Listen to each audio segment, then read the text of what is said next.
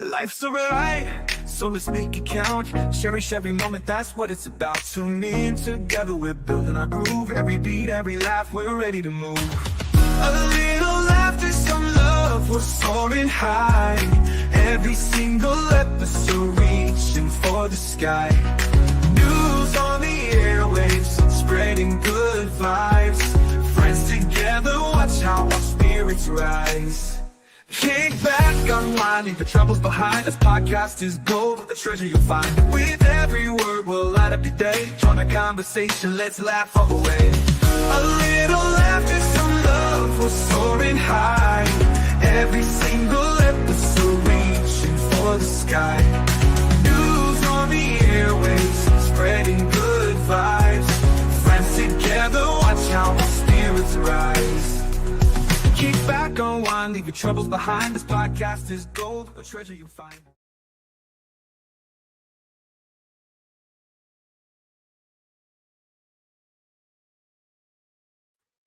Good morning, everybody. Welcome back. Thank you guys for joining us this morning for the morning show. I hope you're all having a great day so far, and I appreciate you joining me. Hope everybody had a good night's rest, because I didn't, but that's okay. I was up. It was a late one last night. We were in here till about 2 o'clock this morning, talking about some stuff. Went to sleep. Got up about 7. Here we are. Good morning, everybody. Come on in, or afternoon, good evening, good night, whatever it is. I hope it's good for you, because it's great to be here with you. So thank you for joining us today, guys. I hope you're all having a great start to your day. I'll just put it that way. Come on in, find a seat, grab your coffee, tea, whatever it may be. I don't know, whatever it is. Let's do this thing. Mama Bear, I don't know if Mama Bear's joining me or not. She's working on some schooling stuff with her kids, trying to get them caught up and stuff. So maybe not. She might just surprise me and scare the HE double hell out of me. Maybe. I don't know. We'll see what happens. Come on down, everybody, if you will.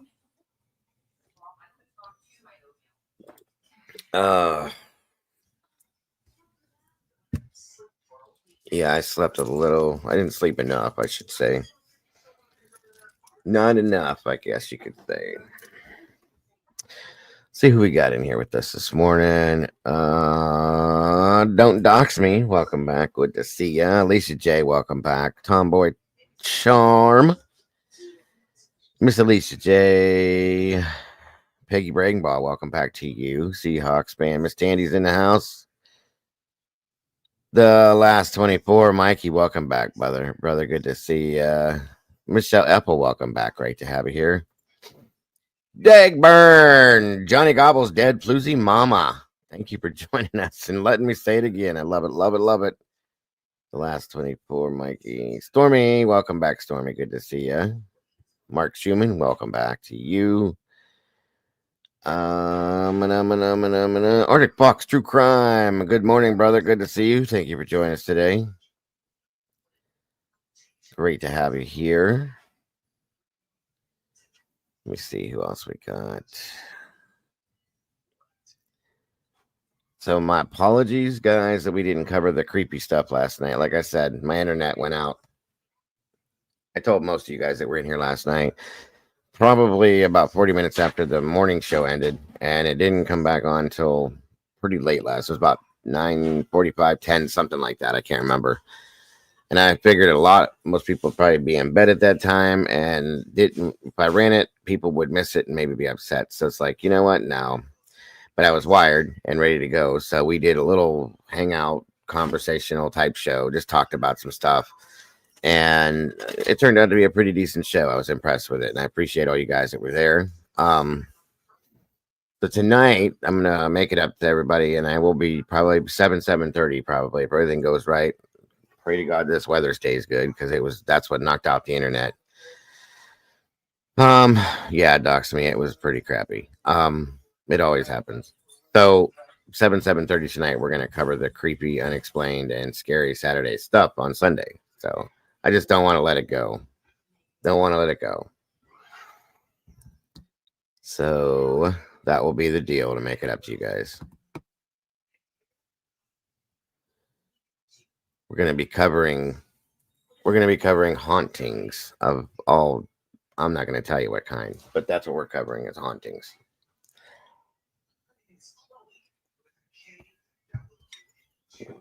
I wish you were that enthusiastic to say our names. Are you talking to me? What is you talking about, woman?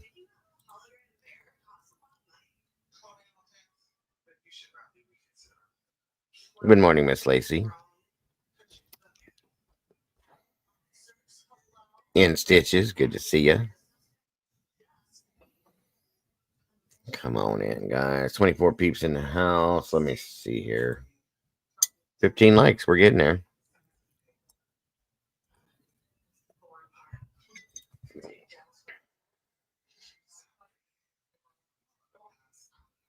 Boy, oh boy. I see where.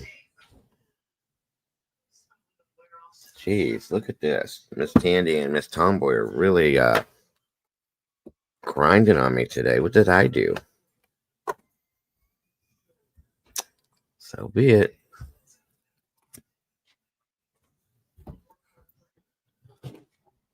Say hi to everybody, and this is what I get for it. Jeez, oh well. Jeez. I hope everybody's okay. I don't know who got hit by weather last night, but if anybody did, I hope you're all okay. Ours wasn't too horribly bad. There was some rain and it was just really high winds, but nothing like insane. But it was enough to knock this stupid internet out for a while. Luckily enough, it came back on last night, which sometimes it'll go 24, 48 hours before it comes back on. So that was luck. I'll say that much. Welcome, Stephen. Good to see you.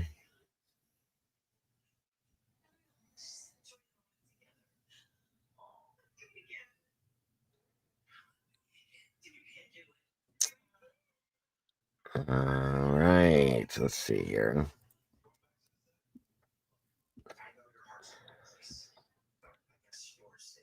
Well, I didn't mean grinding in that way. Arctic. Good God. Jesus. You know what I meant. Welcome back, Arctic. I swear to God. Leslie and Billy, good to see you today. Good to see you today. Oh my God, Arctic. If you'd have been in here last night, you'd have fit right in. It was a mess in here last night. People were crazy. I think it was because it was so late. Everybody was just out there.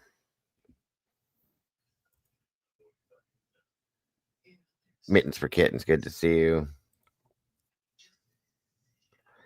Somebody actually left last night because they were not comfortable with the chat. Said this is the wrong chat for me. Well, I don't understand. Nobody was being mean or rude, so be it. You was in here, Mikey. Yeah, I think it was, like I said, it was 2:00 in the morning when we left. So yeah. And of course we watched The Burning Bush yesterday. Quite interesting. It was a good one. You got to catch up on that too, buddy.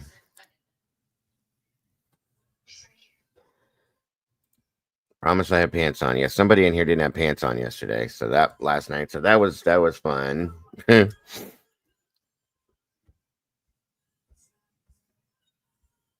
That's what I thought. If somebody just didn't agree with something, and that's no reason to leave. So we have to keep ourselves.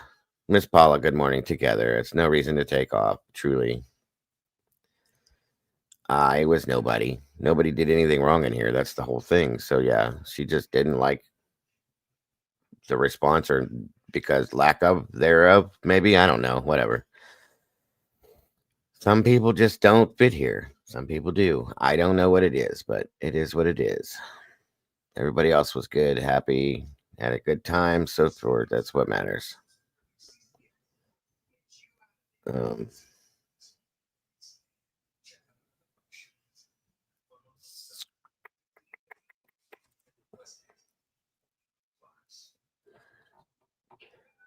Someone asked if me. Oh, is that how it went? Oh, yeah. I always have pants on, or shorts at least. I don't wear pants too often. I wear shorts a lot. Oh, it's okay, Miss Trish. Don't worry about that. Thank you for being here. Appreciate you. Nope, I always have shorts on. I mean, nobody would know. You never know. So, no worries. It was late. I expected more people to fall asleep. So, yeah, you did fine. It was very late.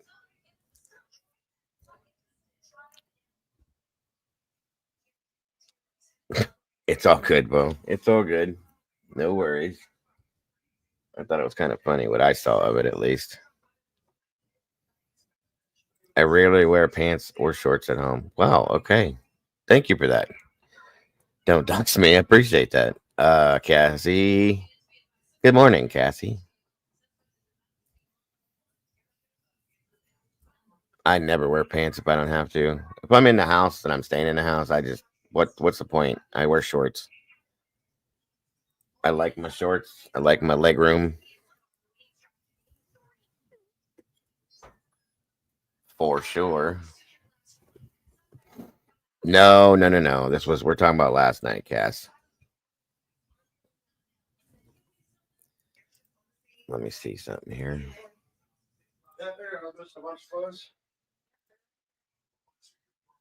Hang on a minute.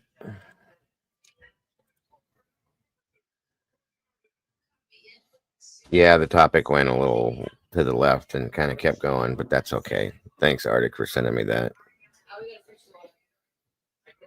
Um, hang on here.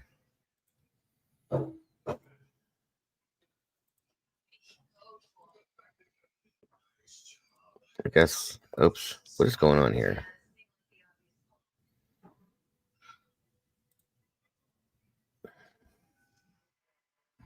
Make sure you guys hit that like button if you can. Share this out if you will, please, and thank you. Yeah. Oops, I forgot something again. Hold on a minute here. One moment.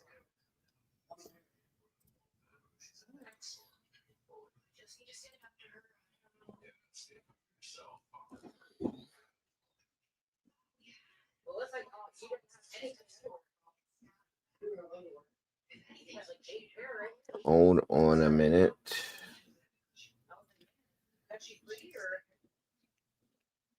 I'll go ahead and put Mama Bear's link here. And then I'll pin it up there.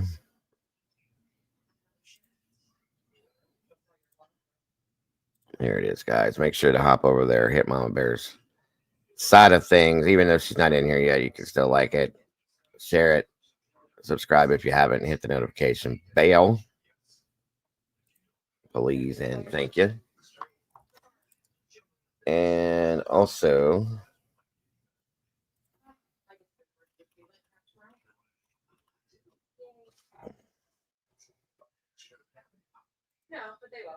let's see here.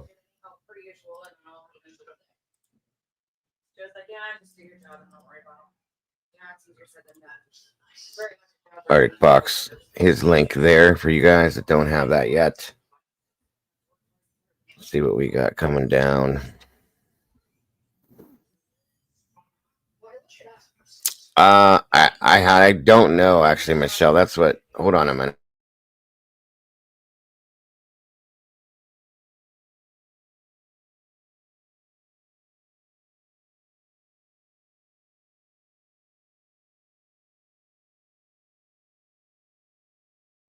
Everybody's good. It turned out that they're all okay. Thank you, Michelle, for asking. She was horribly worried, but yeah, everything worked out well. So thank you for that. I appreciate that very much.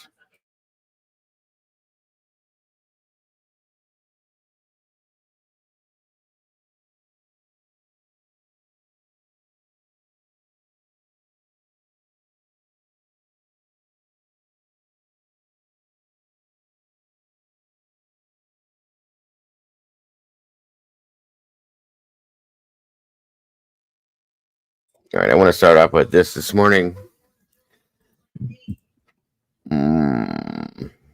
Looks like we have missing out of Indiana. Excuse me, out of Indiana, Mercedes Tyler Boyer. Missing from Richmond, Indiana. Mercedes is missing from the Richmond area from Connorsville, Indiana. The last known information about Mercedes is that she was probably at Reed Hospital but was released or left on her own. She is suffering from memory loss, does not remember who she is. No one has had contact with her for several days. This is kind of a dangerous situation, folks. Mercedes' family is requesting your help in locating her. Please contact Richmond Police Department with the location of where she was last seen. Richmond, Indiana Police Department is 765-983-7247. That's a scary situation. Very scary.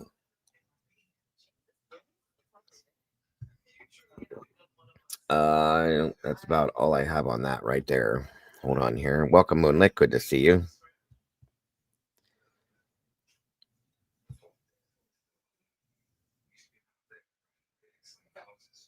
Oh, yeah, I see what you're saying, Moonlit. Yes, I understand.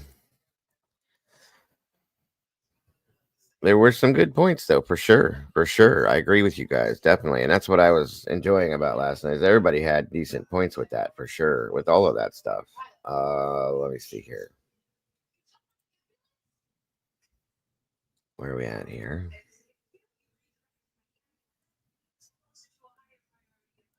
And that one was solved. I don't think I have any. Hold on here.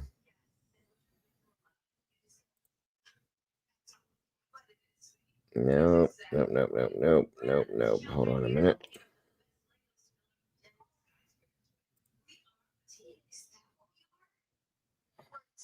Okay. Hold on. Yeah, I'm out of mine. Arctic, do you want me to run some of your posters for you? I don't have any more of my own. If not, it's no big deal. I just thought maybe I could help out in that way too. If you want me to run some of the ones you put up. If not, we don't have any more to run in here today, you guys. Let's see. You can't disagree on those Facebook. Yes, I've seen and heard that. I have definitely heard that.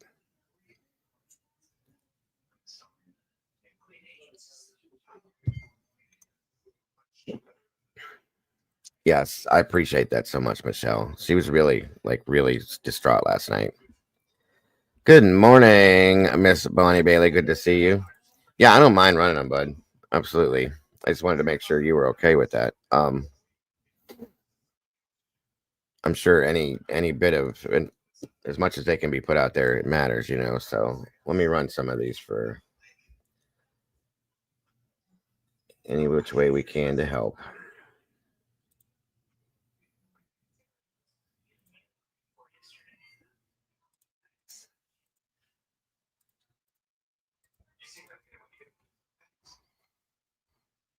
I hope you're doing good today, Miss Bonnie. Thank you for joining us. Hope you're feeling good.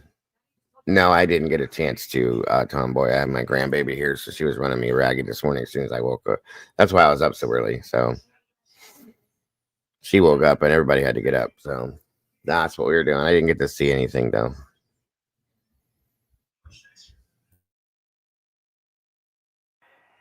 What is All right, guys, let me know if the audio is okay, and here we go. What's going on, guys? This is Arctic Fox. Welcome back to the channel. Today we are looking at the missing persons case of 16-year-old Virginia Wood, who is missing out of Mesa, Arizona. Virginia is 5'7" tall and weighs 100. That's a TV. That's a TV. Don't dox me, and thank you about that. Appreciate that. 25 pounds with dirty blonde hair and icy blue eyes. She does have her ears. What is going on, guys? This is Arctic Fox. Welcome back to the channel. Today we are looking at the missing persons case of 16-year-old Virginia Wood, who is missing out of Mesa, Arizona. Virginia is 5'7" tall and weighs 125 pounds with dirty blonde hair and icy blue eyes. She does have her ears pierced and she does wear acrylic nails. She was last known to be wearing black pants and a black hoodie. Virginia left her home at around 1 a.m. on the 14th of March, 2025. She avoided the ring cameras and did not take her phone, AirPods, or any personal belongings. It was learned from a friend of hers that she was planning to meet some friends that she had met online. One friend goes by the name David. She is known to frequent the area of North Stapley Drive and East McKellips Road. Virginia goes by the nickname Gigi at times. Her family is extremely concerned for Virginia's safety and her well-being. Anyone with information on Virginia or her whereabouts is asked to get in contact with the Mesa Police Department at 480-644-2221. What is going on, guys? This is Arctic Fox. Welcome back to the channel. Today we are looking at the missing persons case of 16-year-old Paisley Beavers, who is missing out of McLeod, Oklahoma. Paisley is 5'9" tall and weighs 115 pounds with blonde hair and blue eyes. The Potawatomi County Sheriff's Office is asking for the public's help in locating the missing teenager. Paisley was last seen at around 8 p.m. the evening of the 13th of March, 2025 at her home near Highway 102 and Hazeldale Road in McLeod, Oklahoma. It is believed that Paisley is traveling with a 19-year-old male, and they were seen on the 14th of March walking towards Hera from McLeod and pulling a red wagon with supplies. Paisley was last known to be wearing a black Led Zeppelin shirt with green and blue plaid pajama bottoms.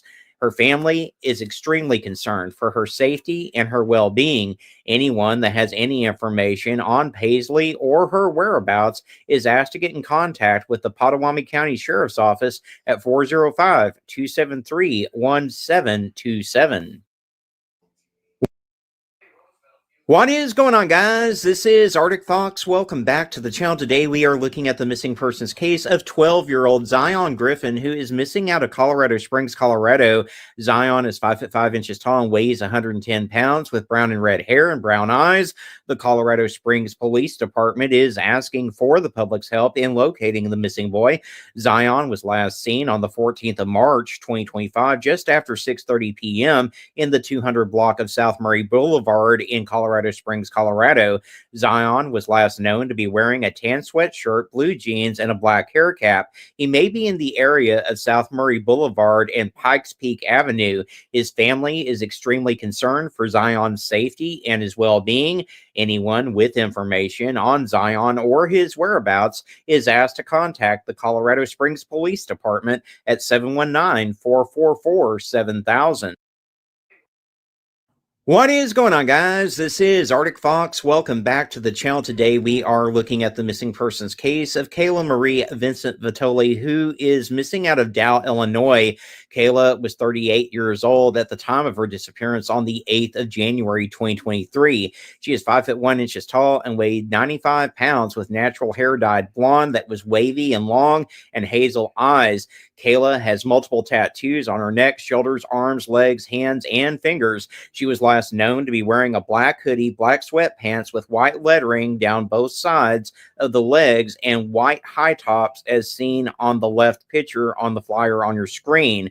She was last known to be at or near her residence in Dow, Illinois, and is believed to be in danger. Anyone with information on Kayla's disappearance or her whereabouts is asked to contact the Missing Persons Awareness Network at 312-620-0788 or the Jersey County Sheriff's Office at 618-498-6881. What is going on, guys? This is Arctic Fox. Welcome back to the channel. Today we are looking at the missing persons case of 39-year-old Jeffrey Leo, who is missing out of Wyoming, New Mexico. Jeffrey is 5'10" tall and weighs 201 pounds with brown hair and brown eyes. The Wyoming Police Department is asking for the public's help in locating the missing man. Jeffrey was last seen walking southbound on Goodwill Avenue, just north of 250th Street in Wyoming, New Mexico at around 10:30 a.m. on the 13th of March, 2025. Jeffrey was last known to be wearing a camo print jacket, jeans, and an orange hat. His family is extremely concerned for his safety and his well-being. Anyone with any information on Jeffrey or his whereabouts is asked to contact the Wyoming Police Department at 651-257-4100. What is going on, guys? What is going on, guys? This is Arctic Fox. Welcome back to the channel. Today we are looking at the missing persons case of 17-year-old Roxana Pacheco, who is missing out of Magnolia, Texas. Roxana is 5 feet tall and weighs 137 pounds with brown hair and green eyes. The Montgomery County Sheriff's Office is asking for the public's help in locating the missing teenager. Roxana was last seen leaving her home in Magnolia, Texas on the 12th of March, 2025. She may be in the New Cary or Porter area of Montgomery County. She has a small tattoo on the inside of her left wrist above her thumb in the shape of a semicolon symbol. Her family is extremely concerned for Roxana's safety and her well-being. Anyone with information on Roxana or her whereabouts is asked to get in contact with the Montgomery County Sheriff's Office at 936-788-8371. What is going on, guys? This is Arctic Fox. Welcome back to the channel. Today we are looking at the missing persons case of 32-year-old Nicole Dorian, who is missing out of Sioux Falls, South Dakota. Nicole is 5'7" tall and weighs 135 pounds with brown hair and brown eyes. Nicole has been missing since the 18th of January, 2025. It is unknown what Nicole was wearing at the time of her disappearance, and her direction of travel is also currently unknown. Nicole's family and friends are very concerned for her safety and her well-being. Anyone who has any information on Nicole or her whereabouts is asked to get in contact with the Sioux Falls Police Department at 605-367-7000. What is going on, guys? This is Arctic Fox. Welcome back to the channel. Today we're looking at the missing persons case of 15-year-old Janika Sierra, who is missing out of Greeley, Colorado. Janika has been missing since the 15th of October, 2024. She is 5'3" tall and weighs 110 pounds with brown hair and hazel eyes. Janika does have nose studs on both sides of her nose, and she also has a cheek dermal piercing as well as a tattoo on her left forearm of a rose with the name Samantha and Love Mom tattooed on her bicep. Her family and friends are very concerned about Janika's safety and her well-being. It is unknown what Janika was wearing at the time of her disappearance. Anyone who has any information on Janika or her whereabouts is asked to get in contact with the Windsor Police Department at 970-674-6400 or the Greeley Police Department at 970-350-9605. What is going on, guys? This is Arctic Fox. Welcome back to the channel. Today we are looking into the unsolved murder of Lori. Arctic, where are you getting these indigenous posters from, bud? I like the fact that we're able to put these ones out. I'd like to be able to like get in and get some of these myself too. So there's been quite a few of these we put out lately, and I'm like, where do you get these ones from for sure, and how do you do it? I'd love to be able to do these on my own for sure. Sorry. What is going on, guys? This is Arctic Fox. Welcome back to the channel. Today we are looking into the unsolved murder of Lorianne Decora. On February the 3rd, 1992, Lorianne Decora would be murdered in Sioux City, Iowa. She was beaten and stabbed outside of a home on West 4th Street where she was attending a party. There were 3 females and 1 male involved in the attack. Lorianne was left in critical condition and died 5 weeks later when she succumbed to her injuries. She was only 24 years old when she was taken from her 2 young children and their family, and no one has to date been formally charged with her death. The family needs justice and they need answers. Thanks, and these children are having to grow up without their mother.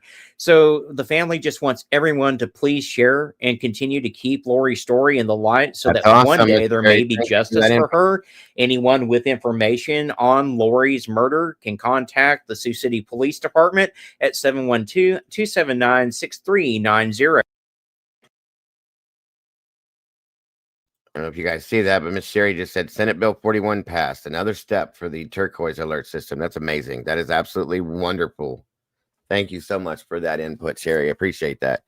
Little by little, things are happening, guys, with this stuff, and I think it's absolutely amazing. It's great. I'm grateful to see it.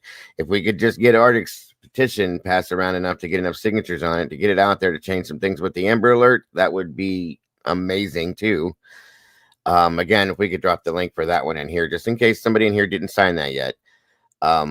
we're looking at, he's trying to get 200,000 signatures on it before he takes it to where he needs to get things put through to change the Amber Alert system to be able to get it standardized, because there's too many hoops and red tape and all that kind of stuff that you have to go through to get this handled. So the Amber Alerts have been proven to bring our children home a lot faster than if they don't use one. So if we can get that handled, signed, and get something passed, guys, to make this happen, it would be amazing. So if we can drop this link in here, there it is. Arctic dropped it. Thank you. That is the link. Click that in the chat. If you have not signed this yet, it just takes a second, guys. Please do it. This is our children's lives we're talking about here, and it will make a huge difference. It will really make a huge difference. In fact, Arctic, drop that in Discord for me. I want to paste that on my I don't know why I haven't done it yet, but I want to paste it on my community page, if you don't mind, bud. Period. So the more we do, the more that happens, guys. End of story. What is going on, guys? This is Arctic Fox. Welcome back to the channel. Today we are looking at the missing persons case of 24-year-old Athena Bass, who is missing out of Prince William County, Virginia. Athena is 5'6" tall and weighs 155 pounds with black hair and brown eyes. The Prince William County Police Department is asking for the public's help in locating the missing woman. Athena was last seen in Prince William County, Virginia on the 7th of March, 2025. Athena was last known to be wearing a black jacket, dark pants, and carrying a black bag. She does have a tattoo of a cross on her chest, and her family is extremely concerned for Athena's safety and her well-being. Anyone who has any information on Athena or her whereabouts is asked to get in contact with the Prince William County Police Department at 703-792-6500. What is going on, guys? This is Arctic Fox. Welcome back to the channel. Just wanted to do a quick follow-up on the missing persons case of 14-year-old NC Aubrey Wu, who is missing out of Palmer Township, Pennsylvania. There is currently a reward being offered for NC's whereabouts. She is 5 feet tall and weighs 145 pounds with black hair and hazel eyes. The Palmer Township police are asking for the public's help in locating the missing teenager.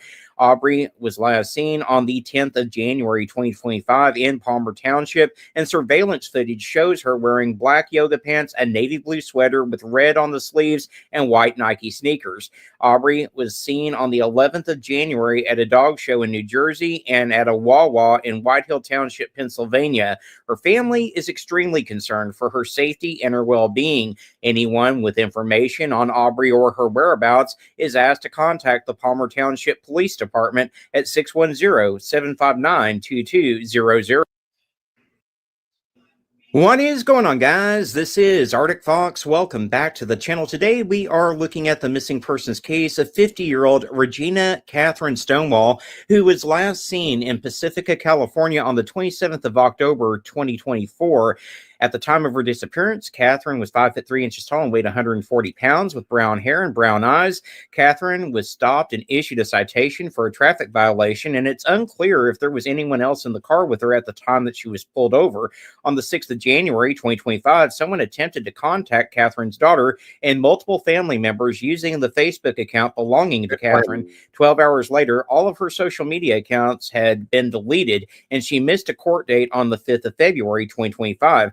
There is concern for Catherine's safety and well-being, and her family is extremely worried about her. If you have any information on Catherine or her whereabouts, you're asked to get in contact with the Pacifica Police Department at 650-738-7314, or you can email Devin at devinandthemissing@gmail.com and reference case number 25-0066. What is going on, guys? This is Arctic Fox. Welcome back to the channel. Today we're looking at the missing persons case of 46-year-old Heather Seminara, who is missing out of Naples, Florida. Heather is 5'8" tall and weighs 150 pounds with blonde hair. The Collier County Sheriff's Office is asking for the public's help in locating the missing woman. Heather was last seen in the Kings Lake area off Davis Boulevard in Naples, Florida at around 8 a.m. on the 11th of March, 2025. A clothing description description is currently unavailable, but she may be traveling in a white Kia Sportage with North Carolina license plate number JLS3380. Heather's family and friends are very concerned for her safety and her well-being. Anyone who has any information on Heather or her whereabouts is asked to contact the Collier County Sheriff's Office at 239-252-9300. What is going on, guys? This is Arctic Fox. Welcome back to the channel. Today we're looking at the missing persons case of 16-year-old Dakota Smith, who is missing out of Chapel Hill, North Carolina. Dakota is 5'7" tall and weighs 130 pounds with black hair and brown eyes. The Chapel Hill Police Department is asking for the public's help in locating the missing teenager. Dakota was last seen between 10 and 11 p.m. on the 14th of March, 2025 in the area of Eadstow Court. Her family is very concerned for her safety and her well-being. It is unknown what Dakota was wearing at the time of her disappearance, and her direction of travel is also currently unknown. Anyone who has any information on Dakota or her whereabouts is asked to contact the Chapel Hill Police Department at 919-968-2760, or you can contact Chapel Hill Crime Stoppers at 919-942-7515. All right. Thank you again, Arctic, for those putting those out like you do. He does such a great job on all those guys. So there's the link there for him. There's so many more that he's got over there. If you guys want to take some time, head over there one of these days and just go through them and look at them. There's so many of them. You never know. You may recognize one. Thanks again for all your hard work, Arctic, as always. Amazing job. Welcome, everybody. Again, thank you guys for hitting the like button. There's 30 people in here with 29 likes. You guys are on point today. I appreciate that so very much. By the way, Arctic yesterday did a premiere. If you guys haven't seen that as well, please go check it out on Amy Baumgartner. Bolton, I think it is. He did a great job on it, guys. Go check that out if you can as well. And support that as well. Appreciate you guys so very much. Hold on here.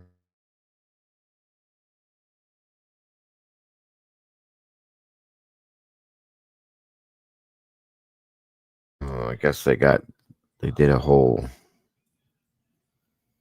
thing on the helicopter crash here. Hold on. All right, I'm going to start off with this today, guys. It's something I touched on yesterday towards the end of the show, but we're going to start here today. Oh, it was a live show. I'm sorry, Arctic. Sorry. And her mother joined. So you guys definitely want to go check that out then. Great job, bud. As always, amazing. Yes, good stuff, brother. Please go check it out. I haven't even got to see it yet, guys, so I will be checking that out myself. It's been a busy weekend here with my grandkids and stuff, so plus the internet crap.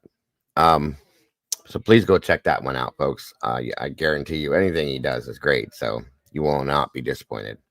That's amazing that you had had her mother on there. That's awesome. Good for you. Great job. Okay, let's see here. All right, let's start with this today. Big news out of Shasta County at this hour, where officials say after 10 months, the investigation into the disappearance of a missing Reading woman has now escalated into a homicide investigation. The North States News, Tyler Van Dyke joins us now with the latest details. Tyler? Glenn, Nikki Chang Saley McCain has been missing since May of last year, and tonight detectives now believe she's a victim of homicide. The FBI and Shasta County Sheriff's Office served a search warrant at a home on Alinda Road in Happy Valley today. Thank you, Trish. The property belongs to Tyler McCain, Nikki's husband, and is where she lived when she was reported missing by family members on May 22nd of last year. Detectives say they have been working tirelessly to locate Nikki, serving numerous search warrants, including a prior search warrant at Nikki's home, along with interviewing family members, friends, and others who have reported information. The sheriff's office says based on evidence gathered in the details of the case, they are now ruling her disappearance a homicide. Detectives say they've identified persons of interest in the case, but are withholding their identities right now due to the ongoing investigation. Authorities are now asking for the public's help with identifying the driver of a red truck who may have picked up a man in the area of Highway 36 in the western portion of Tehama County near the R. Wild Horse Ranch or the Bee Gum Gorge Bridge between May 18th and May 25th of last year. Nikki's gray Chevrolet Avalanche truck was found by law enforcement in western Tehama County a few days after her disappearance. Nikki is described as 4 foot 11 inches tall, weighing about 110 pounds with brown hair and brown eyes. She has a tattoo on her left forearm and is the mother of 3 children. Nikki's sisters, Chloe Saley and Kay Ford, have been at the forefront of search efforts since she disappeared. A combined reward of up to $30,000 is still available for anyone who provides information that leads to Nikki's location. If you know anything, call the Shasta County Major Crimes Unit at 530-245-6135. Tyler Van Dyke, the North States News. Okay. Hold on.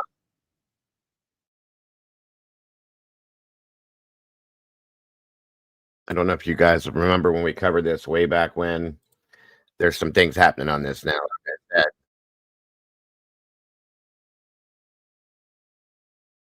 Hold on, let me load this in.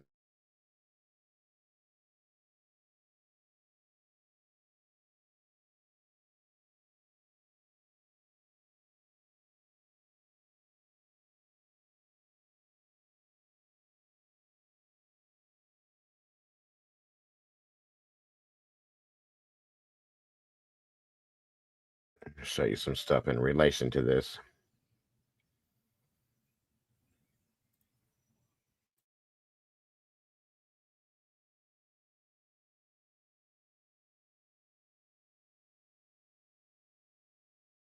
Now I'm going to tell you, Tyler, her husband, has always been in the eye. Everybody, hey, Stars, good to see you. Bada bing. Forget about it. As a suspect. But of course he tried to stay out of that. I did see that. Cap, I was going to get into that too. Thank you, sir. Once we got through this, there was one of the things we're going to talk about today. Thank you for reminding me, my friend. I appreciate it. So her husband, Tyler, was always in my mind a suspect, and I think quite a few other people thought that as well as law enforcement to an extent. Well, yeah. And then he comes out and starts speaking out, and then all this stuff goes down. So there's that. I'm going to show you guys what he had to say when he did this too. Hold on.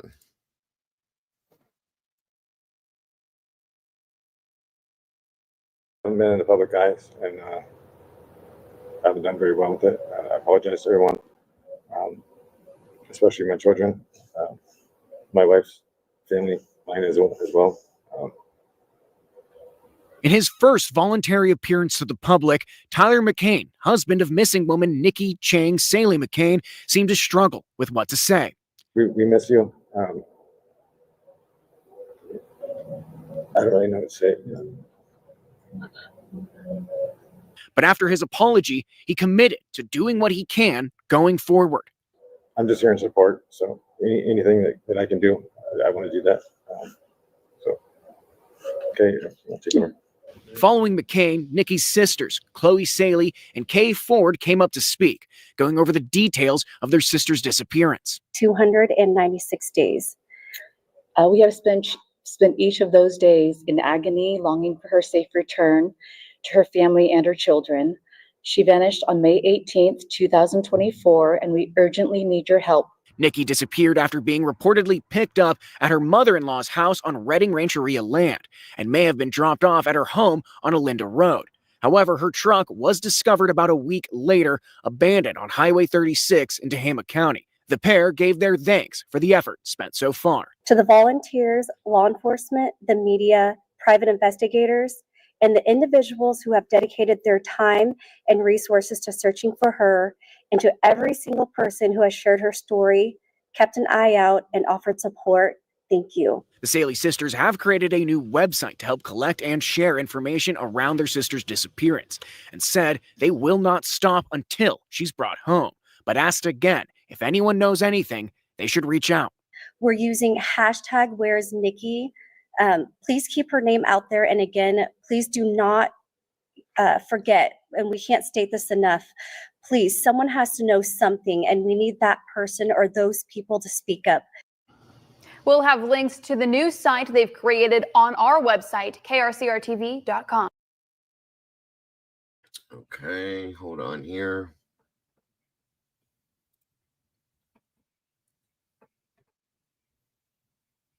One moment.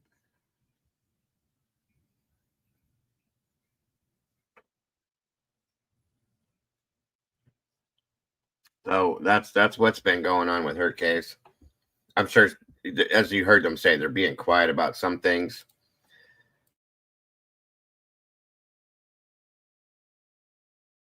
Truly because they don't want to alert anybody of it. Hey, Swamp Rose, good to see you today. Appreciate you joining us, Rose. So yeah, things like that, it's important to hold on to.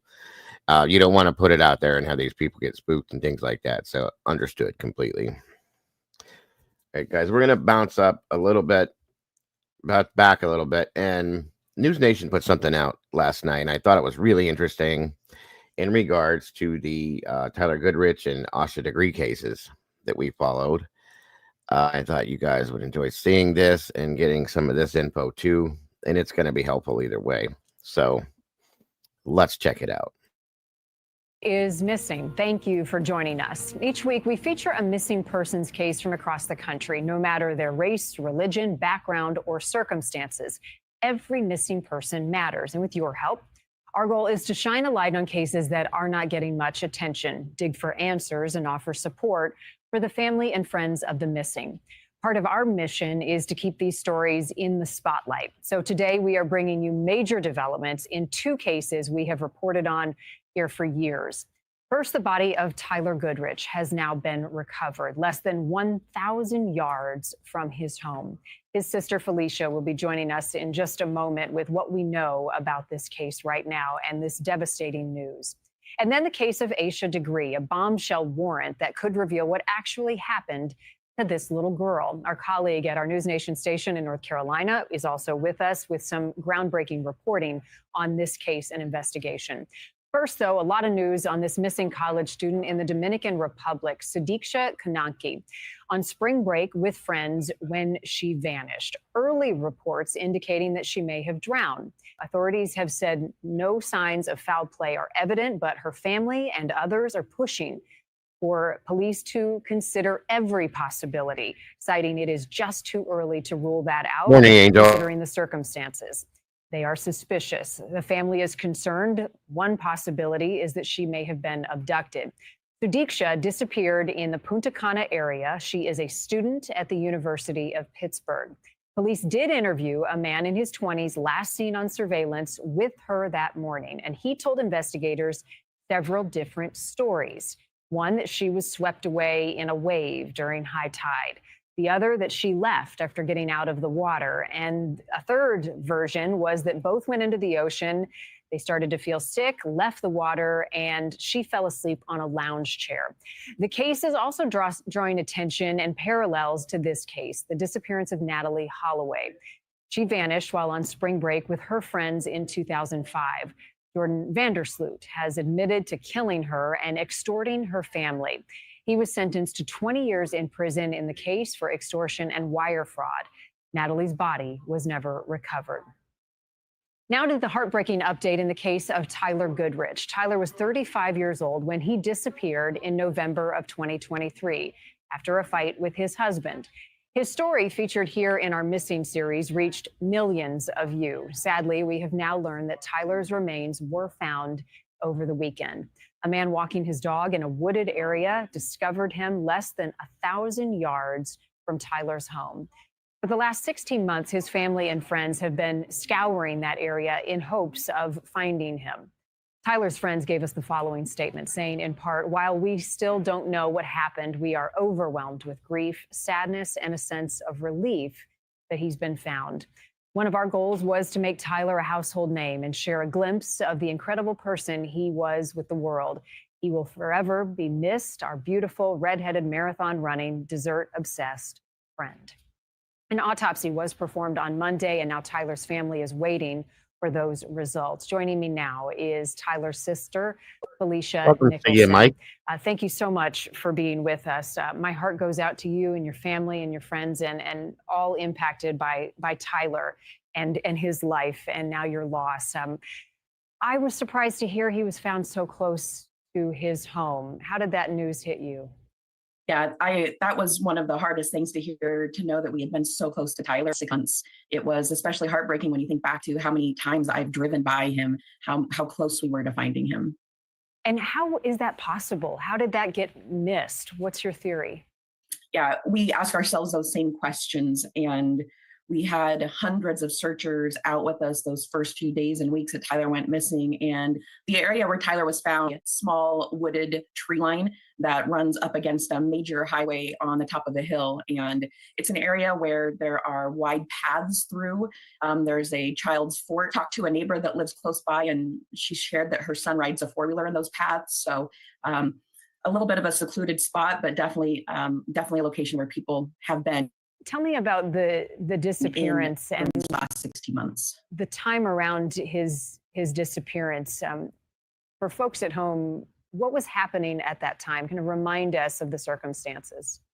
Absolutely, Alicia. Right, the day that Tyler vanished. What happened that day? Mm-hmm. So the evening that Tyler went missing, he stopped after work, picked up pizzas at Con, having a family movie night. He got home, and then what we understand is around 7:30 that night, he got into a verbal disagreement with his husband, and he is assumed to have left the house, and his phone was shut off at that time. And that was the last time anyone has ever seen Tyler. There has never been a camera that picked him up. There's not been cell phone activity, no social media activity, no bank activity. Is foul play suspected, or do you think he went out for a run? What do you think happened? He didn't go out for a run. He was upset based upon what his husband had shared. And at this point in time, we need those autopsy results back. We need local law enforcement to continue to investigate, to interview people, to really understand what did happen. Now they're saying it's suspicious, and we, as a family and his friends, need more information to truly understand what happened that night. What are the biggest questions that you have right now about your brother that you want answered first in this case, as you still process the news that he's been found? Yeah. Getting the call that Tyler was found was something that I hoped for every day for 16 months. And when we actually got the call on Saturday at right around 11 o'clock a.m., I was shocked, overwhelmed, a flood of emotions, a really surreal feeling. It's still settling in. It's still something we're getting used to and accepting.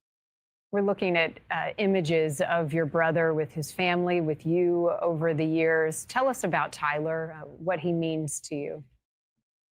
Tyler was such an important person to so many people.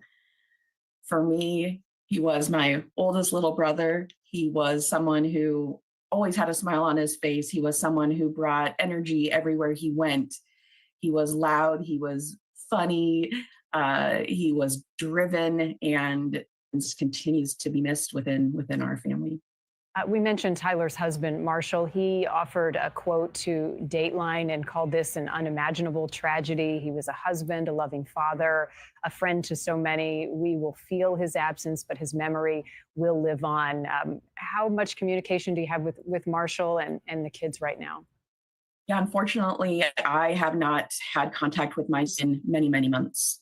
And that's made an already horrific situation even harder. I love those boys.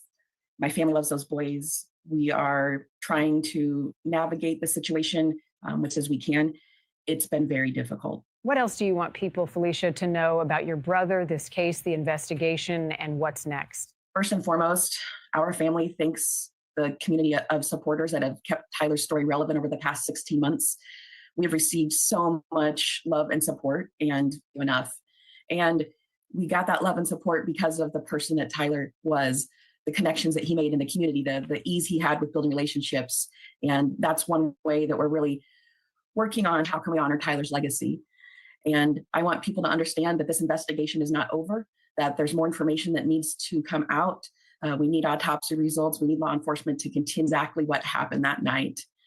And as far as what's next, Yes, Peggy. as we grieve and process this news, also thinking about what would Tyler want, and he would want for us to gather together to celebrate. And we are in the process of planning a celebration of life, an opportunity for friends and family to share memories, and also for the help join us, because there's been so many people invested in Tyler's story who have never met him. And Tyler was a special guy, and we're going to remember him in a really special way. Felicia, thank you for spending some time with us, for sharing your memories of your brother. I know you're grieving and it takes a lot. So my heart is with you, and stay in touch as we wait to learn more about the autopsy results and ultimately answers in your case and justice for your brother. Thank you. Thank you. All right, our other featured case this week centers around new warrants that could crack a decades-old missing person case wide open. Aisha Degree disappeared from her home in Shelby, North Carolina in 2000. She was 9 years old. Witnesses spotted her walking alongside a highway. Her book bag and belongings were later found, along with some items that did not belong to her. There was no sign of Aisha, though. We went to North Carolina and we talked to her mother. Give her back. Even if she. Yeah, we went over this last week a little bit. You probably weren't in here, Alicia. He was found in a tree. It was very sad and strange. After all that time, and it was just 1,000 feet from his house, literally, which is a very, very hard to handle. Like, just to say, okay, I get it, but you know what I mean? It's strange. So, it's that's what makes it so weird, honestly. So I'm waiting to see, hopefully, the autopsy results, the tox report, all that stuff come back, and maybe it'll give us a little more to go on with that one. No, I understand, Alicia. I understand. There's a lot of people that have feelings on this one. Of course, a lot of the people went after Marshall, his husband, so on and so forth. I don't think that he had anything to do with this. I mean, think about that. You're not. Good morning, afternoon. Woke up 1984. Wonderful to see you today. Nobody's going to carry a human being up in a tree. Okay, just come on. Like, some of that. There's been some things I've seen people put out, and it's so ridiculous. I truly believe with Tyler's situation that the argument happened, and it was mentioned the police were going to be called, and he took off running from the house to avoid that and climbed a tree to hide. I think that this is my opinion alone, of course. I think that's what happened. And to go forward with everything else that comes out of this and what happened with him, I want to wait and see what happens. I don't really want to speculate too much with it. He still has 2 sons out there that see and hear things all over the place. So I just kind of want to wait and see before I speculate any more into that situation, truly. So that's my feeling on that. You know, of course, everybody has their own, but that's what I think at this point. I don't know what could have happened, but hopefully, well, like I said, with the autopsy, toxicology, and stuff like that, we'll figure this out, you know, hopefully, to get him some justice, his family some justice, so on and so forth. So that's my thought on that. He said, we need to know. We deserve to know. Police collected DNA at the scene, but despite multiple investigations and time passing, there have not been any answers for Aisha's family until now. New warrants reveal that DNA has been linked to a family in North Carolina, specifically 2 daughters, and now all 5 family members are suspects. Joining us now is Savannah Rudisell with our Next Door affiliate, WJZY in Charlotte, North Carolina. Thank you for being with us. Boy, this case has captivated the hearts of so many in your community and beyond. What do we know about what did happen to Aisha? What does the evidence show us? Yeah, Marnie, it certainly has. There's been so many people who have followed this from the very beginning. The moment they heard Aisha was missing, they just latched onto this case and haven't given it up for the past 25 years. Again, we know this was Valentine's Day back in 2000, and she was walking along a state highway, as you said. And some of the key pieces of evidence from that night, they say witnesses saw that she was pulled into or pushed into a 1970s Thunderbird or something like that. And that car was the subject of investigations, of tips, of searches for the last couple of years. But then recently, in September of 2024, there were new search warrants that led both FBI and State Bureau investigators to a home and actually several properties right around the area of Shelby, North Carolina, where she disappeared. Inside the evidence that was left from Aisha's belongings, they found a couple of pieces of evidence, and some of them they tied to a family, the Deadmans. Now, this is Roy and Connie Deadman, who live in Shelby, and they own a series of other properties around the area. The other piece of evidence that was linked to DNA back to one of their residents. So what investigators have said in court documents is they describe them as, quote, the common link between the evidence that was found in a relation to them, as well as someone who was a resident of them. That's all 2024. They were able to tow a car away who they linked to the Deadmans that looked very similar to a 1970s Thunderbird. And now they are looking at the phone records from not only the Deadmans, but as well as their 3 adult daughters. And in some of the evidence that they're looking through, sifting through, that was revealed in these warrants are these text messages. What did they reveal about the case, Savannah? Well, some of the text messages that they pulled were from very recently. This was after these search warrants went into effect, and this was sisters texting each other, and as well as some of their parents. They were talking a lot about what they knew, and there was quite a few messages that were relatively damning. They were some things that say what they believe. Exactly, Mikey. That's what I've been saying lately. It's amazing to see what the DNA stuff has been doing with these old cold cases. It's great that some of them are finally being solved, which is amazing. You know, it's about time. So yeah, agreed, bro. Investigators now think. One of them said, quote, theory is I did it, accident, covered it up, is what one said to the other. There were also some text messages referring to the welfare of their parents, right? Talking about the parents who are still very much in this community, Roy and Connie Deadman, saying either this is going to be bad for dad or I feel for mom. There are things like this. They also discuss talking to the family attorney as well. And then advice going back and forth about how to approach investigators, when to talk and when to wait for representation. So is there any indication charges may come down based on some of these warrants? What are you hearing from authorities on the case?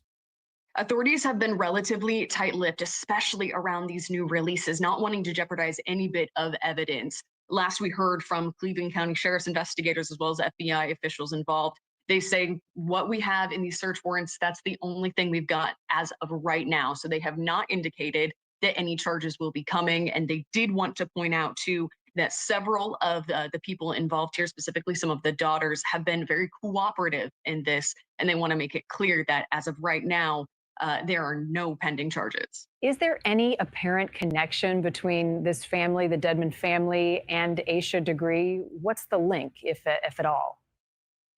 Proximity appears to be a connection, but I can't speak to much more than that.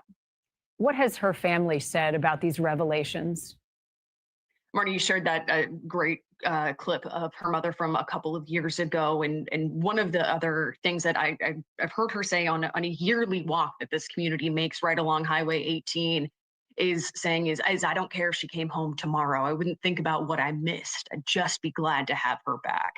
So with many of these cases, again, there's that closure and there's that longing for their daughter back. Right. And to look at her beautiful little face and to think what she may have gone through. This has impacted more than just your community. I mean, people around the country have followed Aisha's case, but how has it impacted folks who live nearby? I mean, there's still the reference of Shelby's sweetheart. You know, there is still very much this care for not only her, but for so many children that just that slipped through the cracks and are still waiting for that justice. She represents a lot of that innocence as well.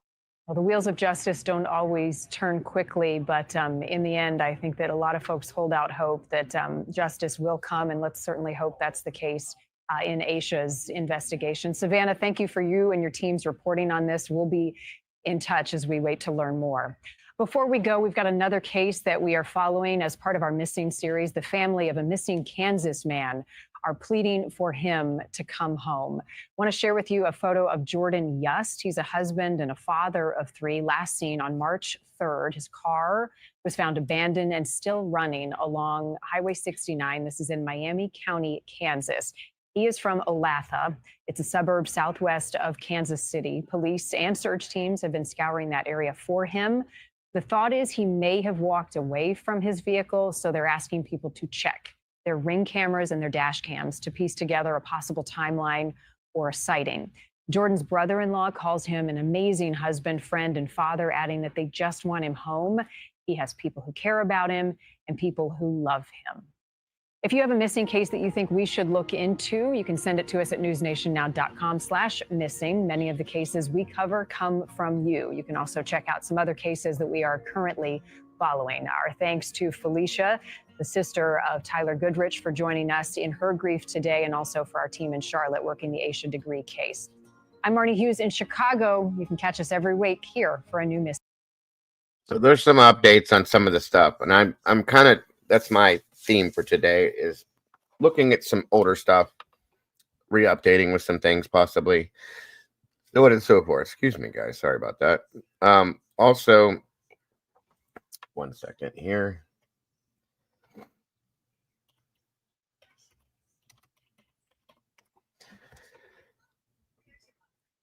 Yes, exactly, Tandy, I do agree. I'm going to give you guys a little bit more on that last piece of information about Jordan Yust. Just a little bit more on him than what they were given there.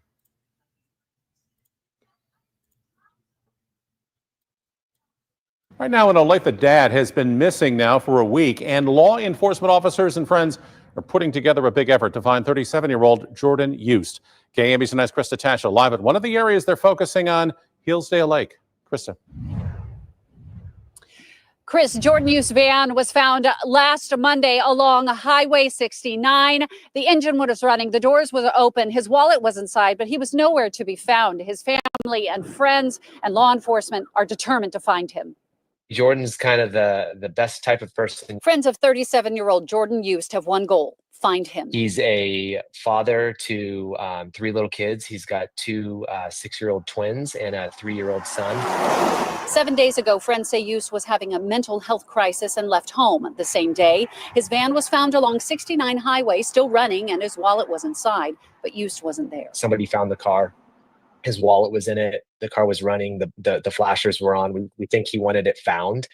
And there was an immediate, okay, this is good. This is a clue for us. But then at the same time, our minds kind of went to the worst. Law enforcement says they're tracking tips and leaving no stone unturned, using drones, dive teams, canine units, and even horses in this rural area. There's no activity on his bank account. There's no phone activity, obviously. Smartwatch had no activity. So we're trying to think of everything that we can. Yust may be trekking north by Hillsdale Lake or up the 10-mile creek. Police and friends will keep searching, showing up for the man who showed up for them. Come home, Jordan. Any shame or guilt you're feeling from this, that's not on our end. We love you. We want you back. Your kids want you back. Your wife wants you back. Everybody wants to just give you a big hug and love on you. And so please, if you see this, come home. Friends of Jordan are planning a nighttime search out here at Hillsdale Lake. They are staying to public trails, places that they can access with night vision gear. Also, law enforcement is asking property owners in anywhere in this rural area to check their trail cameras, check their Ring cameras, just to see if Jordan might have crossed their property. But they are continuing to search. We're live at Hillsdale Lake. Krista Tatchell, KMBC 9 News. All right, Krista, thanks. Obviously, if you see him, call Olathe Police. There's also a GoFundMe page that's been set up for his family, and we have that link at kmbc.com. Exactly, Sherry. So many of them, you guys, so many of them with no answers. I mean, these are sad, and mental health is a real thing. People have, mental health episodes all the time. It's not abnormal. There's no shame in it whatsoever. It's not your fault. Things happen, and people sometimes don't know what to do. So it happens, and it's just very sad. People need to know that they're not alone, and you know, there are resources to reach out to so that these types of things don't happen. All right. I'm going to bring something in that's it's a cold case as well. Just to how can I put this? To bring it back, I guess you could say, because we don't hear about a lot of these things enough. And they're still out there. They're still going through these things. Families are still going through stuff. And it bugs me. So give me a minute here. A lot of you guys will know about this one, of course. 1 second, I'm sorry.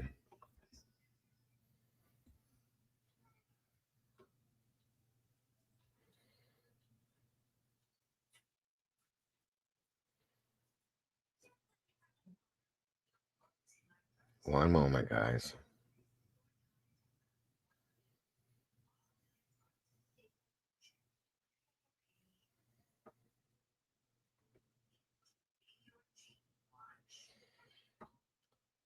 Give me 1 minute. I don't know why this is doing its thing again.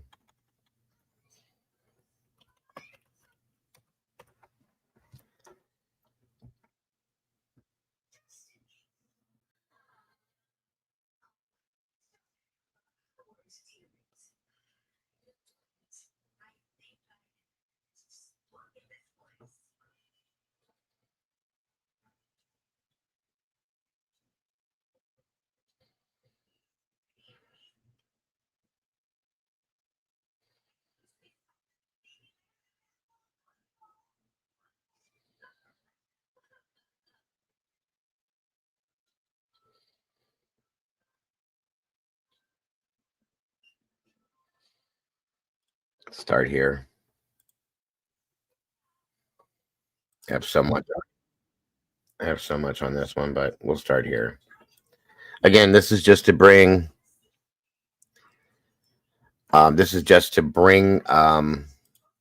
his face, information, name, and all that back to the surface again.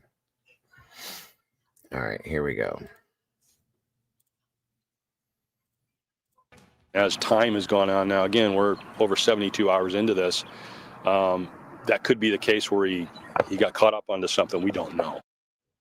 Where is Ryan? That is the question, still with no answer tonight. The 11-year-old boy with autism disappeared Monday after he walked out of school. Tonight, officers went door to door handing out flyers as the search continues for a fourth night. Law enforcement leaders say it's not the first time Ryan's wandered off, but they say he's never been gone this long. KETV Newswatch 7's Abby Peter. This came out May 20th of 2021. So it's been a while, guys. It's been a while, okay? And there's nothing new, sadly, within this. So I'm going to bring it back out, show his face, his information, bring it back to get everybody reiterated with this one. Peterson spoke with an officer who searched for him before. Abby joins us live. Tonight, I spoke with a La Vista police officer who says he's known Ryan for 2 years and says Ryan had a Project Lifesaver bracelet to track him up until this past February. And tonight, he wants people to know Larson is a good kid. After 4 days of searching with no luck, Officer Stuart Nadwick fights back the tears as he talks about 11-year-old Ryan Larson. Ryan's a good kid. He's gotten to know a lot of the officers from our department. At Christmas time, he will make ornaments for the department. He will bring those here. He's got a big heart. Nadwick has known Ryan for about 2 years now. They met when Ryan became a member of Project Lifesaver, a program designed for those who have a risk of wandering. He says over the course... I don't either, Sherry, and it bugs the hell out of me. That's what happened with him. For those of you who aren't familiar with Ryan Larson's situation, he walked away from his school all by himself and just walked away. It doesn't make a lot of sense. So, and again, there's nothing new with Ryan's case, and it bugs the hell out of me too. So here we are again, bringing it back, warming it back up, and letting people know his name and information in case there's something that somebody knows. So, course of those 2 years, Larson wandered multiple times. Most or the majority of the times that Ryan had wandered, he was located within a relatively short distance from where he had wandered from. Najwick says Ryan has multiple triggers that make him wander. This has happened from his apartment, a park, and even a school before. He likes to hide behind things like trees, but when approached, he's made himself available. Now having him gone this long is heartbreaking for everyone. Over the course of those 2 years, you kind of get a friend with him. And you're talking about an 11-year-old boy that has challenges brought on by his disabilities. The good he said he's seen in Ryan outweighs any negative situations he's been in with Larson, and he wants you to know. He's a good kid. He's a good kid, and I know that there are a lot of people worrying for him right now. And if he has the ability, then it's time to come home. The officer tells me that at this point, he knows Ryan has to be cold, wet, and hungry. He just hopes he gets home safely. If you see Ryan, please call 911. Reporting live, Abby Peterson, KETV News Watch 7. All right, Abby, thanks. And the communications director for Papillion La Vista Community Schools says staff at La Vista West Elementary have rallied around students as the search for Ryan continues. And she says they've offered counselors for everyone in the building since Tuesday. It's everyone's worst nightmare. It's a parent's worst nightmare. It's a teacher, every staff member's worst nightmare. The last day for students is tomorrow in class. Hyman says they will continue to be optimistic. And the search for Ryan continues online. Download the KETV mobile app or turn on our breaking news alerts to get updates on the latest development. All right. First off, guys, if I disappear, it's storming here again out of nowhere. So that'll just let you know. Anyway, so that's the first piece on him I wanted to look at, just to give everybody an open the door for.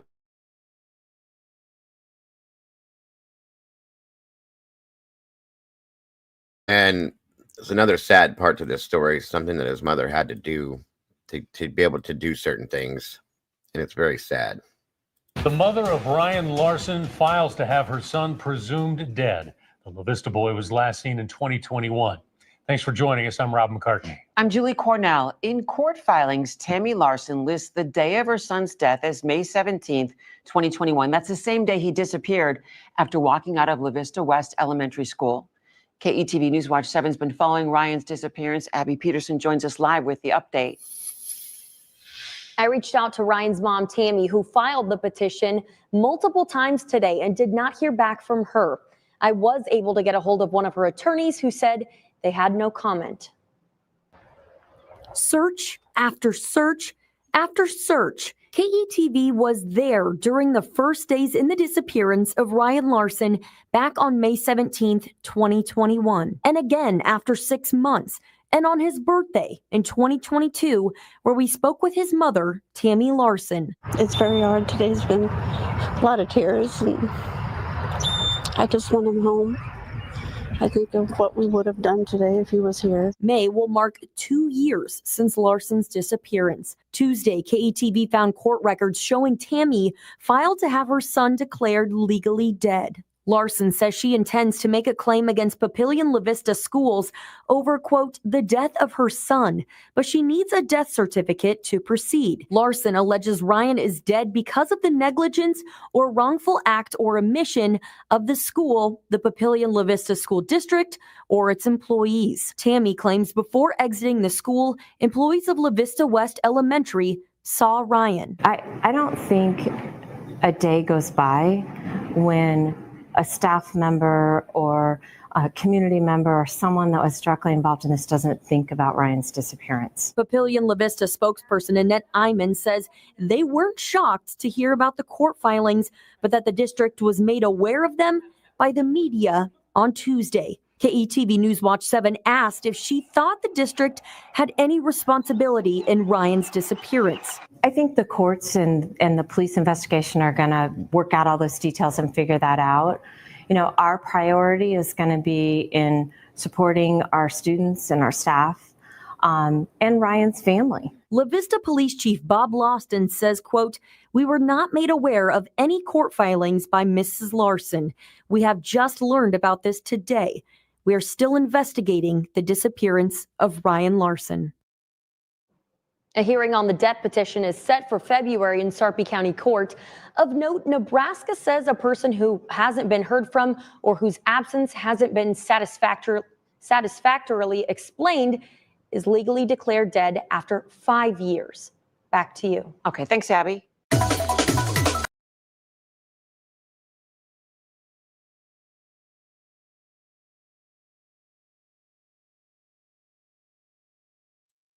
There's a set of circumstances, I believe, as to why this all went down.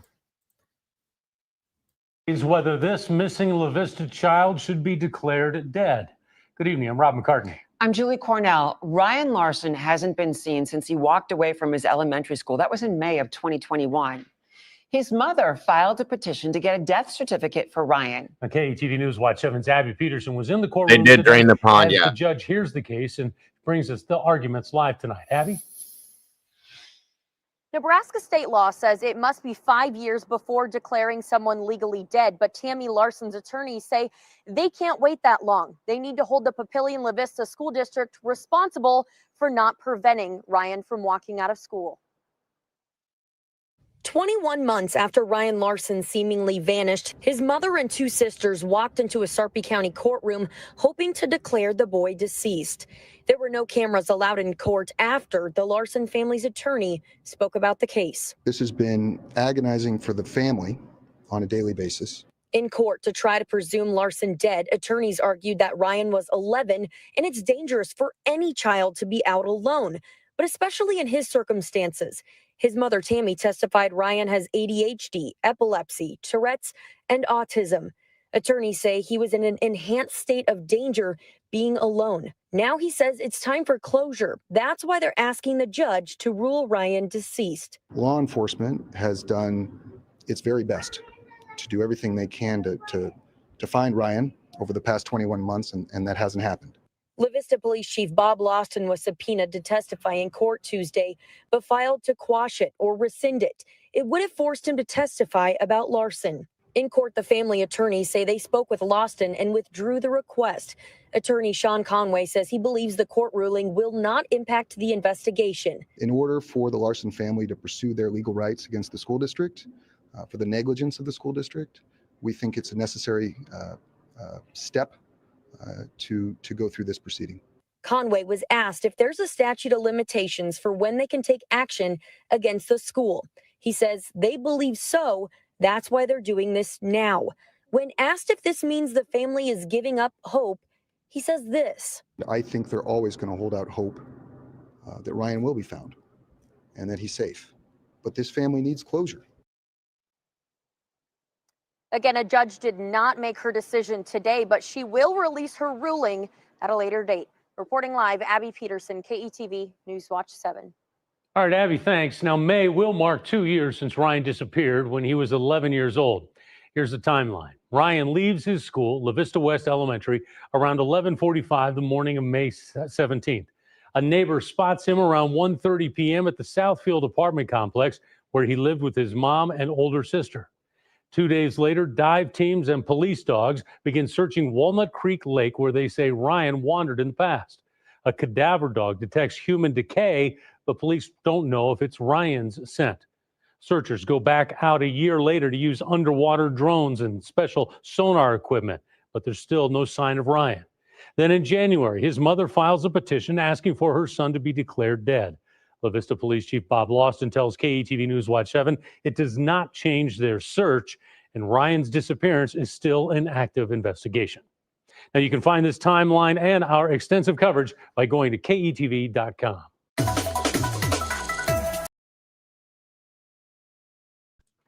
That's why they're wanting to sue, or they're wanting to declare him dead so they can sue. It's a loophole. It's not the greatest thing in the world, but that's what the whole reasoning behind it's for. It's just sad to me. It really bugs the absolute hell out of me.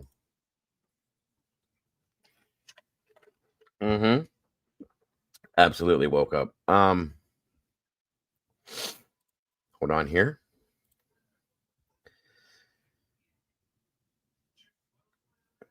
This one was dropped 3 years ago. Like I said, I'm just giving you guys some refreshment, or like revisiting certain cases and refreshing them. New tonight, we have an update in the search for Ryan Larson, the 12-year-old boy who went missing from La Vista and has been missing for 6 weeks. Authorities told us they have found his umbrella that he had the day he went missing. According to officials, someone living at the apartments near 84th and Harrison, where Ryan and his family live, found an umbrella that tested positive for Ryan's DNA. Officials told us that the umbrella was found in the apartment complex grounds, which means that either Ryan went to the apartment after leaving school or his umbrella did.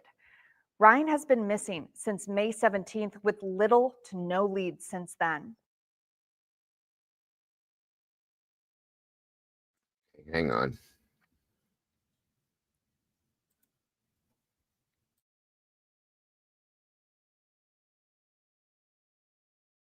Welcome, Gemma.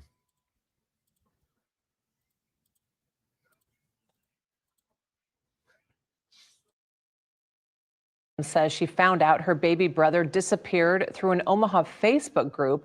Then one of her sisters called her shortly after with the unthinkable news.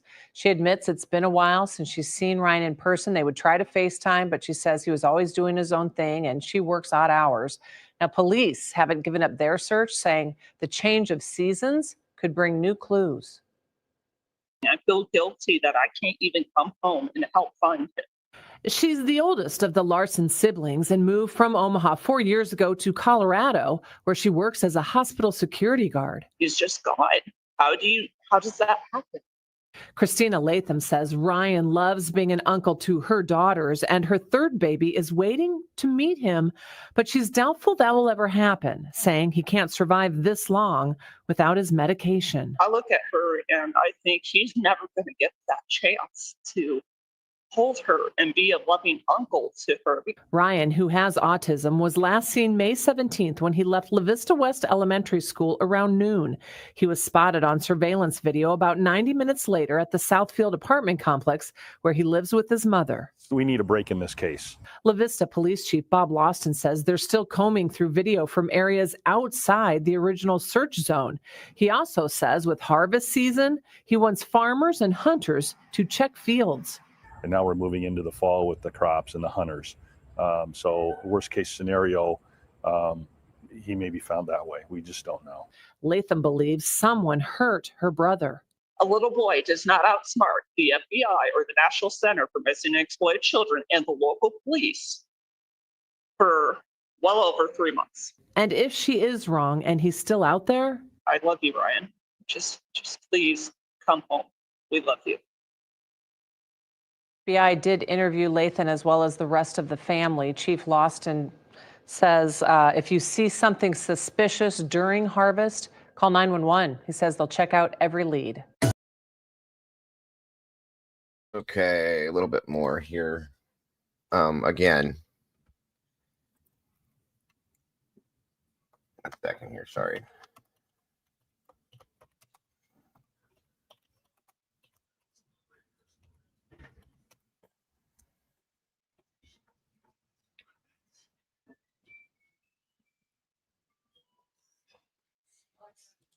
One moment, guys. I'm sorry.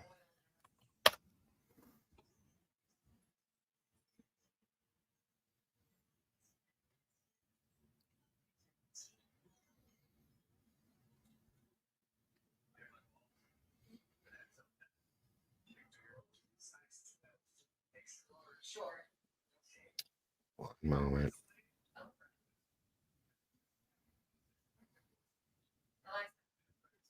How much butter is a substitute?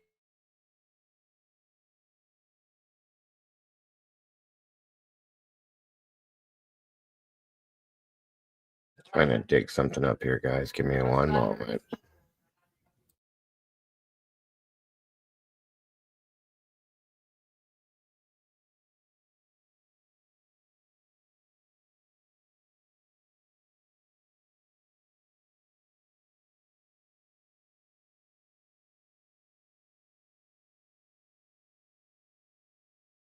Thank you so much for that, Alicia. I can't see who got it right this second, but whoever did, congratulations. Welcome to the sauce. I'm good, Steven. Woke up in 1984. Congratulations. Thank you again, Alicia. That was so generous of you, dear. Appreciate you very much. Congrats again. Woke up. Welcome back to the sauce.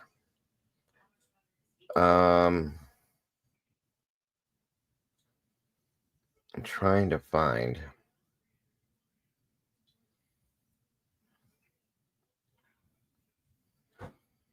And I can't find my whole thing I did. It's been a while, so I'm just trying to piece this together best I can.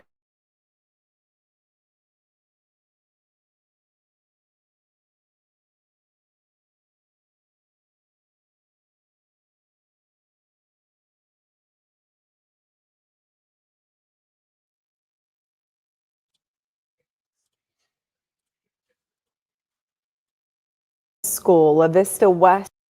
Larson went missing from his school, La Vista West Elementary. It's believed he walked out around 11:45, and those at the school say police were called within minutes. 3 News Now reporter Alyssa Curtis joins us live now to talk about the impact this has had on the school district and how they're working to ensure it doesn't happen again. Alyssa.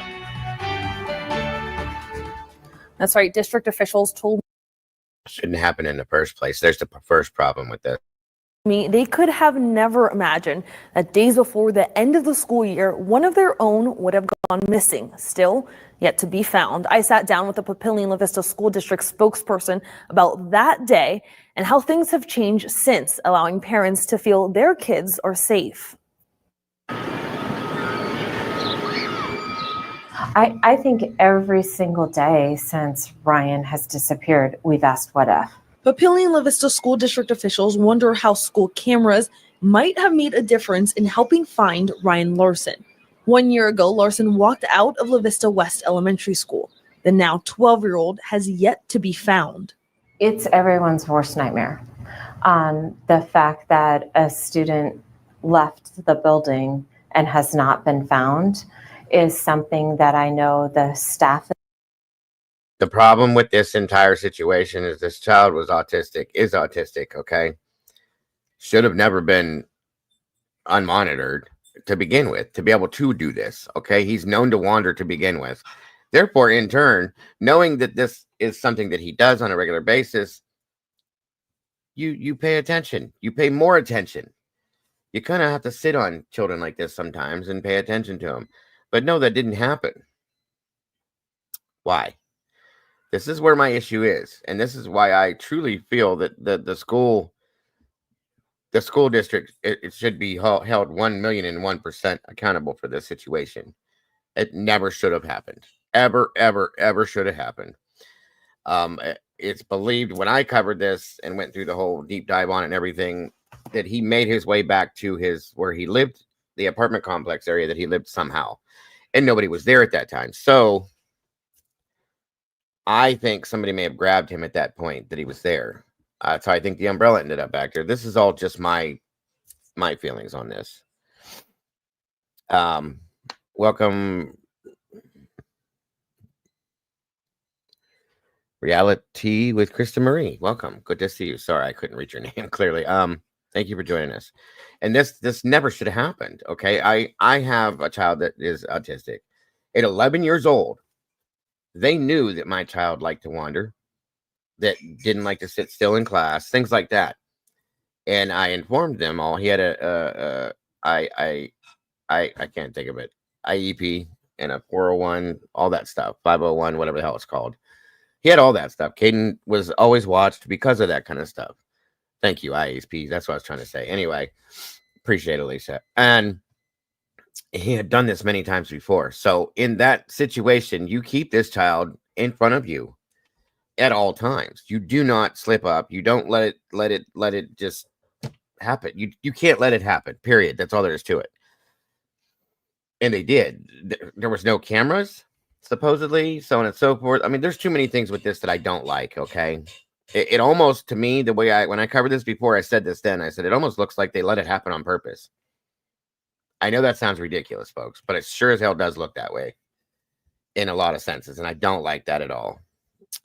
No, Krista, this is an old case from 21. I'm just trying to bring some of these cases back and refresh them to remind people, because they're not getting attention like they should, and they're still unsolved. So that's why I've been talking about some of these older cases today, just to refresh, bring them back to people's minds. Some people don't know about them, believe it or not. So that's the whole problem with this.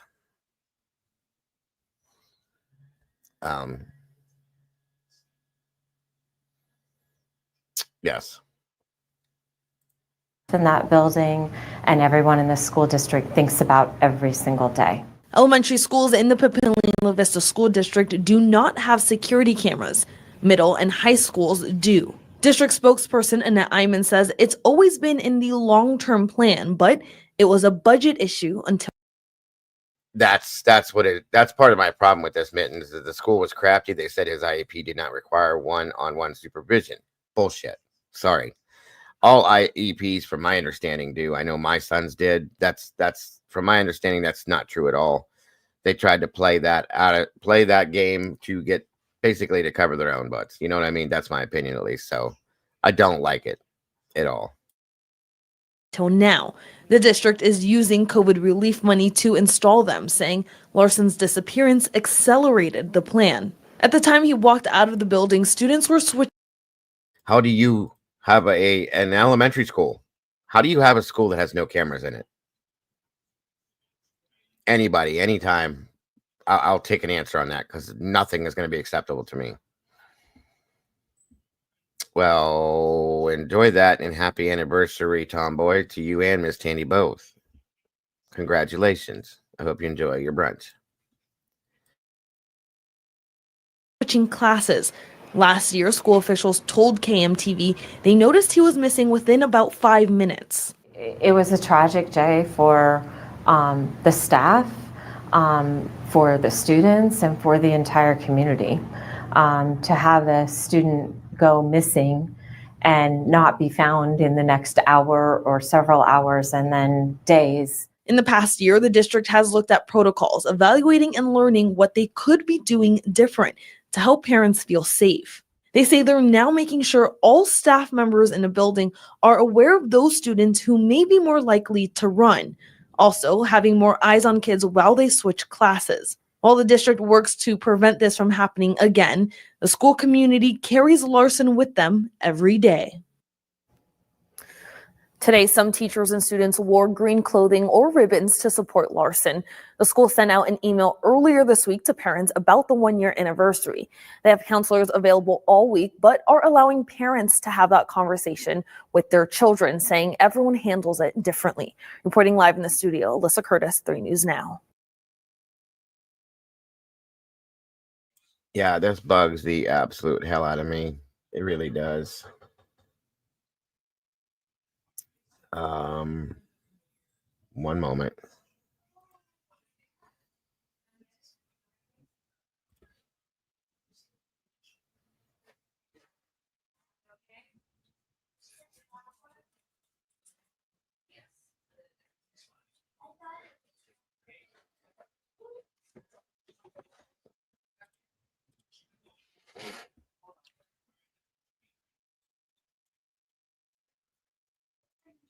This is them once they got the ideal that he may have headed back in that direction at some point, searching.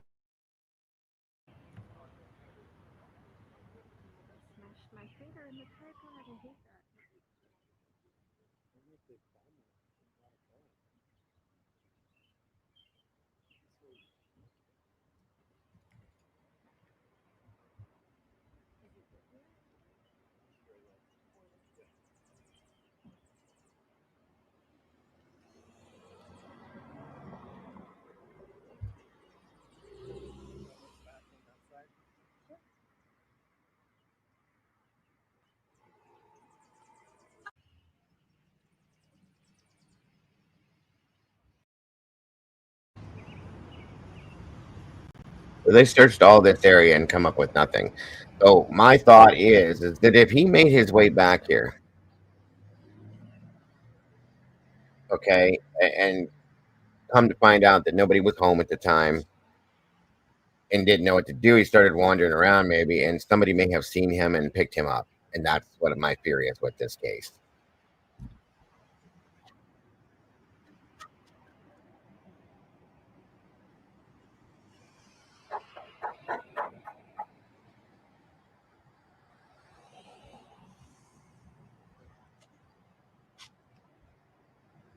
Right, Mike.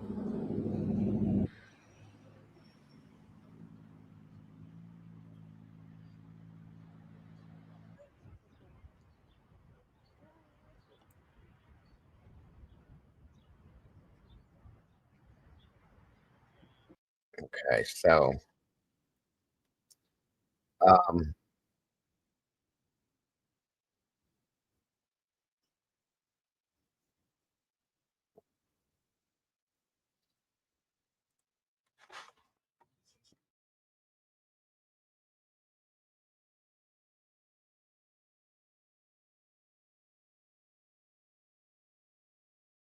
hold on one moment, you guys. I'm just trying to find this.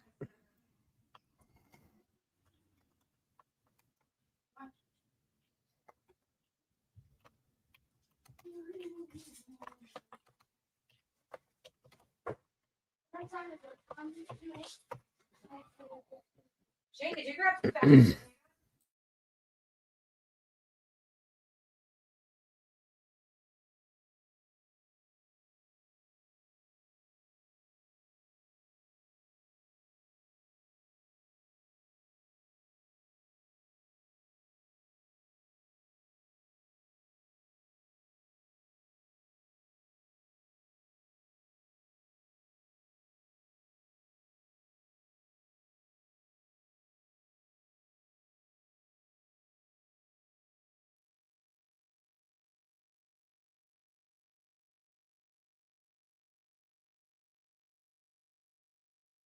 Time investigators say they believe Ryan Larson was at his apartment complex here near 83rd and Harrison about an hour and 50 minutes after he left his elementary school. But they also believe that he was caught on camera here near the La Vista Kino, a few minutes before. But they are sending that surveillance video off to the FBI to be evaluated because they're not quite sure if it's Ryan. They want to be sure before they release any of that footage out. La Vista police are asking anyone who was in this area last Monday to go back and search their memories for anything they may have noticed. Think back, if you may have seen something, if you may have seen Ryan, the young man, our 11-year-old missing boy. La Vista police say they are also working with authorities from Hammond, Indiana, where they had a very similar case here recently in which a child with autism had gone missing. They're putting some of those tips into action by lowering the water at Walnut Creek and things like that. But again, that 11-year-old is still missing. The La Vista police are asking anyone who is out and about this Memorial Day weekend to keep an eye out for anything odd, and that includes odd smells. They say if you notice anything out of the ordinary, to call the police immediately.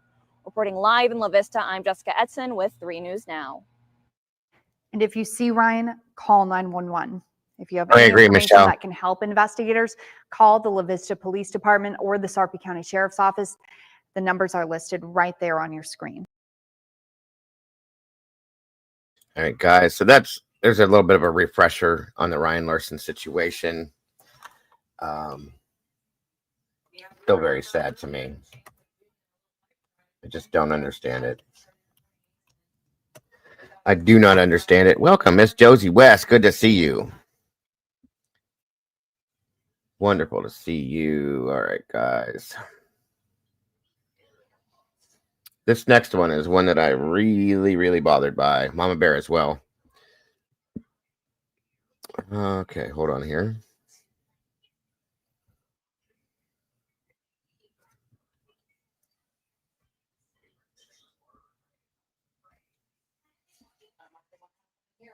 One moment here.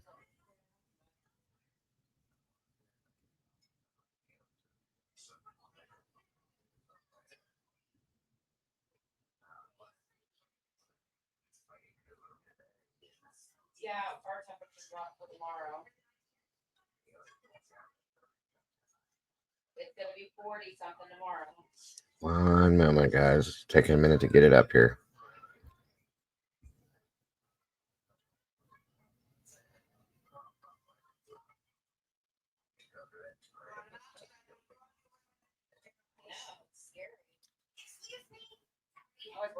Anytime now.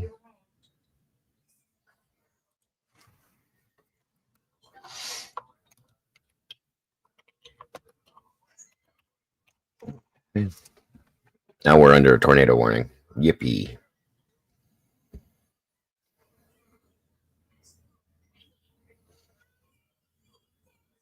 Okay, hold on.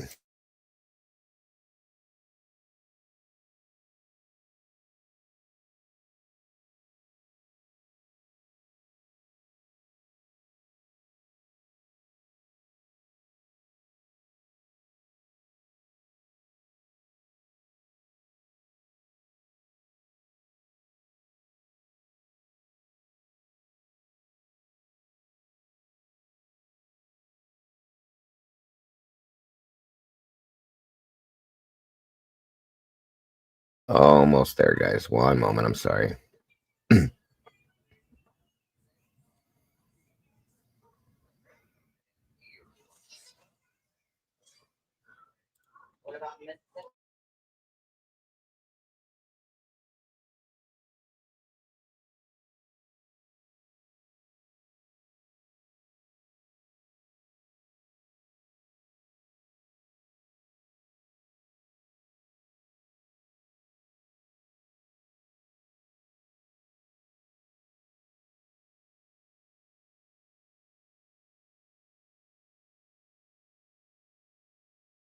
God, this computer's making me mad, guys. Give me 1 minute.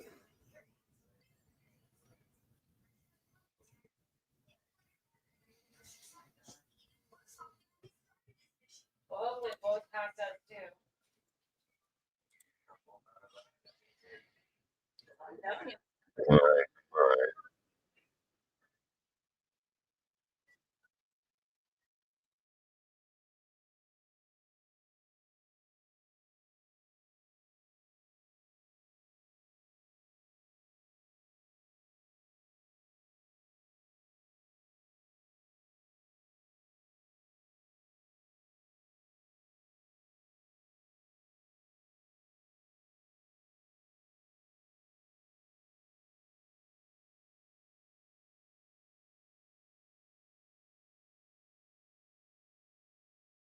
We're going to run through this here because this is another one. Like I said, this one really has bugged me for a long time. All right. Here we go.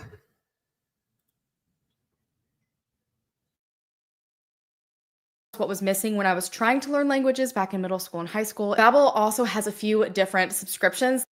2022, 12-year-old Sean Daugherty was found hanging from a swing set in his backyard in Yorktown, Virginia. So this is an incredibly recent case, you guys, which typically I don't cover recent cases. They're very fluid. Things are always changing. New information's always coming out. I never, ever want to potentially harm the family or the investigation by covering something so recent. But this case is like the exact opposite of all of that. There was technically an investigation. Good, Trish. I hope you enjoy. Sean Daugherty, but on June 2nd, 2022, just months after he was found hanging from the swing set, the Sheriff's Department and ME announced that it was found to be self-inflicted. And that has not sat well for a lot of people that have looked into this case, probably majority of the people that have looked into the case. And unfortunately, when this occurred, for reasons unknown to us, obviously we can speculate, the law enforcement seemed that they did not want anyone to cover this case. So right after this happened, it was not on the news.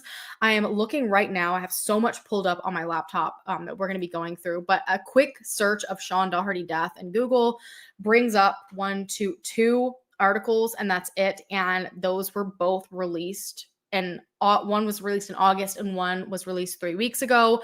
So there was essentially nothing out there about what was happening when it occurred. According to Sean's family, they have many reasons that they believe that he did not end his own life, that this is actually something much deeper than that this is potentially a homicide, and that essentially the York County Sheriff's Department is dismissing all of their concerns. And so when it was announced that this was deemed self-inflicted, the family decided after a couple of months during, I believe, August, like mid-August, that they were going to start a social media campaign.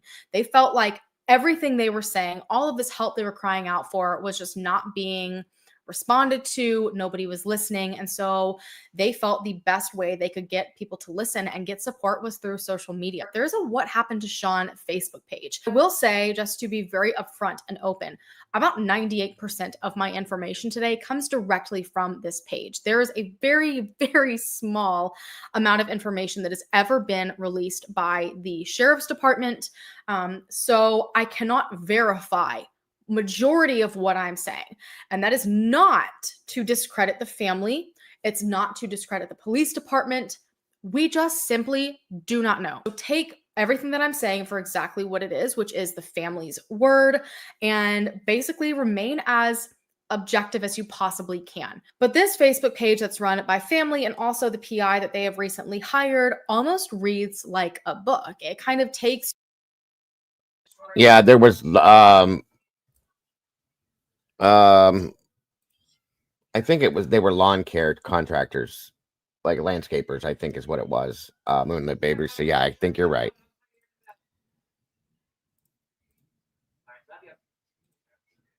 Yeah, I know, Alicia. And this is insane. This is insane. No way in hell did this kid do this. His hands were strapped down to his side with a belt wrapped around them so tight that EMS couldn't even unbuckle the belt, and it cut the circulation off to his body. How did he do that himself and then hang himself too? That is stupid. It's just stupid. Makes no sense at all. Absolutely no sense. It's dumb. You through all of the different accounts from the family when it comes to what exactly happened to He wasn't wearing any shoes, Moonlit, and there was no dirt on the bottom of his feet. So he walked out through this muddy backyard, did this with no dirt on the bottom of his feet. Bullshit. Bullshit. Bullshit. Miss me with the bullshit. That's not, no, it's not possible. This is so dumb. I mean, it's just so dumb. And like she said, it's believed that people, law enforcement or whatnot, didn't want people looking into this. They didn't give it the news much of anything at all to cover on this. It's crazy. Right. The kid that rolled himself up in the wrestling mat, 100%. I agree.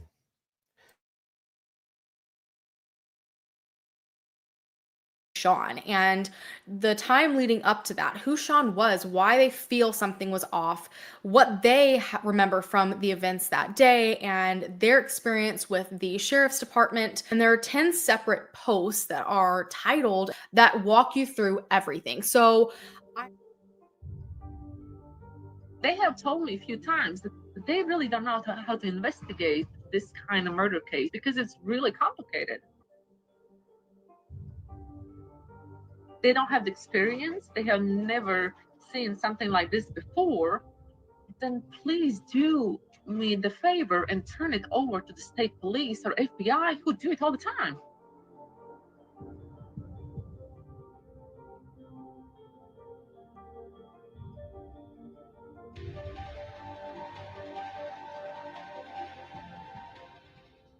We just had amazing vacation. He just got back on a Sunday.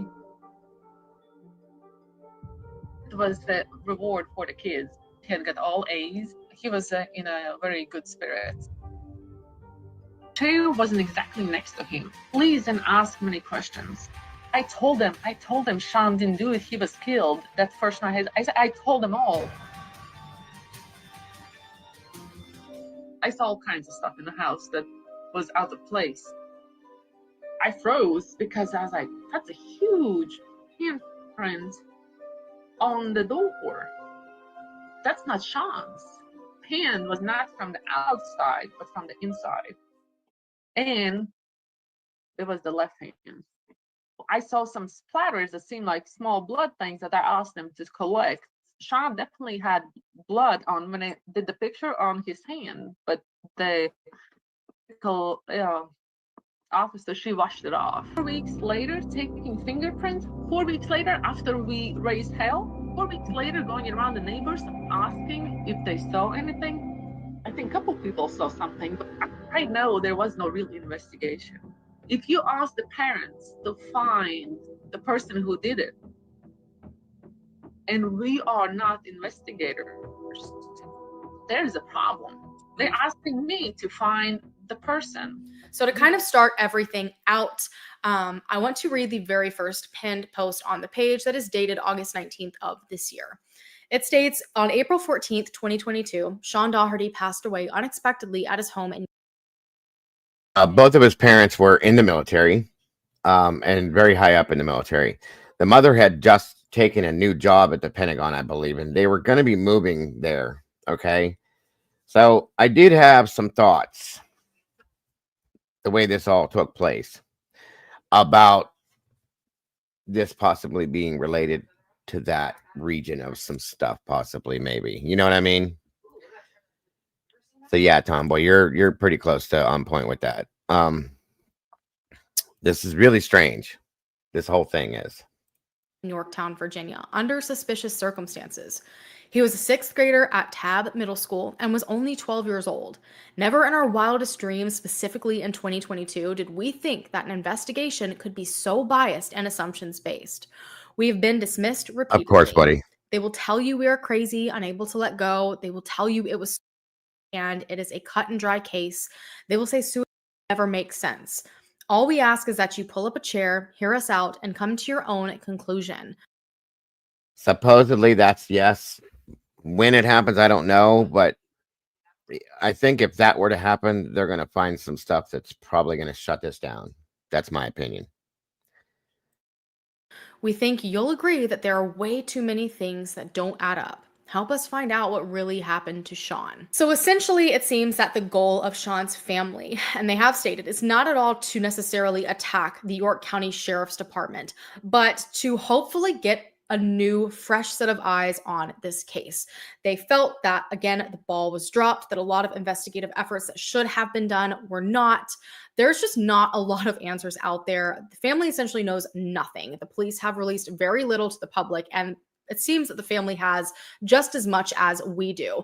And so they are hoping that by getting this case into maybe the hands of the state police or the FBI or just anyone else that is a professional could potentially help them figure out what happened here, whether that does ultimately lead to the fact that this was something that was self-inflicted, or if they are correct in their gut feeling that something else was going on here.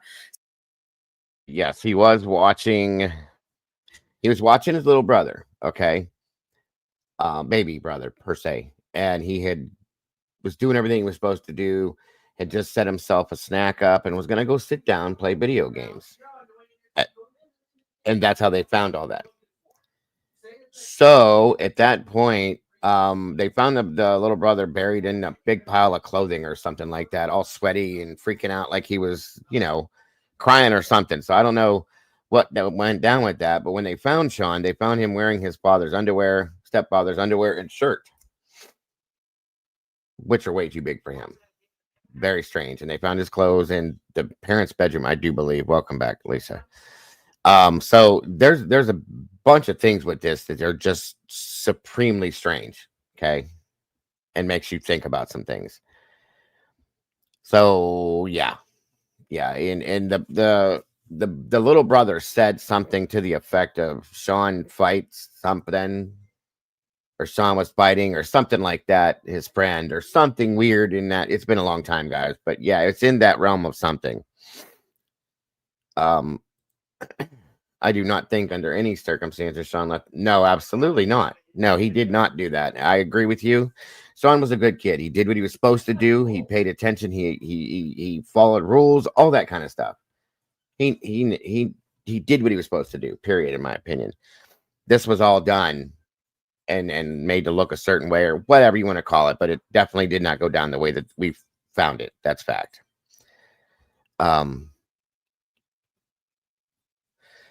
they were very close, him and his little brother. He was very good to his little brother on a regular basis too. So, you know, there's a lot of strange, and I'll just put it that way.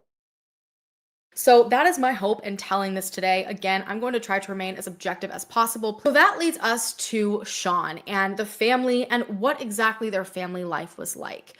Now, Sean was the second to oldest child. He was born on November 8th, 2009 to Ramona, his mother, and his biological father, Timothy. He also has an older sister who's 16 years old, and her name is Maria, and she would ultimately be the one to find Sean that day.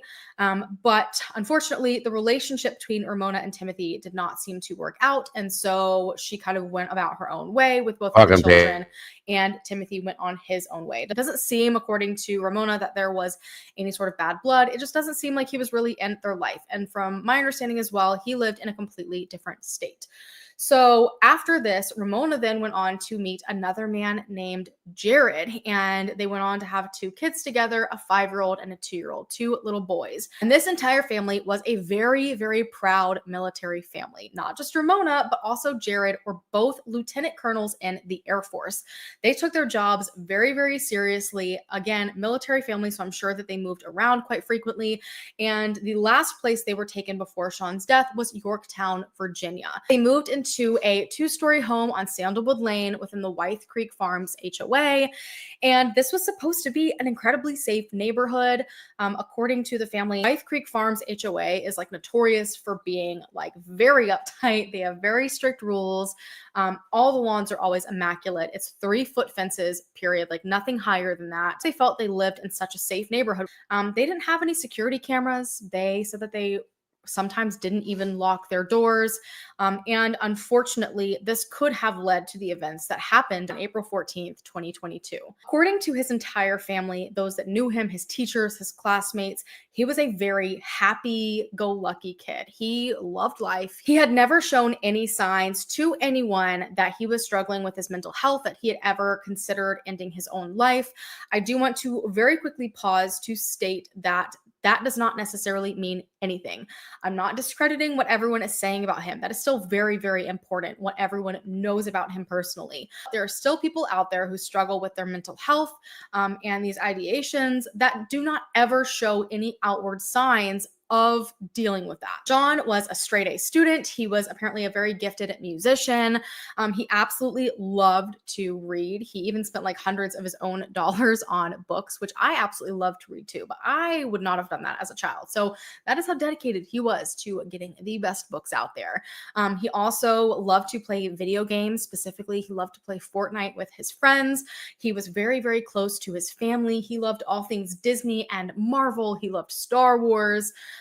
Just your average 12-year-old boy. Now, when it came to the family as a whole, just prior to Sean, they actually had a pretty large change within their family. Ramona had just accepted a job at the Pentagon. They were about to be moving to DC. And while this can definitely be a point of stress for a child, especially, you know, growing up in a military family and having to move around a lot, it can be difficult to make solid friends and, you know, start new things over and over again. But according to the family, that is not how Sean was seeing this. Sean was actually probably the most excited out of everybody there. When this news was broken to the family, Sean jumped up and was like, I cannot wait to tell everyone that my mom is going to be working at the Pentagon.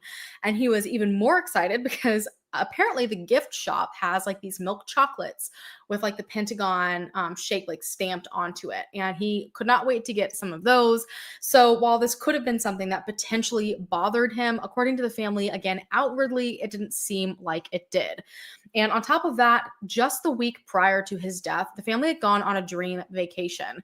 So all of the kids had maintained incredible grades, great behavior. And so Ramona and Jared decided to take them on a Disney cruise for spring break. So April 14th, the day that Sean died, was on a Thursday. They'd actually just gotten back that previous Sunday. There are photographs of this trip. They seem to have the time of their lives, and they loved it so much that they decided to book another cruise for the following August. So that'll be a couple months ago.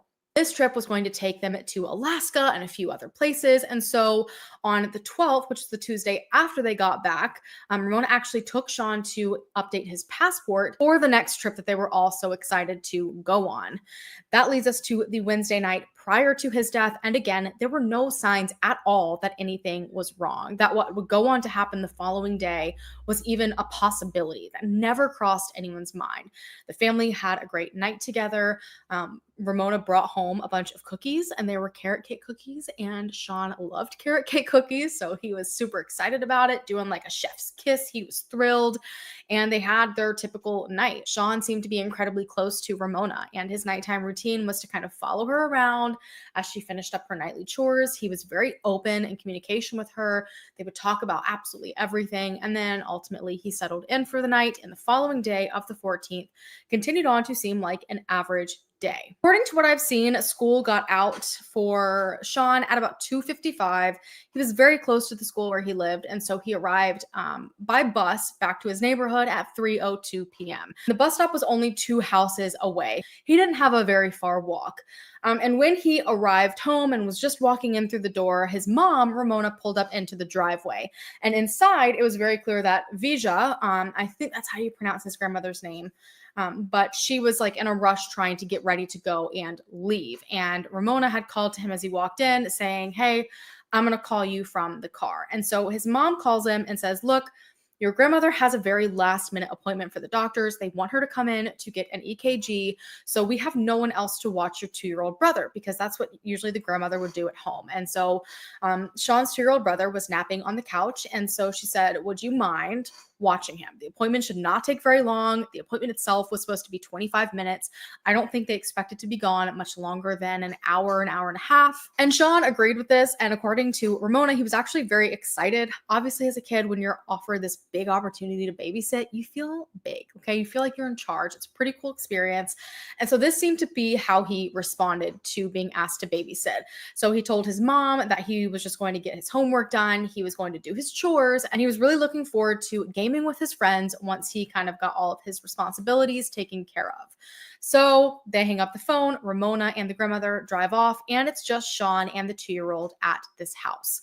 So Ramona ended up calling Sean a second time during the drive and said that she had just spoken to Jared, and Jared had informed her that their 2-year-old had been sleeping at this point for 2 hours, and he wanted the 2-year-old to be woken up so that there weren't any issues that night sleeping. And so she's like, "Look, do you mind waking your brother up, give him a snack, and then maybe you guys can watch a movie downstairs, and by the time that's done, we should be home." Again, Sean seemed to completely agree with this. He was actually laughing, and they had a joke between each other because his mom had called him while he was like upstairs on the toilet pooping. And so it just seems like there wasn't anything off at this point in time. And then Now, mind you, all these conversations, and Sean was very agreeable with everything. Again, he was a very responsible kid for a 12-year-old. Plus, he had military parents, so that probably helped, you know. But if a child was going to do something to themselves, do you think they would have these conversations, these joking moments, all these types of things with their parents? Both of his mom and his stepdad were very observing because of what they do for a living, for one, and never noticed anything. He was very happy, outgoing. There was the possibility that there was some bullying maybe at school, but when he was home, there, you know, it was good. But they kind of, I think the bullying thing had been kind of knocked out of the park at some point, truly. With the way all this went down, though, as you'll see, it just doesn't make any sense. the third and final time at 3:27, Ramona called him, and this would be the last time anyone would speak to Sean. Now, at this point, Ramona said that she had forgotten in all the chaos that Sean had mentioned that he was looking forward to getting all of his chores and things done and playing games with his friends. And she kind of felt bad that she was like, you know, sit downstairs and watch a movie with your brother. So she told him that if he wanted to be able to not change his plans because he had been responsible and great so far and very helpful. They had the iPad upstairs on the charger, and he could go and get that, set his brother up with that, and bring his brother upstairs with him so that he could play video games, the little brother could be occupied, and he could still go about his day as planned. And so yet again, Sean's just like going with the flow, and he's like, yeah, sure, that's fine. Sounds great. I'm excited. Thank you. And that was it. After that, no one really knows what had all happened in that house the next hour and a half. So this brings us to 4:50 p.m. So his sister Maria was arriving home. She had a tennis match after school that day, and she was kind of in a rush because her boyfriend AJ and her boyfriend AJ's mom, Jamie, a lot of names, I know, hang in there with me. But AJ and Jamie were coming to pick her up because her boyfriend AJ had a lacrosse game. And so she wanted to be able to get inside, change, clean herself up, the whole 9 yards, and be ready to go when she arrived to pick her up. And when she got to the front door, she was irritated because it was locked. And so she was knocking, trying to get someone to come and answer it. There was nothing. So Maria ultimately ended up calling Ramona. So her mom explained to her that he was watching their 2-year-old brother, that he was probably upstairs playing video games and just couldn't hear her or something. So she suggested that Maria go around the back of the house to get into the home, see if the back door was locked. Maria ended up calling and texting Sean a few times, but when there wasn't any response, she proceeded to go. Exactly, Siggy. It really, truly, it is 100%. And when you get to where they found him, you'll absolutely get why I am so beyond over this case, and do not believe anything that was stated. You'll see. Around the side of the home. Now, from the way the layout is described, you've got the front of the house, the garage is on the left side, and then there's 2 separate gates to get into the backyard. There's one on the right and one on the left. According to the family, the one on the right is like covered by a bush. No one ever really goes in that way. You can't even really see there's a gate there. But regardless, I believe Maria went around the left side of the house into the gate, and she froze in her tracks. She saw someone hanging from the swing set in the backyard. So this brings us to the 4th post on the What Happened to Sean Facebook page that is titled, Where is Sean? And I'm going to kind of read the words straight from the family or the PI. One of those is writing this to show what exactly. Well, thank you, Miss Sherry, for that, explaining that. And that really makes me feel good that you think that and you explain it that way. God bless you, dear. I love you.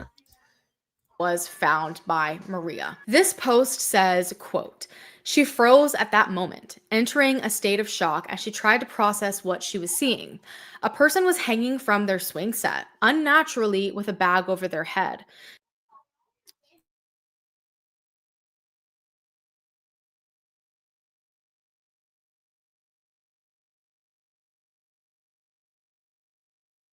Sorry, I was muted. Sorry, I want you guys to notice something here. The chair here, which I believe was moved at some point, but sorry about the muting thing, guys. And this is where he was found, right here, dangling, coming down from here. Now, mind you, Sean was kind of tall, okay? He's 12, so he's kind of tall. So, and this is dirty back here. You see the dirt back here, okay? To walk back to this again. So if that's the case, when they found him, there was no dirt, no mud, anything on his feet. They were clean, like he had just showered or something, per se. Okay. Now there's that. I'm going to let her go, but I'm explaining, and I want you to see certain things here too. She looked around trying to figure out if she could get into the house before the stranger got to her, but she realized the figure was not moving, nor was it facing her. Utterly confused, she scanned the yard to make sure she wasn't alone and locked eyes with a landscaper mowing the neighbor's yard, who was also very puzzled and just standing there. So side note, there are now 2 witnesses seeing who would eventually be found to be Sean hanging from the swing set. So back at it. Suddenly confident since she wasn't alone, she came within a 15-foot radius and called out, "Hello?" But there was no response. Thoughts chaotically ran through her mind as she tried to process what she was seeing. The hands and legs looked so familiar. It was Sean. Hysterically, she ran up to her brother and confirmed it was him by looking closely at his hands, which were both bound to his waist by a belt and discolored from lack of circulation. Listen very closely to this part right here. I'm going to play this back one more time. This is the part that really got my attention, and Mama Bear's as well. The hands and legs looked so familiar. It was Sean. Hysterically, she ran up to her brother and confirmed it was him by looking closely at his hands, which were both bound to his waist by a belt and discolored from lack of circulation. Okay. They were bound to his sides like this with a belt so tight that his hands had become discolored because of lack of circulation. Now, you explained to me how this child walked himself out to the backyard. And I know this is a little triggering, guys. I'm going to hold on. Sorry. Trigger warning. Content may include sensitive or violent content not suitable for all viewers. Feel free to step out if needed.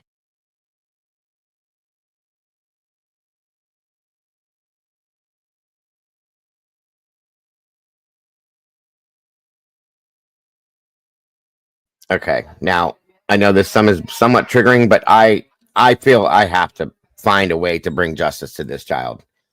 This is such bullshit to me, and I'm so pissed about this, that this was ruled a suicide because of that simple fact. There's no way that this child walked out here, did what he did, and then put a belt around his waist and did that to his and held his hands down. This doesn't make any sense whatsoever.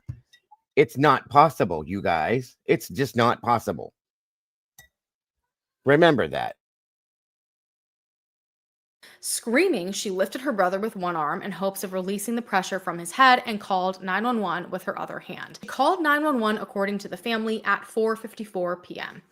She removed him from his hanging position by simply lifting the shoelace-type string over his head with 3 fingers, brought him down to the ground, and performed CPR for 6 minutes with the assistance of the 911 dispatchers until the EMTs took over. So this is already a very weird scene, okay? Because how on earth did a 12-year-old manage to hang himself from a pretty tall swing set with a bag over his head while his hands were pinned to his waist by a belt?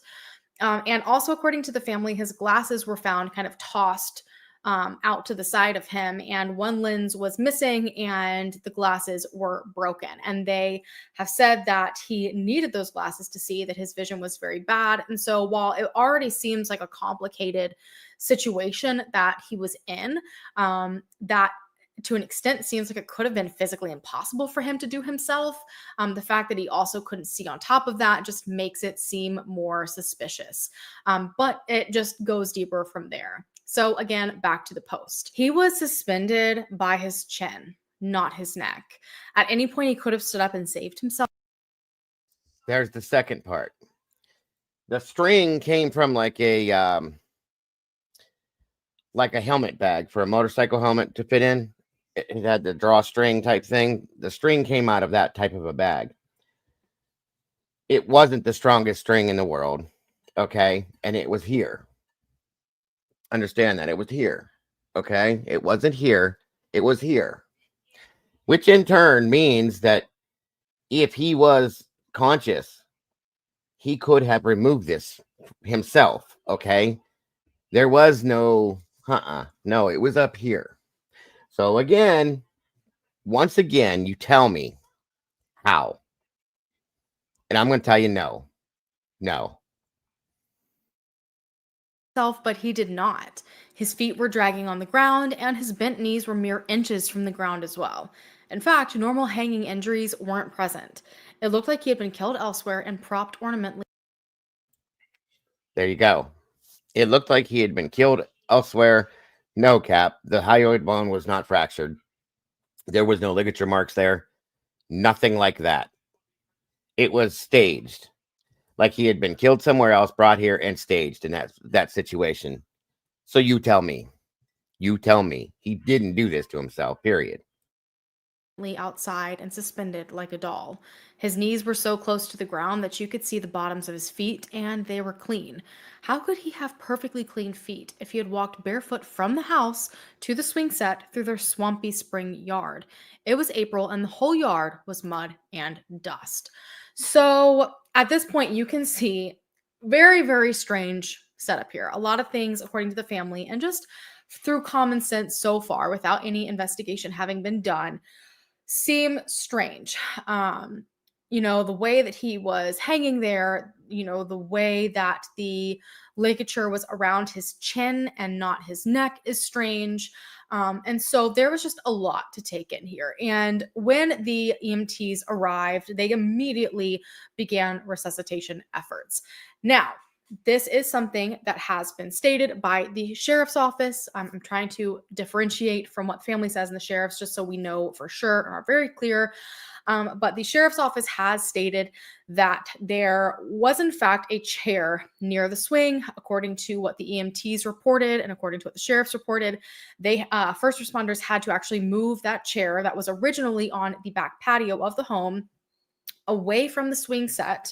And they had to kind of move the swings up and over the swing set to be able to work on Sean. I believe that they're saying that he had used the chair in some way, shape, or form when ending his life. According to the family, the first responders had a very hard time even taking off the belt because it was so tightly bound around him. Granted, we do not know how long at this point he had been hanging there. It could have been upwards of 1.5 hours. And so I don't know, with swelling and blood movement and, any of that, how that could have potentially changed how tight the They definitely don't believe he did this to himself, Michelle. Absolutely do not. They built a Facebook page for the same, all of it. No, there's no way.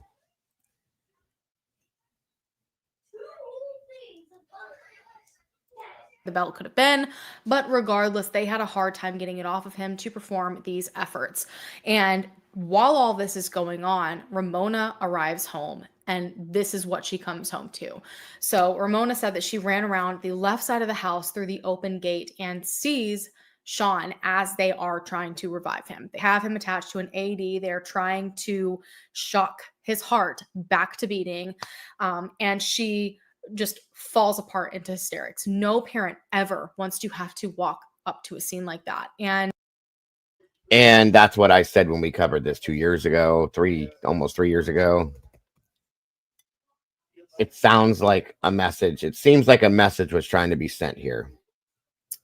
Thinking about who the parents are, who they worked for, where they worked. It kind of seems like somebody was trying to send a message. And I know this sounds like something you hear in a TV or a movie show or something. I truly feel that this was a message being sent to one or both of the parents, per se. Just saying.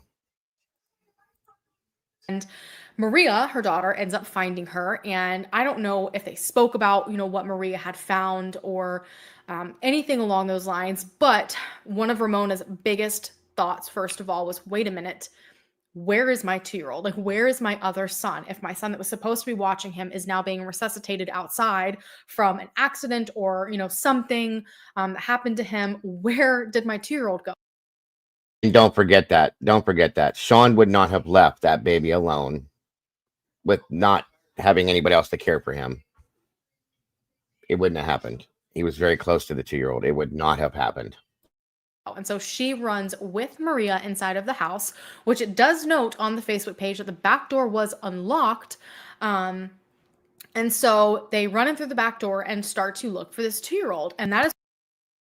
Yeah, there was petechiae within the eyes. Okay.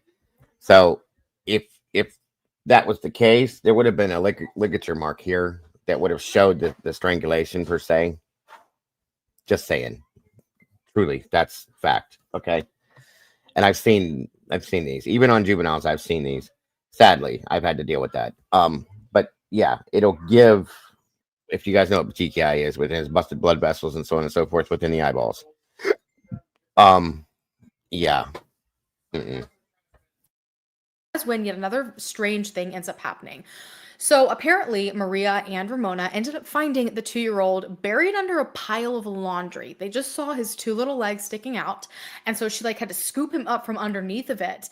And it appeared he had been asleep or something. He very slowly opened his eyes. He was sweating. And she said that he seemed out of it and not himself. And he just immediately began crying.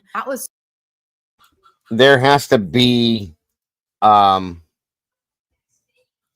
some kind of trauma to go along with it, Alicia. It can't just be like if somebody were to put a pillow over your face and suffocate you, it won't do that. There has to be something to strain the blood vessels for them to blow, which would cause the petechiae. You know what I'm saying? That's how that typically works. If that makes sense, I'm sorry.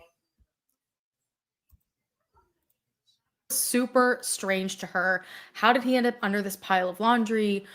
Why did he seem so out of it? It was just a little weird. And while inside of the house, she noted a few other things that just seemed very off to her. On the kitchen counter, as if Sean had been literally interrupted in the middle of his afternoon rituals, there was an untouched jarred peach. One of his favorite snacks was jarred peaches after school. And so he obviously had taken one out, planning on eating it. And for some reason, it completely remained untouched. On top of that, his chore that he was supposed to do, which his alarm would have gone off for it at about 3:30 that day, just minutes after he got off the phone with his mother, that chore had been partially done. She saw that there were at least 2 trash bags that were piled beside like the kitchen trash can area, as if he had taken out the 2 trash bags from upstairs in the bathrooms and had moved his way downstairs to continue with the kitchen trash and take everything outside. And beside those trash bags were his shoes flipped upside down, and somehow something happened in the middle of this that led to him being suspended by a shoelace type string from the backyard swing set in such a bizarre way. And so she's like, what on earth is happening here? So at this point, Ramona went back outside to kind of try to figure out what was going on. And at this point, she noticed that there was a neighbor standing nearby, and the neighbor was standing with a landscaper. And so she went up to them and asked the neighbor, did you see anything? What on earth happened? And the neighbor said, no, I didn't see anything. And so Ramona then asked the landscaper, who apparently mumbled, quote, I don't know him who did it. When Ramona took another look around, she noticed that her other neighbor was also outside mowing the lawn. And so we have multiple neighbors outside. We've got landscapers left and right. And so she goes over to this neighbor to see if they saw anything, and they didn't. And so at this point, she's like, how on earth did no one see anything happening in this backyard when both neighbors clearly were outside working in their front and backyards? Like, this isn't making sense. So while this is happening, the paramedics somehow briefly get a heartbeat for Sean. So they decide to immediately put him into an ambulance and transport him to Riverside Regional Medical Center in Newport News, Virginia, because they're hoping, look, we've kind of got a heartbeat. Maybe we can keep this going. We have to go. So they went off. Ramona was not allowed to go with them. They are trying desperately to do their job. So usually they will not allow family members or anyone in the back of the ambulance in those situations. They need that space. They need to focus. So another first responder offered to drive her to the hospital, and she agreed. But before she was able to leave, Maria's boyfriend, AJ, and his mom, Jamie, pulled up also to this chaos. And they're like, what on earth happened? So they briefly explain the situation, and Ramona ends up asking Jamie if she will watch everyone that is there. The grandmother's there, obviously the 16-year-old Maria, the 2-year-old, and she obviously agrees. So off Ramona goes to the hospital. And by the time she arrives to the hospital, it has unfortunately been found that it had just been too long. They were too late getting to Sean. He had been hanging for quite some time, whether it was the whole hour and a half, no one seems to know, but it was long enough to where they could not. But the thing I'm going to tell you guys, this is my own professional opinion. Him hanging is not what took his life. His life was taken inside that house, in my opinion, manually. And he was taken out there, I'll say this again, and staged to look as if that's what happened to him. That is my professional opinion.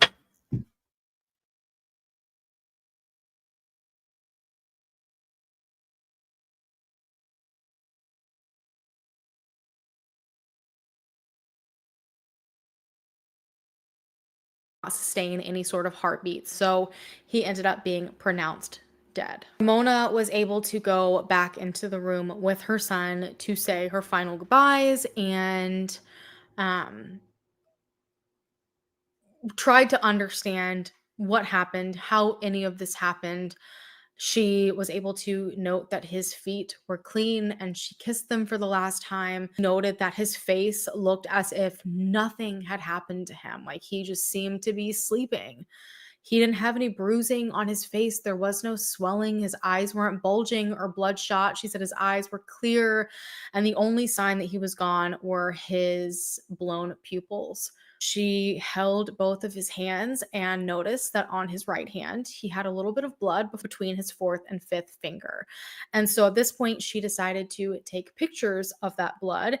And as she lifted his arm out from underneath the blanket that was covering him, she noticed that for some reason, 12-year-old Sean was wearing his stepfather's clothing. He had on a button-up dress shirt that belonged to Jared.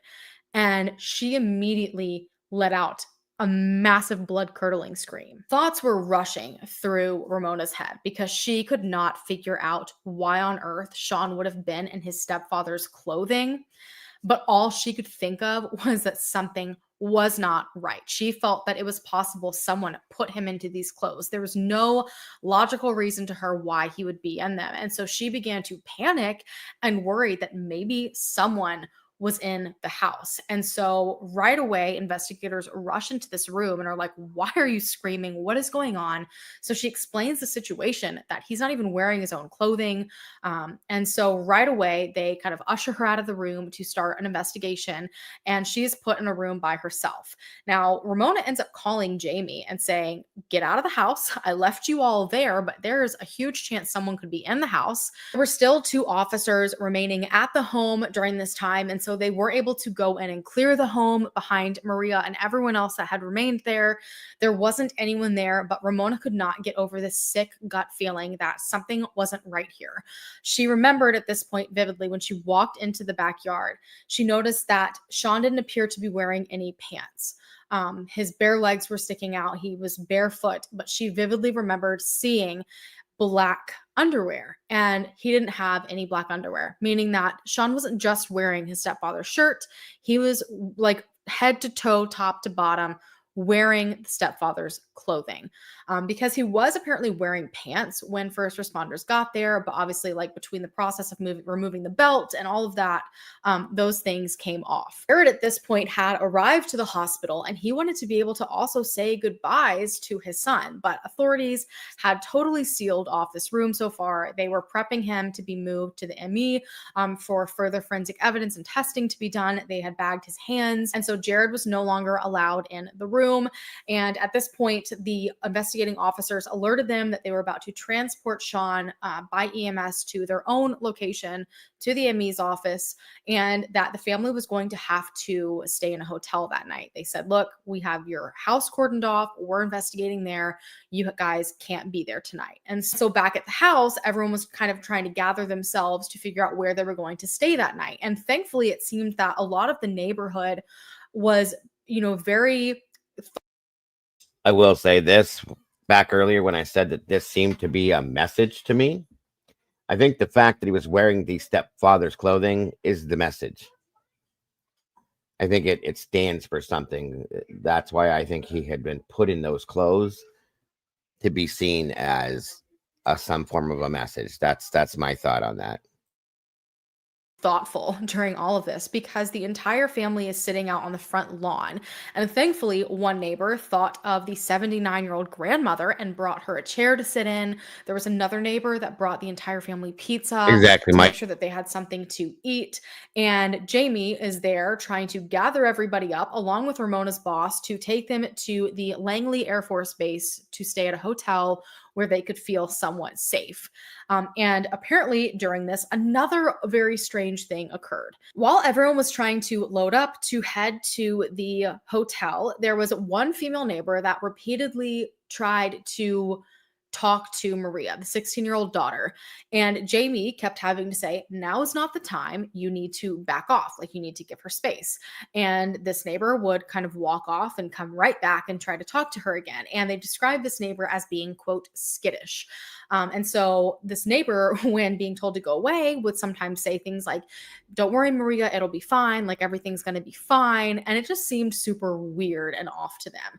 But ultimately, they all headed off to the airport, and the children were reunited with their parents. This was an incredibly difficult day for this family, understandably. And Maria had actually been questioned by investigators back at the house without her family present. However, Jamie had been there to supervise the entire thing. But according to Maria, it seemed pretty clear that the authorities were only looking at this as a suicide. Questions that they asked were not really exploring any other possibility. So, according to Maria, she had been asked if Sean had ever tried to harm himself before, if he had any issues in school, if he had any marks on his neck previously, just all questions surrounding the potential that this was self inflicted. And she was very adamant to them that she did not at all believe this was the case.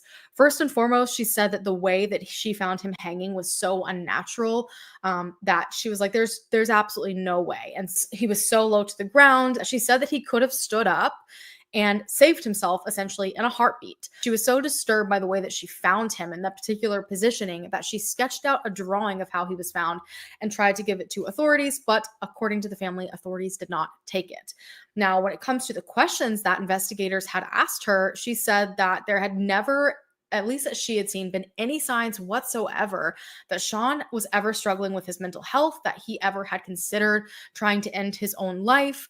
And the only time that she could remember of there being any issues in school was the previous Christmas, so a couple of months prior. Apparently, 3 girls at the school were teasing him, not being too kind. But again, according to Maria, he didn't seem bothered by this at all. Do you want to remain objective? We don't always know that. Even if you're family, you don't always know for sure. People can deal with things silently. It is an unfortunate truth. I would hope that is not the case in this situation, and he would have come forward if there were ever any issues. So again, really, we don't know if this could have bothered him more than he really wanted to let on. Maria also informed authorities that there had been a mark on his neck a week prior, but it didn't seem consistent with him having another attempt at taking his own life. Maria said that their brother, who is autistic, actually had a thing for grabbing necks. And so she said it was way more likely that that little mark on his neck that she saw came from the brother than any sort of other attempt to end his life. Once everyone was at the hotel, this was the first time they all really were together after all of this happened. And so obviously both Ramona and Jared are trying to spend time with their children, and Ramona ends up hearing something very disturbing come from the 2-year-old. When asking the 2-year-old about what he did with Sean that day, trying to kind of figure out, was he asleep? Was he awake? Could he have seen anything? What on earth happened? The 2-year-old begins to tell Ramona that one of Sean's friends came over and was punching him. And so this again brings forward this terrifying idea that someone else could have possibly been in the house. So I'm sure they're hoping the sheriff's department is going to do everything they can to investigate the home. But somehow around midnight, Jared receives a call saying that the house has been cleared and the entire family can come home. It had been only a few hours. So shocked, that's exactly where the family headed. They left the hotel for the night. They wanted to be back in their home. But when they got there, they yet again felt this horrible feeling rush over them that something in the house wasn't right. The whole family gathered in the living room as soon as they got back to their home to kind of discuss what to do next. What was everyone comfortable doing? How was everyone feeling? And Ramona and Jared started to kind of span out and look around, because so far, all the signs they were expecting to see that a forensic investigation had been done were not there. There was absolutely not a single fingerprint that appeared to have been taken from the house.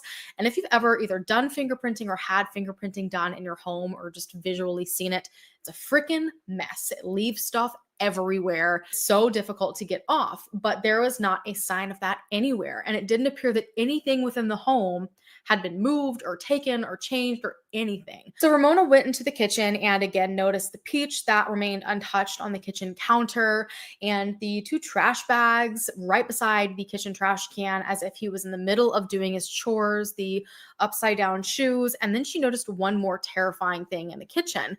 There were 2 other trash bags. I believe they were empty, but they were in the middle of the floor. It appeared that they had been ripped up. But what stood out so much was that they had blue handles.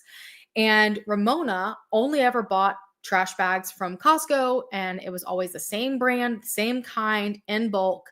And they were red-handled trash bags. And so she was like, where on earth did these other 2 trash bags come from?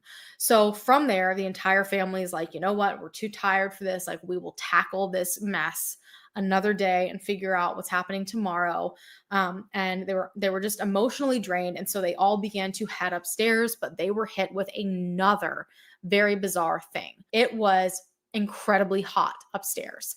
And when they went to check the thermostat, for some reason, it was set to 85 degrees. And the entire family has claimed that they never keep the house set at 85 degrees. And again, another strange thing. The moment Ramona walks into her room, she is stopped dead in her tracks because right in front of her, in the middle of the floor, is Sean's underwear.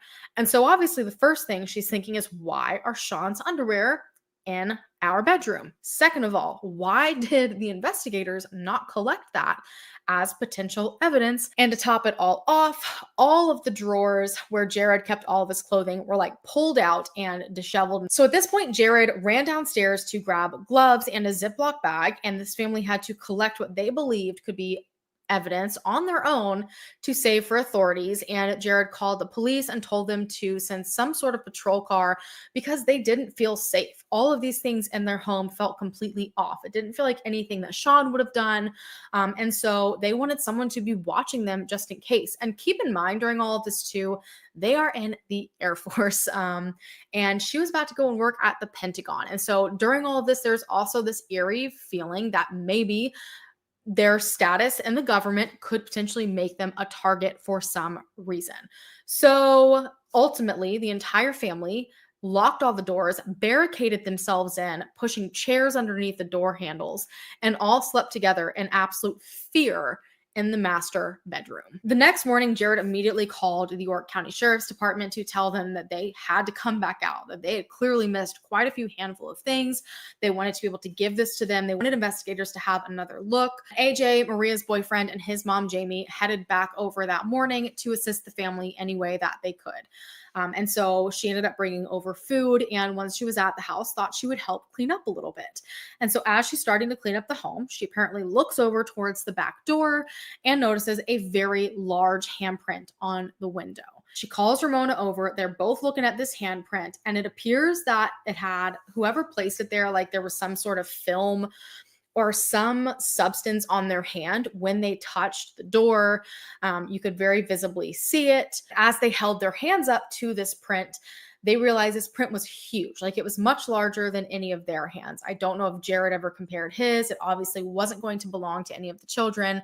So they thought this was incredibly strange. And this is when Ramona really starts pointing out all of the weird things that she had seen since coming home. And so Ramona and Jamie end up tearing through all of the trash boxes, like the trash bag boxes that Ramona had, trying to explain away these two trash bags. And they can't find a single bag with blue handles other than the two ones that are there. And so at this point, authorities come back and they basically have to beg authorities to take all of this evidence. According to the family, the investigator seemed almost irritated to have to take a lot of this information, to take the print, to take the underwear that they had collected, to take the trash bags, all of these things. Ended up questioning Maria and Ramona yet again. And according to them, it was still all really only questions about Sean potentially ending his life. There didn't seem to be any interest in looking at anything else. The investigators did end up confirming with Sean's family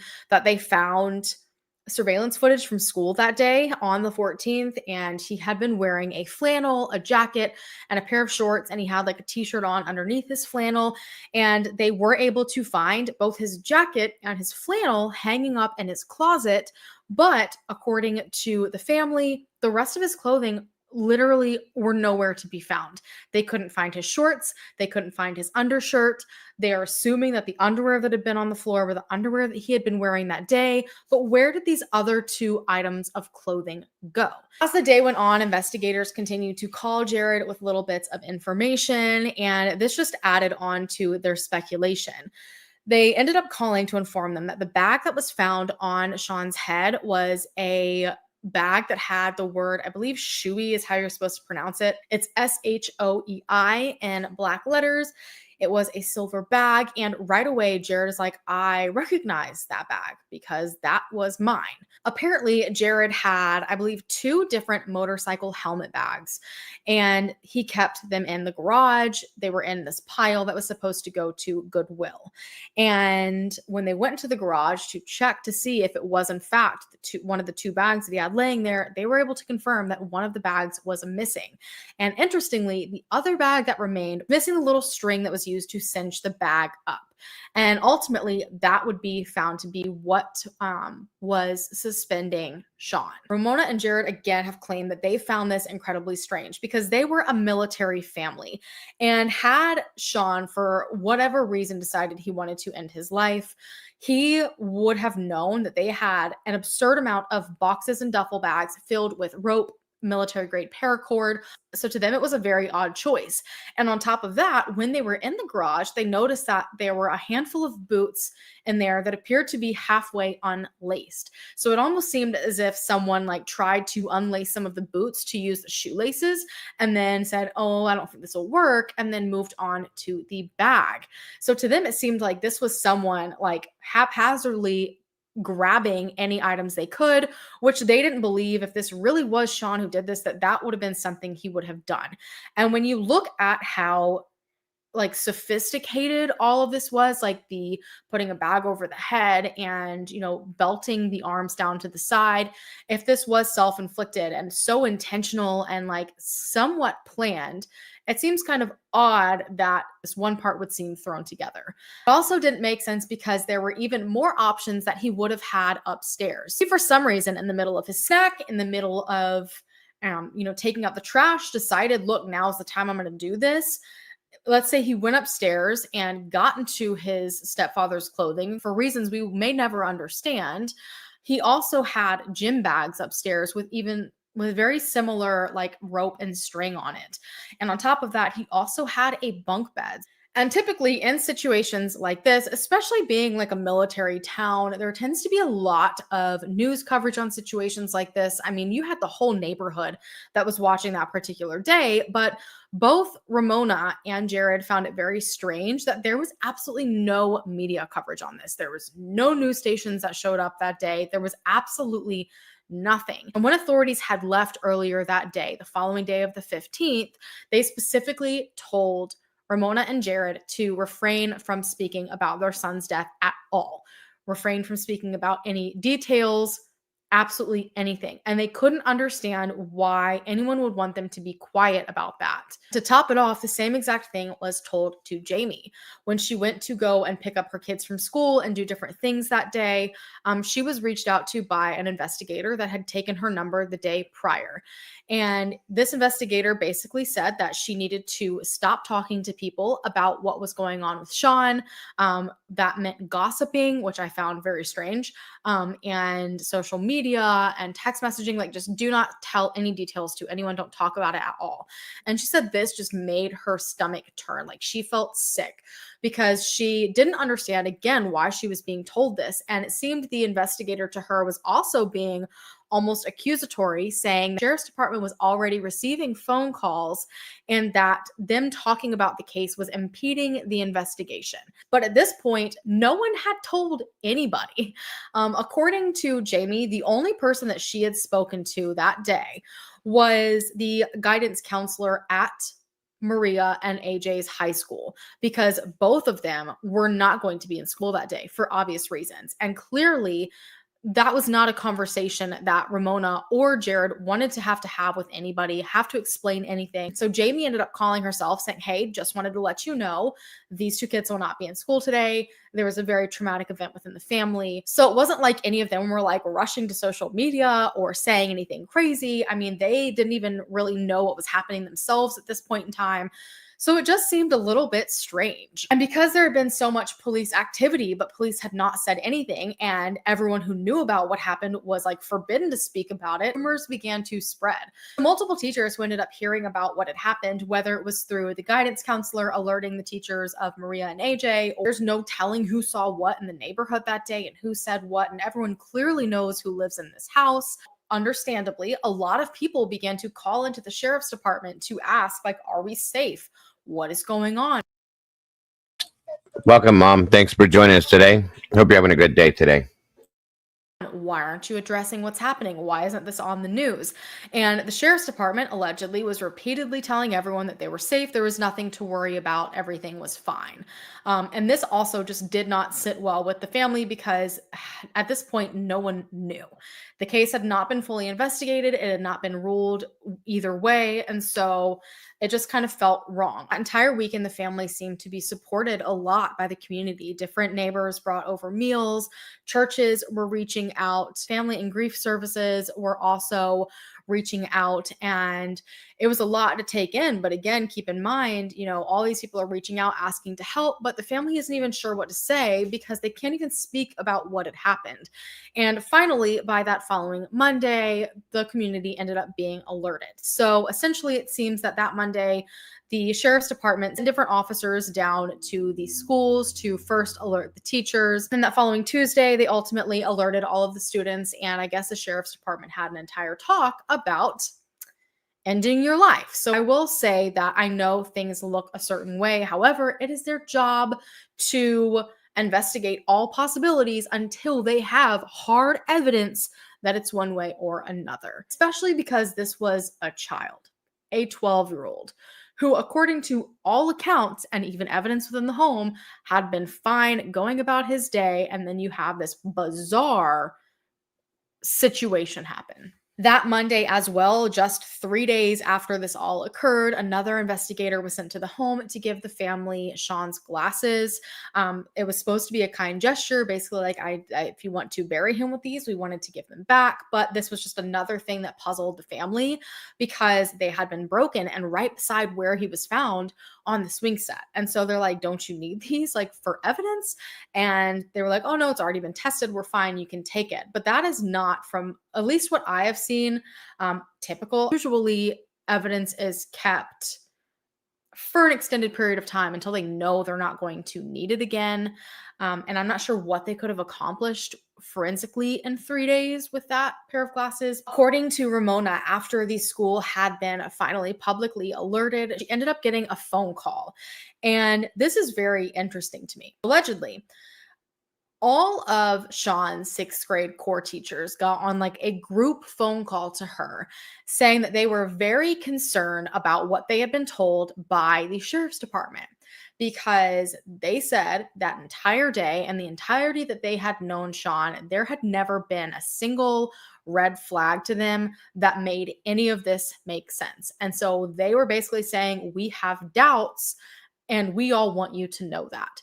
And so at this point, Ramona and Jared began to essentially launch like their own investigation. So in that following week after his death, they started to go around and speak to different neighbors. And despite the sheriff's department telling them that they, were investigating and not to worry about anything, and, they're looking into everything, when Jared and Ramona went to speak to these neighbors, the neighbors told them that the police had not spoken to any of them. So not only had police closed the crime scene within a few hours, but also they had not even spoken to anyone in the surrounding area, which the largest red flag to me is the fact that there was a landscaper there, the other only witness other than Maria, that saw exactly how Sean was hanging, exactly how he was found. And to know that police had not gone and questioned any of those people was definitely a punch in the gut to the family. So they started to speak to anyone in the neighborhood that they could and started asking people for their surveillance footage. They wanted to see if anyone possibly captured anything that day. There was one neighbor that had tons of video cameras, but unfortunately they hadn't been working for years. And so ultimately it ended up being posted on one of the HOA social media pages that if anyone in the neighborhood had footage, they needed to send it in. And someone sent something in, but it was kind of weird. So it was a still shot from a video. So it wasn't even the whole video that was sent in. But the still shot for some reason was like specifically at 4:36 p.m., which would have been like 15 minutes or so prior to Maria, the sister, arriving home and ultimately finding Sean. And the screenshot is like not anything super detailed. And it just shows the landscaping truck parked outside of the home where Sean was at and the neighbor's house that these landscapers were working on. And no one knows why this individual seemingly just sent just this one screenshot out of the entire video. And apparently, multiple people have asked this individual to hand over the rest of the video to see if anything at all is captured in the entirety of it. But for some unknown reason, this person apparently will not hand the video over. And I have absolutely no idea if police have ever gone to this individual and tried themselves to get a hold of the footage.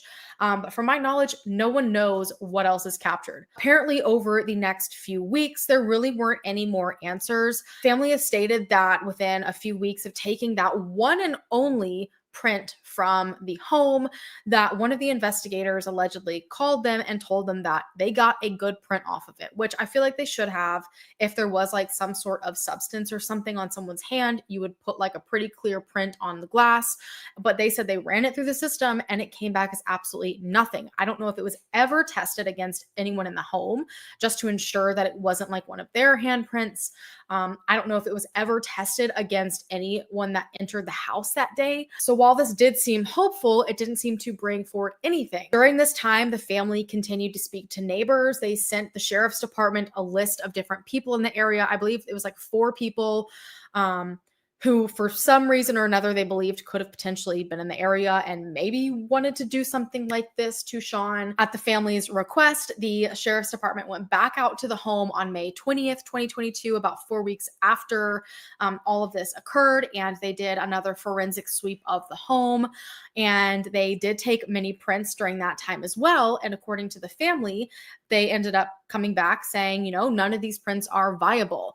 And the family was irritated because they are stating that the sheriff's department was also indicating that first print that they originally said was a great print was also not a good print and not viable. And so they felt there was just some weird information going on there. Now, I don't know if that could have been a case of misunderstanding, if it was just the prints from the 20th that weren't good, and maybe that first print was still fine and they just didn't mention it again.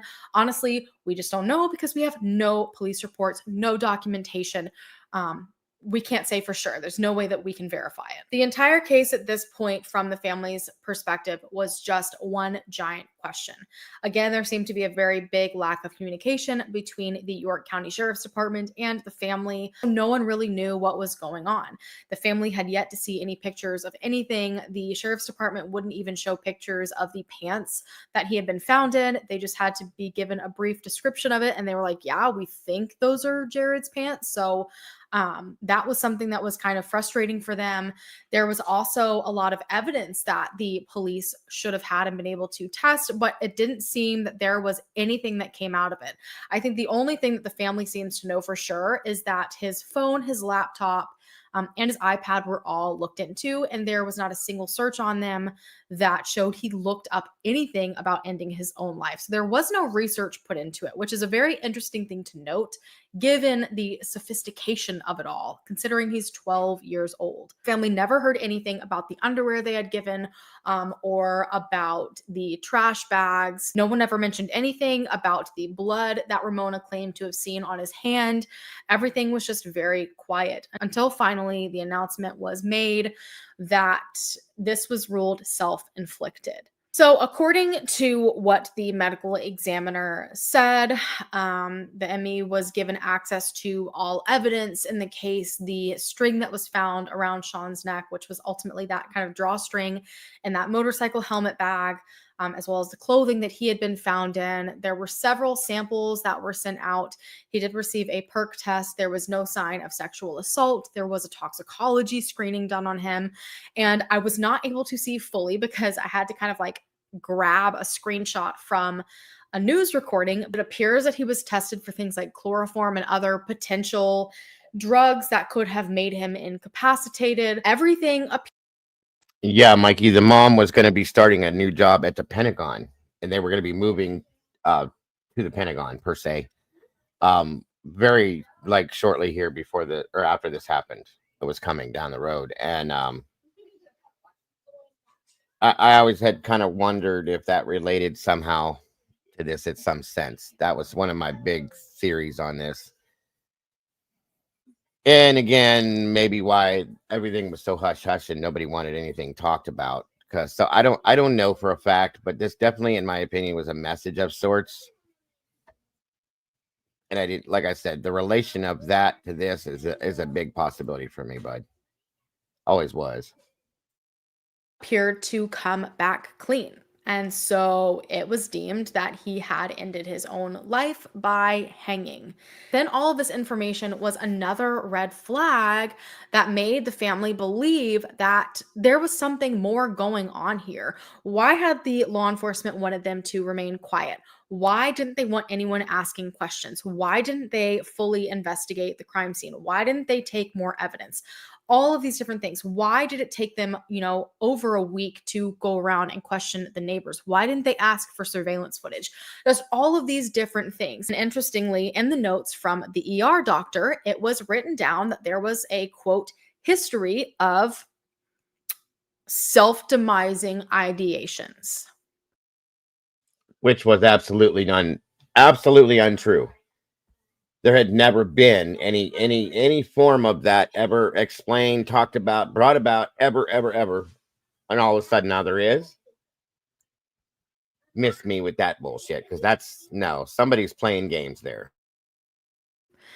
And nobody knew where on earth the ER doctor would have gotten that. So the family claims that all of their medical records are on base and that there was nothing in those records at all that indicated that Sean had ever had those ideations whatsoever.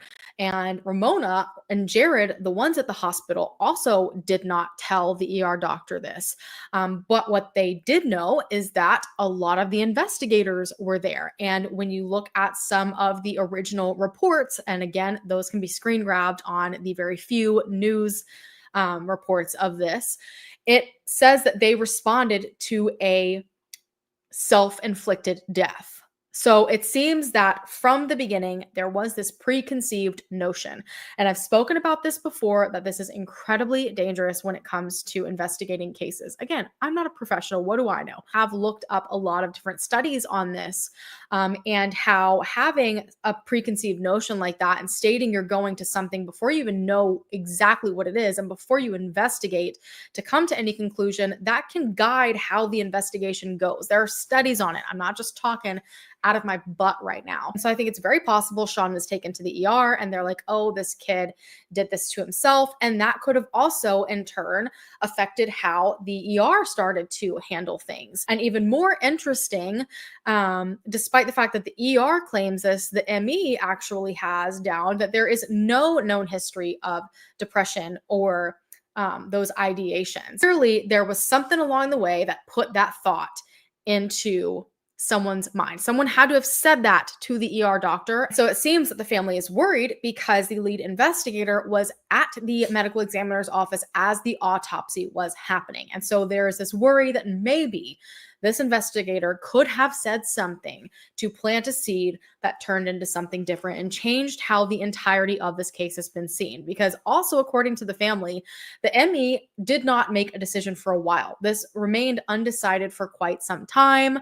I can't confirm that. So according to more screenshots of the ME report, there were no signs of blunt force injuries, no defensive wounds. This is very interesting because, police also found no sign of a struggle within the home. And so according to Sean's body, there also is no sign that he had any sort of struggle with someone, which again kind of throws this question in of, okay, well, if someone did this to him, did he just let it happen? There were no drugs, so he had not been given anything. You would feel there would be something there because it would take a lot for someone to come in, either dress him or get him to get dressed into his stepfather's clothing for some strange reason, and then ultimately kill him, leaving no evidence of how on the body. And there are multiple different things that can happen in a hanging death. You can have like a broken hyoid bone. There's usually some sort of ligature mark on the neck from that pressure. Depending on where things are placed, you also can first pass out and essentially suffocate. There's a few different technical causes of death, and I have no idea what exactly this is listed down as, and if it's possible that that cause could be from anything other than hanging. Huge On top of point, that, there Michelle. were also some superficial abrasions on his forehead, his right cheek, and his right shoulder. However, the ME did state that they believe this could be from the resuscitation attempts. There was no like petechiae or swelling in his eyes or anything like that. So all of these other things, the family is claiming that all of the staple things you would expect to see with a hanging, you're just not seeing. So this is another one of their large arguments that something is off. Now, I do want to state, I did look this up a little bit. I listened to a few different experts and their opinions on this. And I found out there is something that is called a partial or incomplete hanging. So while his hanging was described by his family as unnatural, it's actually very common when it comes to incomplete or partial hangings. Now, I don't know how common those hangings are as compared to like complete hangings. So by definition, an incomplete or partial hanging is where a part of the individual's body is touching something like a surface below them. So either they're in a kneeling position or sitting down. There's multiple different ways that this can be done.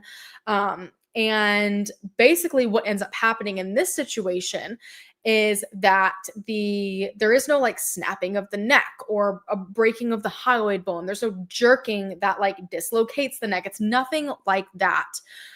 It's actually seen as, for a lack of better words, the more comfortable way to do this, which sounds so awful. I literally hate talking about this so much.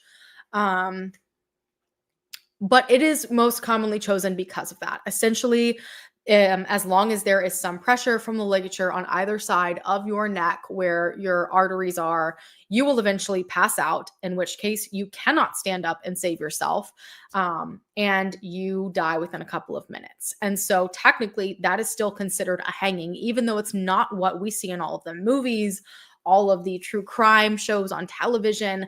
And it's apparently one of the more common methods again. And so while this was described as unnatural and there was no like broken hyoid bone and things like that, there's just ways in which this could potentially be explained just from a like forensic medical point of view. Again, I am not saying one way or the other. I am literally just laying out the information Could be, that I Mike. have Could be. in front of me for you guys to take in. Now, the That's a other good issue point, with bud. this is that I don't know if a partial or incomplete hanging or any of the other evidence that they had to work with on how this happened would create, like swelling or petechiae, like bloodshot eyes, things along those lines. The family also turned around and pointed out that after he was taken away from the ME's office, he went straight to organ donation.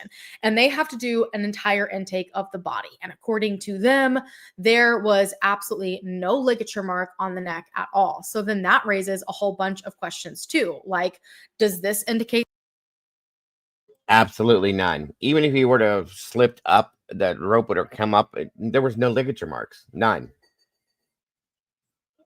How are you hanged if there's no ligature marks whatsoever? The hyoid bone was not broken. Nothing.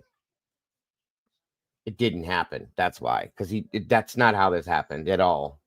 At all. I promise you, I can almost guarantee everything I know that it never happened that way at all. I think it happened to him inside the house. I believe it was manual strangulation, and it was done in a way that it would leave nothing behind to see. Maybe professionally. Just saying. This is ridiculous, but no. Hey, Brian, what's going on, buddy? Thank you for joining us. I'm out of there. He's got one right here.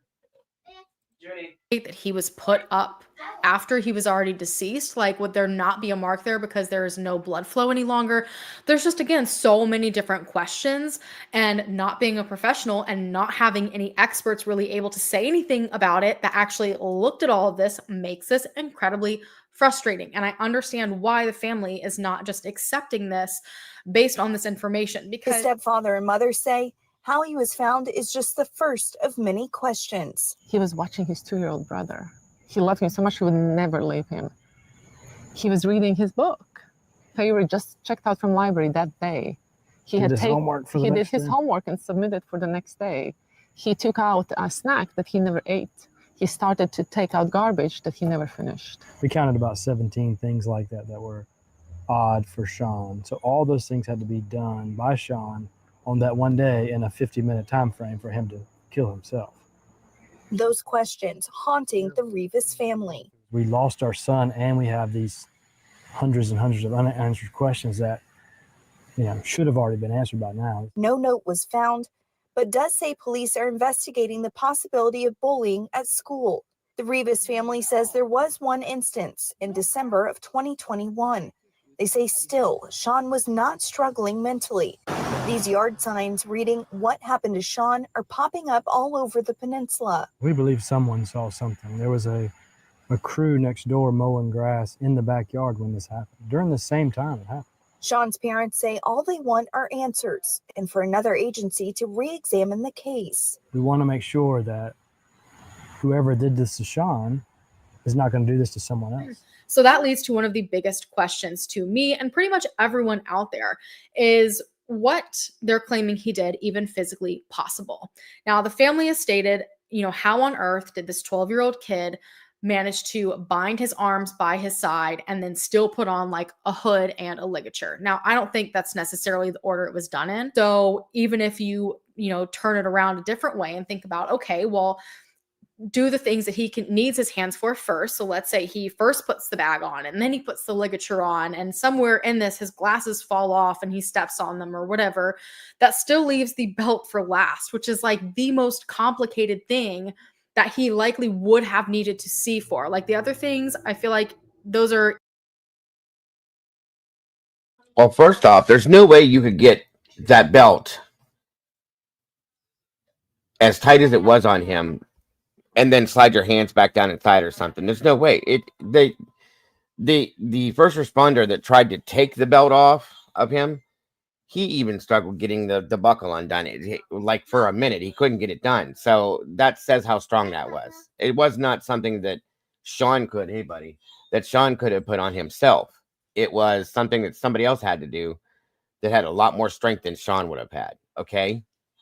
And then to be able to do that and then do to yourself. No, guys, this is just stupid. So stupid.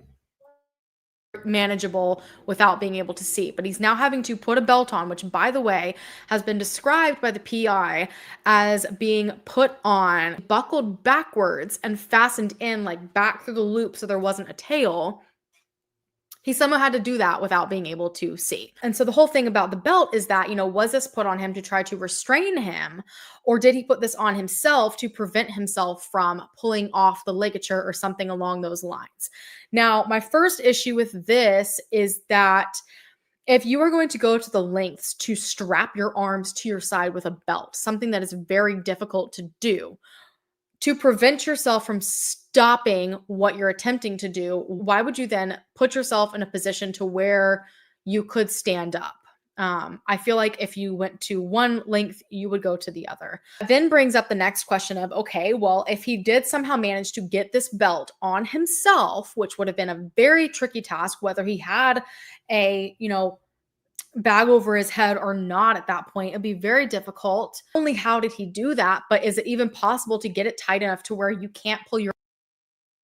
I would have to imagine that somebody would have to be able to hold him up, do what they were doing, all of this. So I would imagine almost maybe two people, Cap, would make sense, truly. Okay. That's kind of one of my thoughts. I mean, I guess in all reality, one person could maybe. It'd be a bit of a struggle, and it would take some time, and I would think at least, depending on how much Sean weighed and things, how big the person was. So there are those things as well. So it's a good point. Very good point. Your arms back out, and it basically is like rendered useless. So because the family has had so many questions, they pointed out other things are out of whack, saying that the guest bed in the home was also disheveled. They remembered some pictures on the walls being like crooked and things that they believe could be a sign of a struggle that just aren't as telltale signs. Seems authorities believe that I they agree have with that, come to the Elisa. correct Absolutely not. conclusion. And that is that. And so the family decided around July or August of this year to start, as I said, this social media campaign where where they started to lay out like a story all of these events and everything that I have just described to you. Ramona has done a handful of videos where she has even accused the sheriff's department of telling her to move on and saying that they admitted to her that they were not equipped for this type of investigation and things along those lines. And very quickly, this picked up steam and people were watching. And so ultimately, the sheriff's department ended up having to respond to this Facebook page. And this is what they said. Recent statements have caused concern in the community that the death of a 12-year-old on April the 14th, 2022 has not been fully investigated by the sheriff's office and that there may be a killer in our area that poses a threat. Nothing could be further from the truth. It has been the long-standing policy of the York-Poquoson Sheriff's Office to not release information relating to cases of suicide, particularly those cases that involve children. We do everything within our power to preserve the privacy of the grieving family. We take these matters very seriously, evaluate all evidence, and consider all possibilities. The York-Poquoson Sheriff's Office is aware of a recent social media site created to provide the public with theories surrounding the death of this 12-year-old.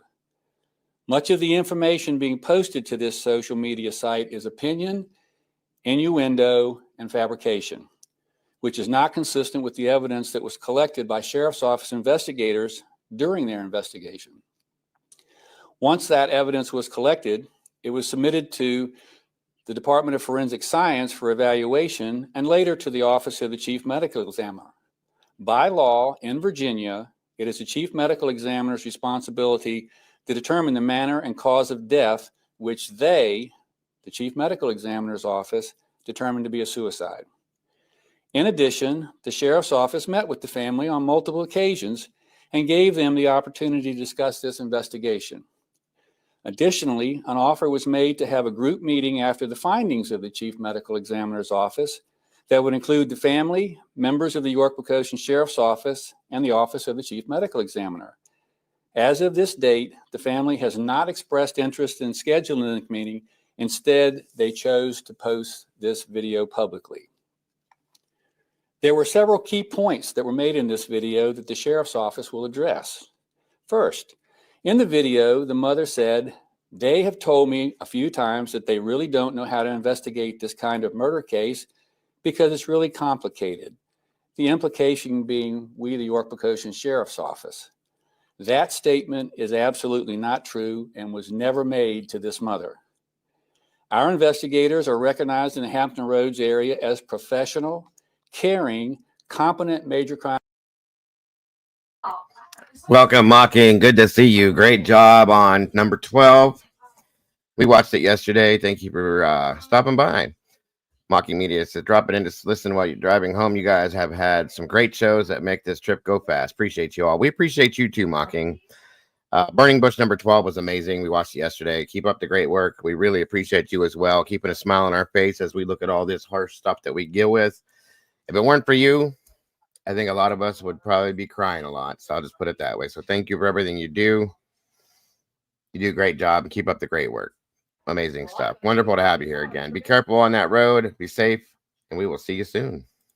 Crimes investigators. They have investigated and solved numerous cases that include homicides, suicides, rapes, and robberies. They have several decades of investigative experience within the division. The investigation divisions consist of graduates of the Virginia Forensic Science Academy, which has certified them as crime scene experts. Along with processing the scene and interviewing witnesses and the family, investigators interviewed a significant number of people to include surrounding neighbors, lawn care personnel, school officials, friends of the 12-year-old, and other community members. The results of these initial interviews did not identify any potential suspects. Also during the course of this investigation, the family provided information on individuals they believe may be involved in the case. Their suspicions were based on people that they merely believed to be in the area at the time of the incident. These individuals were all located. I'm going to be honest, folks. I do not like the way the York County Sheriff's Department handled this family. I think it was absolutely unprofessional, insane, and just not the way you do this. Okay. Regardless of whether she was right or not, this is a family that's suffering because of the loss of their child.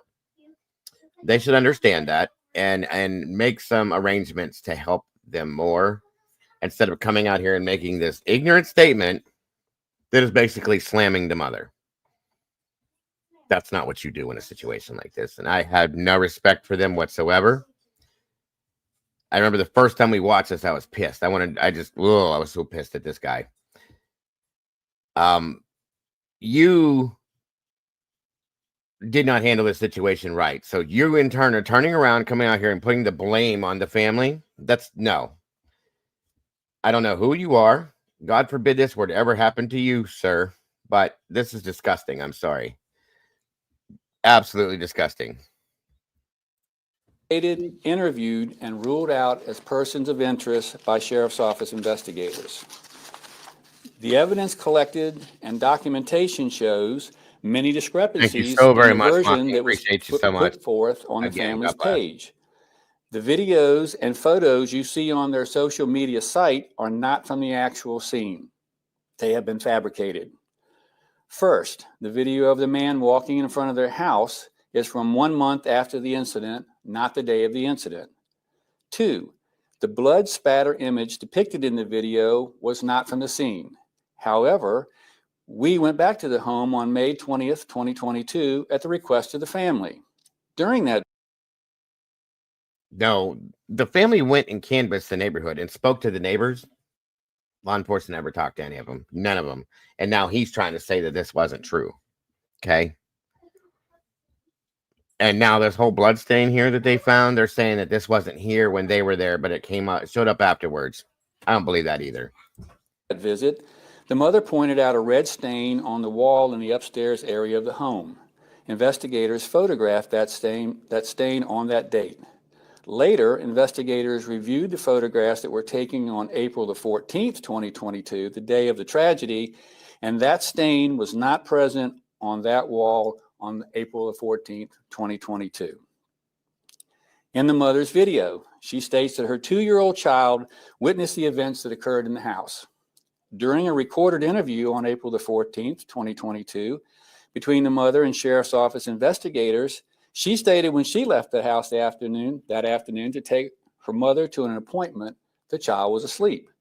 When she returned home after the tragedy had been discovered, she is quoted as saying to the Sheriff's Office investigator, quote, "Thank God he was still asleep," meaning the 2-year-old. The information that she stated in her video about the 2-year-old has never been disclosed to the Sheriff's Office. In the mother's video, she states there was mud in the backyard, even refers to it as swampy. And she noted that there was no dirt on the 12-year-old's feet. Images from the day of the incident on April the 14th show that the grass was not wet and the yard was not swampy. There have been many statements on. And she clarified that via her Facebook group that she was talking that it was somewhat swampy up closer to the house and dirty out by the swing set. So there's a bit of yard in between that photograph they showed. They didn't show the front part of the house behind the back door, okay, where it was damp and wet and things like that. They didn't take that picture. Amazing, isn't it? Nice. On this website regarding the alleged staging of the scene. The photo of the backyard displayed on the social media site shows a swing set and a chair.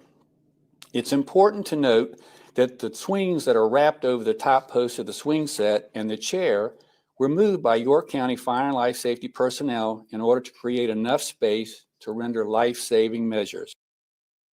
Also, not to mention, you see the ground right here, okay? Right there and here. Sean's feet, the bottoms of his feet were clean, like he just showered, okay? They were clean. There was nothing on them. So if he did this right here and was even standing here, do you not think there'd be dirt on the bottom of his feet? There was none. Zero. So yes, that's still even if it's not wet, it's still dirt that would show up on his feet. So that's just stupid. I'm sorry. This guy's an idiot. The chair was moved from its original location under the swing by Fire and Life Safety personnel where the 12-year-old was hanging to the front of the swing set, and the swings were moved to provide workspace. Our investigation determined that the chair was originally located on the deck at the rear of the home and was moved to the swing set area. Also, during the course of our investigation, DNA samples were collected from the cord that the 12-year-old was found suspended from. This cord was not a shoestring. It came from a motorcycle helmet bag that belonged to the stepfather that had been previously located in the garage. The 12-year-old's DNA was the only DNA found on this cord. Specifically, the DNA swabs were taken from the knot placed in that cord, and the only DNA on that knot belonged to the 12-year-old. In the video, there's an allegation that members of the YPSO, the York Poquoson Sheriff's Office, washed blood from the 12-year-old. At no point did any member of the Sheriff's Office clean or remove any blood from the scene or the child. At the hospital, investigators placed bags over the 12-year-old's hands prior to him being transported to the medical examiner's office. This is common practice to prevent the loss of any potential trace evidence. Based on the fact that the family was telling us that neighbors had information that they were providing to the family about possible suspects, our investigators went back to interview those neighbors, and none provided any additional information or new investigative leads. There is a statement in the mother's video about the unusual location of the 12-year-old's underwear. The clothing that the 12-year-old was wearing when he was located that day belonged to his stepfather, to include the stepfather's shirt, pants, belt, and stepfather's underwear. The 12-year-old's underwear were found in the same room where his stepfather's clothes were kept. In the video, the mother states that someone from the York Poquoson Sheriff's Office sent her a text that stated, quote, "Time to move on." To our knowledge, that statement was never made.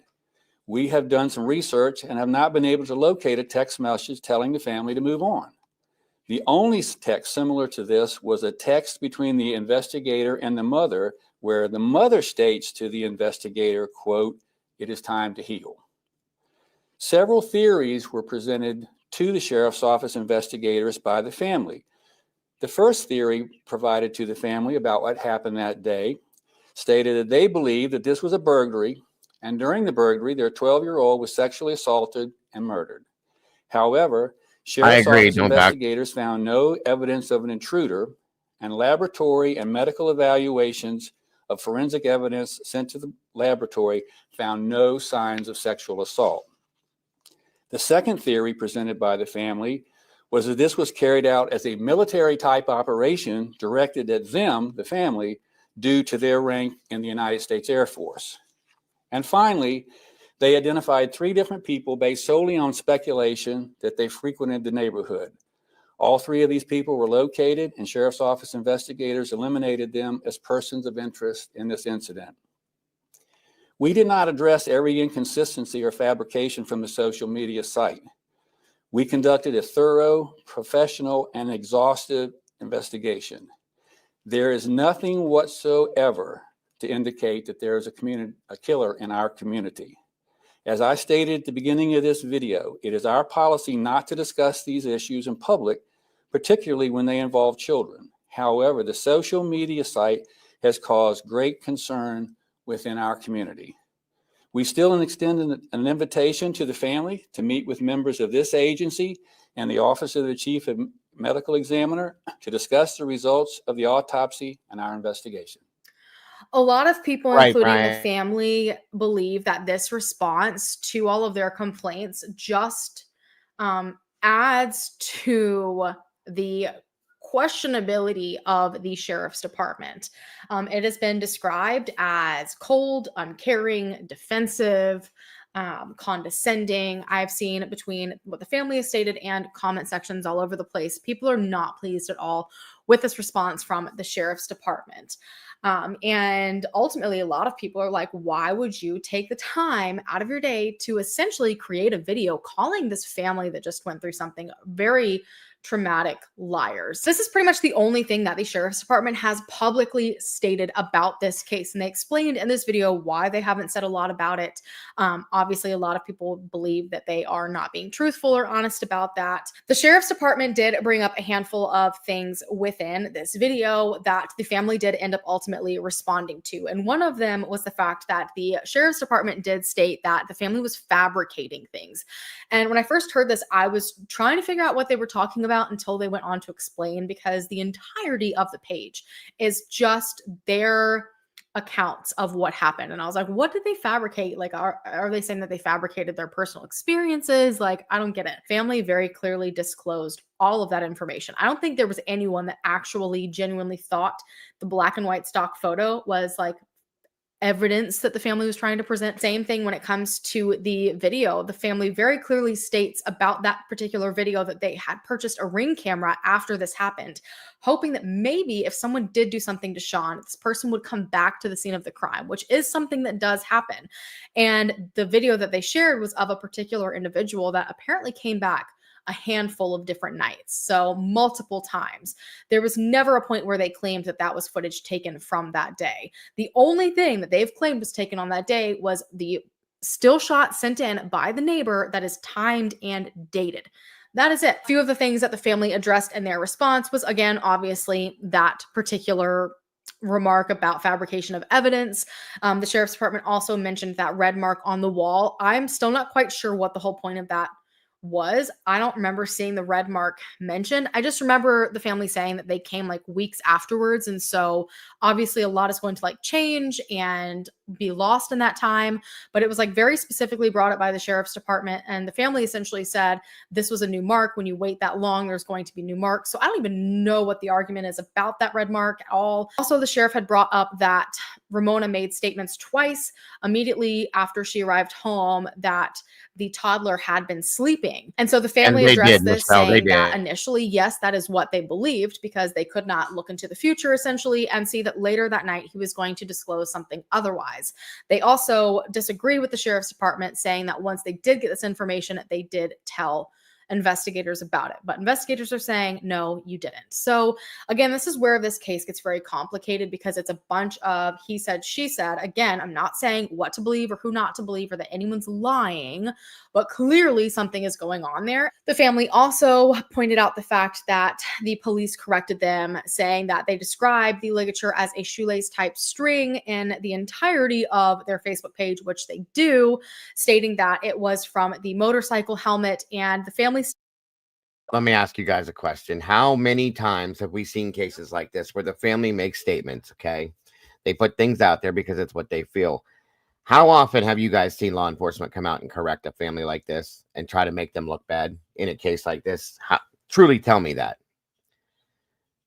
Because we've seen a lot of that kind of stuff go on within Sebastian Rogers' case, and the law enforcement not one time truly really has come up, stepped out and said anything about the family like that ever. I just don't think this is a normal situation. There's a reason, in my opinion, why this sheriff is coming out here to try to disclaim these statements that the family has put out and make them look bad. That's horrible to me. And it's absolutely ridiculous. Okay, this doesn't happen like this. There's reasonings behind this, obviously. I think that the sheriff was warned. That's my opinion. I think somebody went to the sheriff and said, you better clean this up and do it now.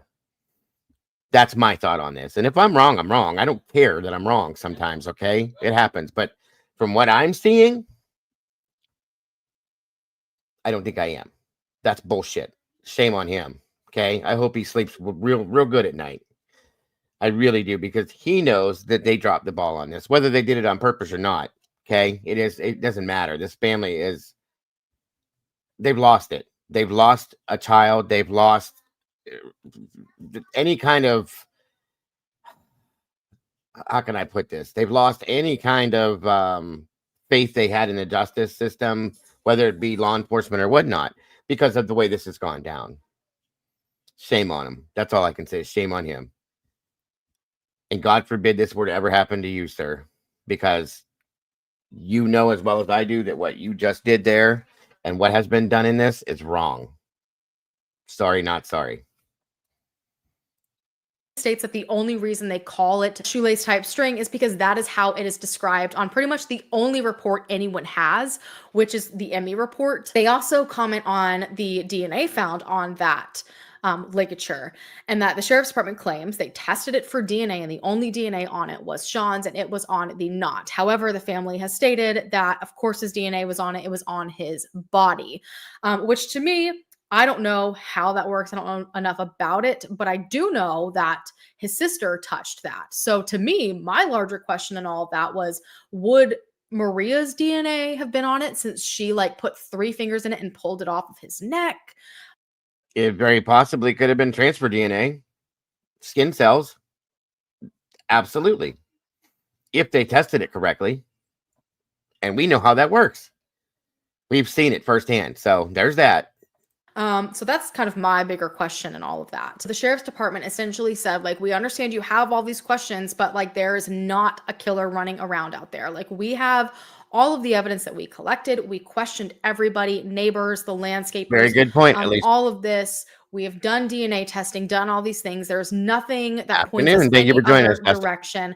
But the family still says, no, we don't agree with this. And according to the PI, despite the fact that the sheriff's department is saying that they questioned the landscapers, the PI has said that the 3 landscapers there that day, including the one that was potentially the only other witness to Sean hanging there before any first responders came, allegedly were not directly questioned. And it's just really frustrating. And even more so because I cannot even figure out if this case is closed or not. Despite the fact that it has been ruled self-demise, I have seen some statements from the PI saying that the case has not been closed. It actually is still remaining open. I've seen.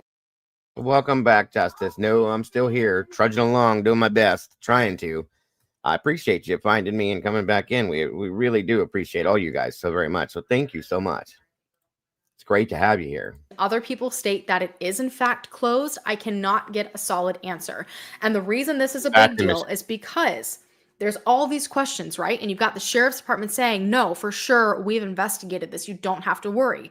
But if that was the case and the case was closed, I'm going to tell you, as God is my witness, I do not trust anything that comes from the sheriff's department in this case whatsoever. Guys, and I don't know that this has anything to do with this case, but I don't know, 6 months maybe after we covered this the first time, Mama Bear sent me something. The family that lived next door, that the landscapers were at their house doing their lawn or whatever, they moved at some point after this happened, right? The day they moved into their new home, their house was raided by multiple law enforcement agencies. I don't know why. I never got any details on it. I can even try to pull the video up and show you. But I'm going to tell you, that's a little weird to me, okay? The day they moved into their new home, they got raided. For what? That's strange, but okay. And I'm not saying that has any relation to what happened with Sean. I'm telling you that that's just strange. This was almost like an HOA neighborhood, a very high-profile neighborhood. Nice, there was money involved here, so on and so forth. Everybody took care of their lawns themselves. Good people, okay? These people move from this neighborhood into a new neighborhood. The day they move in, they get raided by multiple law enforcement agencies. Okay. I'm just saying it's weird. I'm not saying once again that it had anything to do with this case, but it's just strange. That's all I'm saying. And if law enforcement in this area is so good, again, very, very suspicious in my opinion. why have they not responded to the family's FOIA request? So there you go. The family has, which they have every right to FOIA this stuff, right? They won't respond to them. For whatever reason, they refuse to do it. to kind of explain this in a nutshell, FOIA stands for Freedom of Information Act. For the most part, especially if you're the family. And I'm telling you, I'm sorry to keep interrupting, but yeah, this is supposed to be a closed case. He took his own life, end of story, it's over, right? When a case closes, you then in turn should have the ability and the right to FOIA whatever you can for the public information situation, right? They refuse to respond to them as they try to FOIA this information from the case. Won't give them nothing. That's my thought, Alicia. Thank you.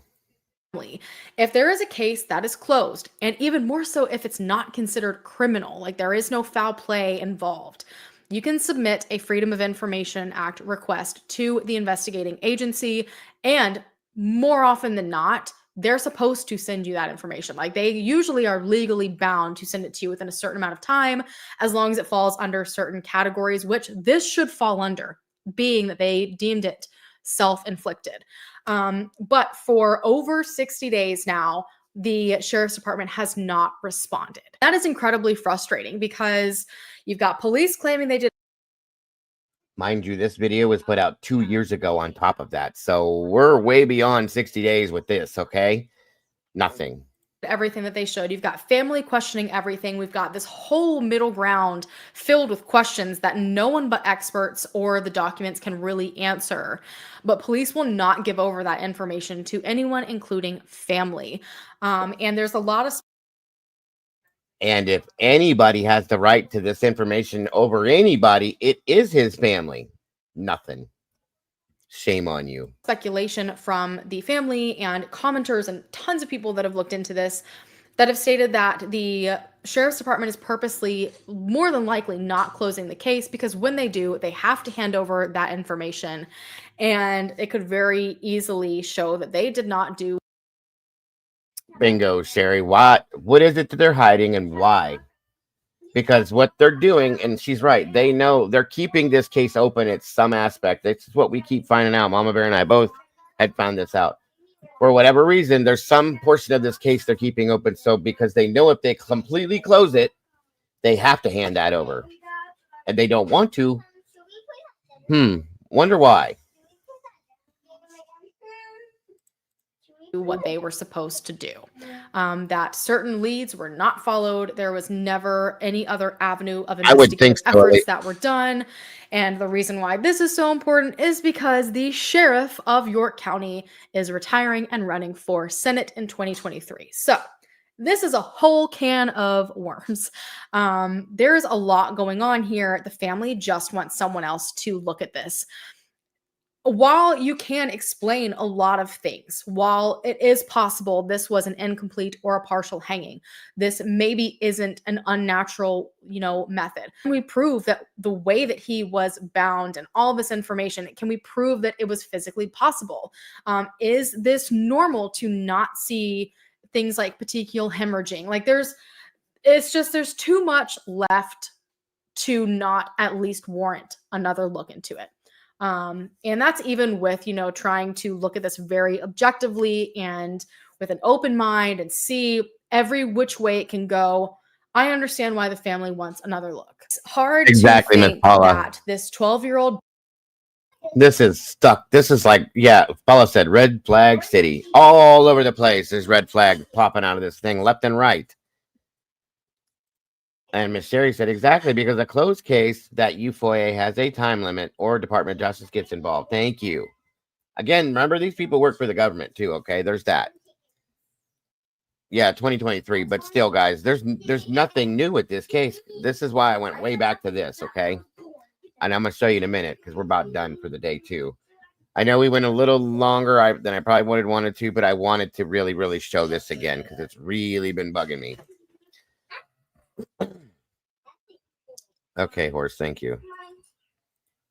Boy who had never apparently looked up any information regarding ending his own life somehow came up with this very complex idea involving multiple different moving parts between a very specific ligature covering his head, this belt, stopping his hands from reaching up, all of these different things. He even checked a library book out that day, and it was like out in the house as if he was about to start reading it. So I don't know. I am not one to really lean into plans for the future being very obvious signs that someone is not intending on taking their life, but it's just almost like the very abruptness of it that is getting to me the most. paired with why on earth was he in his stepfather's clothing? And like, how come the bag over his head also belonged to the stepfather? Wasn't anywhere in the house. That wasn't grabbed by chance. It just seems strange. I have so many different questions. And you heard what the sheriff's department said, that the family theorized maybe this was some sex offender. There were apparently multiple sex offenders in the area. Maybe someone had an issue with the government. Yeah, we looked up the RSO registration for the area. There are quite a few, but I just don't feel like this has anything to do with that for some reason. I have a whole other feeling on this. It's not that. Good to see you, Critical. As we have seen in other cases that of course Sebastian, Daniel Lopez, etc., the families don't have the right to any more info than we do in an open investigation. Right. The point is they have stated your child took his own life. End of story. That should close the case. It's done at that point. Okay. And they refuse to completely close this case for whatever reason, because I think they know once this is closed, completely locked down, out, and everything, then they have to be able to release those FOIA documents to them, and they don't want to do that for whatever reason. What are we supposed to think at that point? That you're not hiding something? Bullshit. Miss me with all the bullshit. Show. Sorry. Status of one of the parents. Again, we don't know. And since the family clearly has brought all of this information public, they have gone public about their son, there should be no reason that the sheriff's department won't publicly address a lot of these questions, even if it's not to us, to the family. I don't know what happened. I don't know if this is a situation where the family, which is very common, is struggling a lot with accepting, the fact that someone they love decided to end their life. And it's a very difficult thing for families to grasp. And that's not something that's abnormal. It's not something to be ashamed of. It is something that unfortunately happens. Or is this a situation where a lot was overlooked? The sheriff's department dropped the ball, and there could potentially be someone very dangerous out there. So again, I feel like this is one where you could sit and theorize all day long. You could look at every single inch of this case and come up with so many different opinions and ideas. But ultimately, I just don't think that's going to help the family. I really don't. Nothing is truly until they can get the things done that they need to. Nothing will. And until law enforcement lets go of this, it's not going to happen. They did everything they could do. So this is a bad situation. Again, this is why I brought this back out again today, because it needs to be seen and heard. People need to see and hear what's going on in the background with stuff like this and know that this is not okay. These families deserve absolute justice in situations like this. And I'm telling you, I see just as much issue with law enforcement as I do with the crime committed in this sense. I'm sorry. So, truly, guys, that's my feeling on that.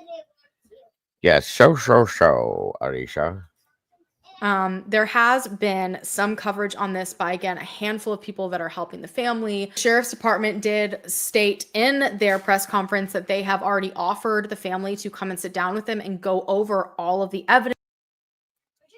All they're going to do if they do that, and this is what Ramona said, they're going to go back and show the same stuff they did before, tell them that they were wrong, there's nothing else there, and they don't need that. They need closure. They don't need to hear the same bullshit that they've heard again and again.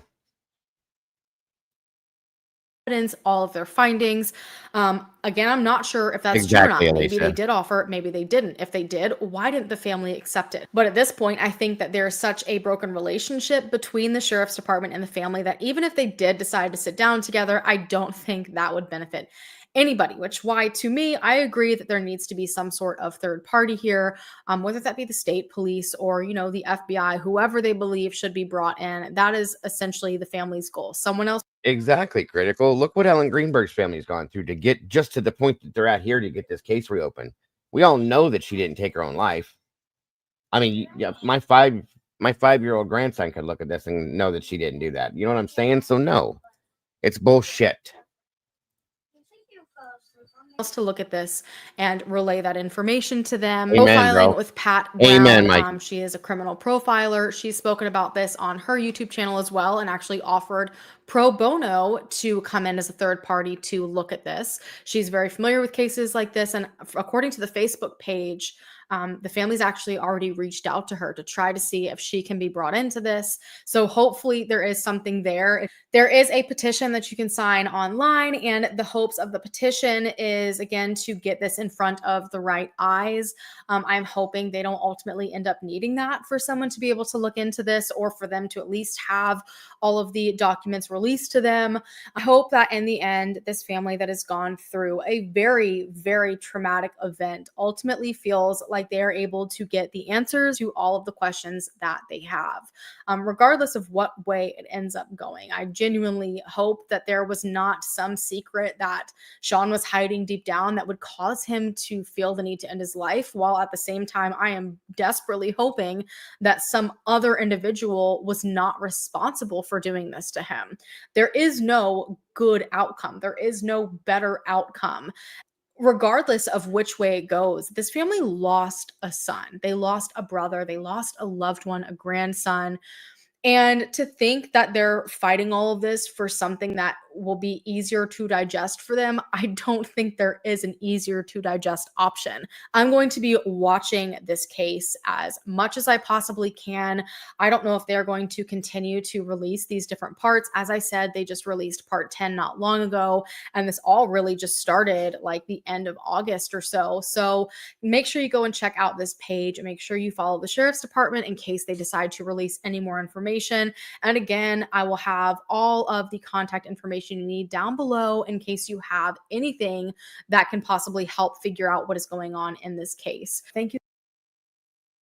Thank you, Danielle Hallen. That's where the video came from, guys. I appreciate her covering this. She did an amazing job. I agree with that, Alicia. Yes.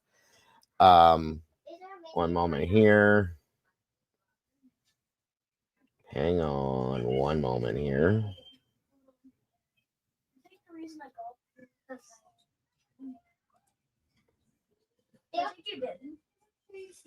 Okay.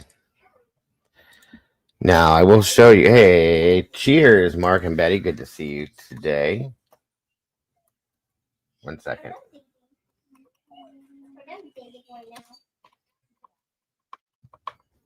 One minute.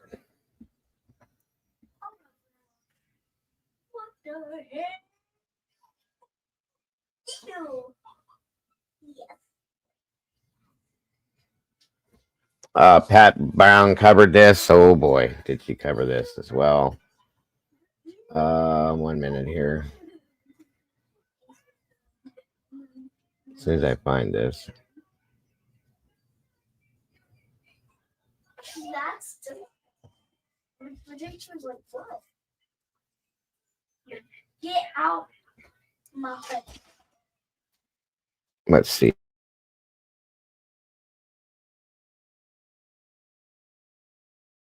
There are absolutely zero updates on this, by the way, you guys. Zero. None. Which blows my mind. Nothing coming out saying, okay, this is here, that's there, nothing's changed. There's nothing on this. Nobody will talk about it. That, to me, I'm sorry, is absolutely insane. Absolutely.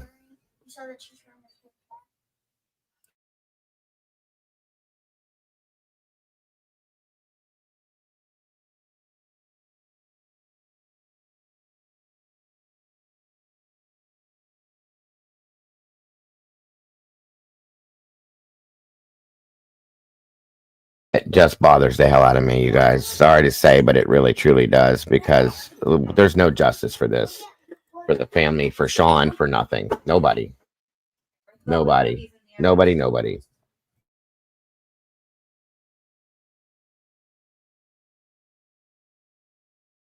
on.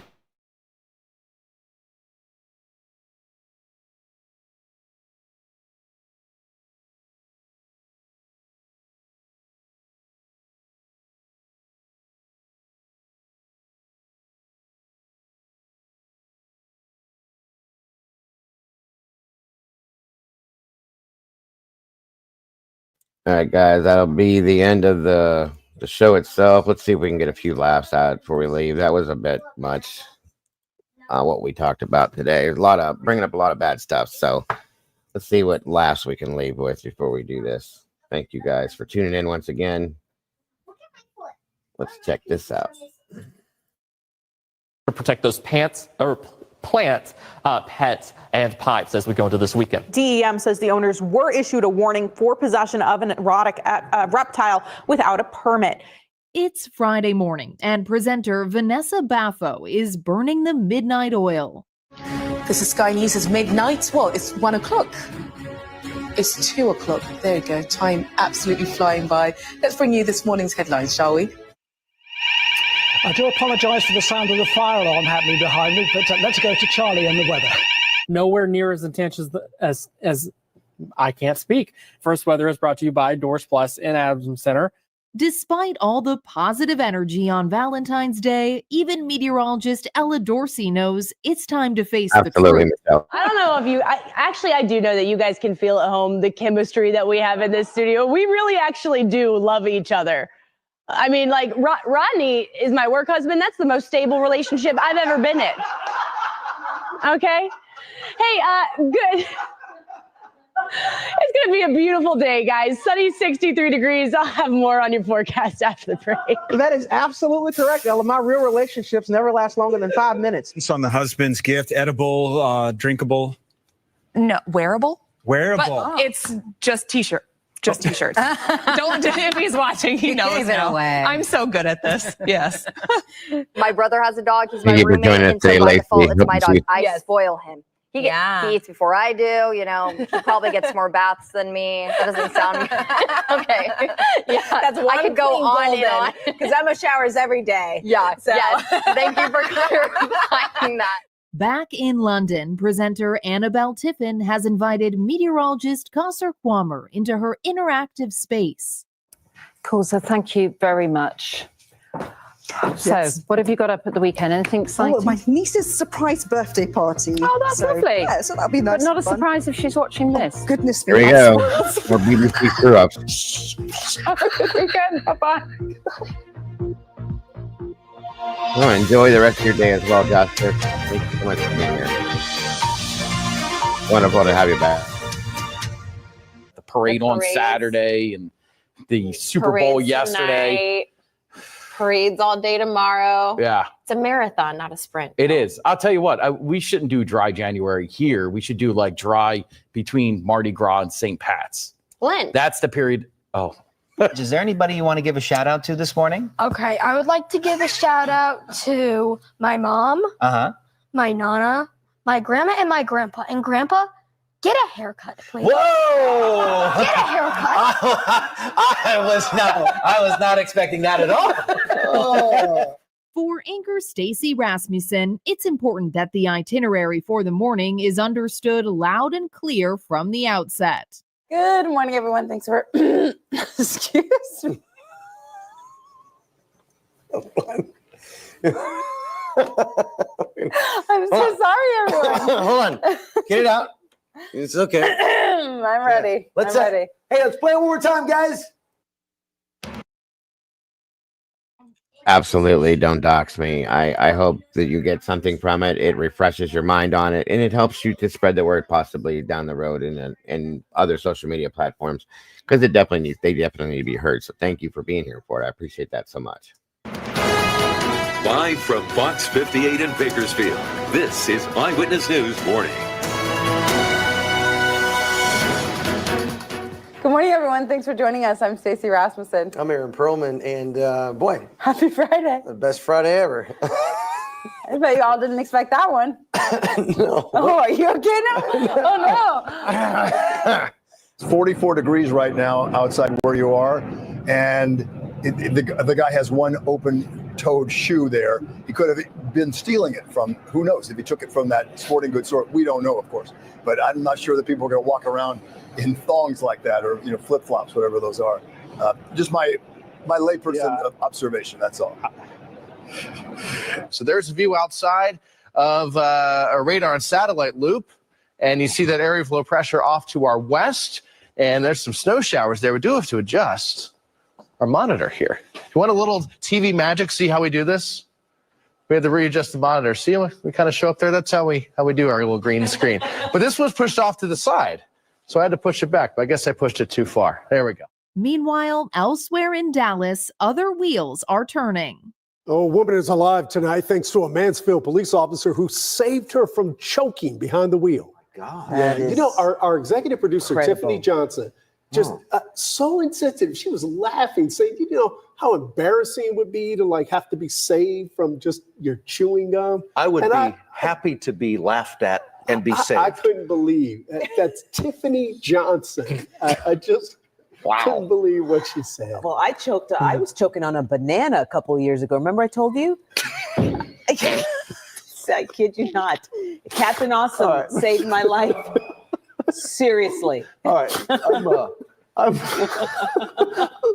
dead. Not a banana. Folks, I couldn't make this up if I had to. 67 degrees right now in Denton. Cloudy skies right now in Denton. We have 67 degrees. It's 68 at Dallas Baptist University.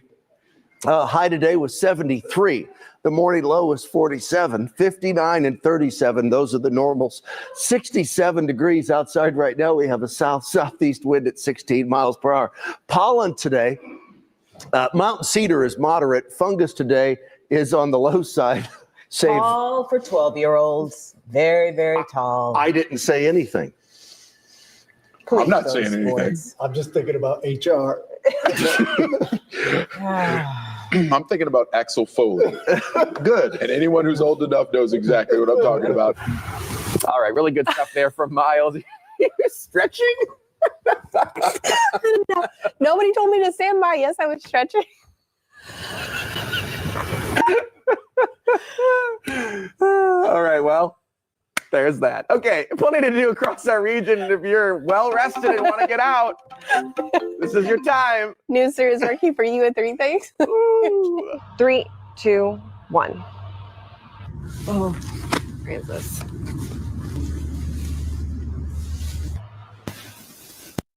In addition,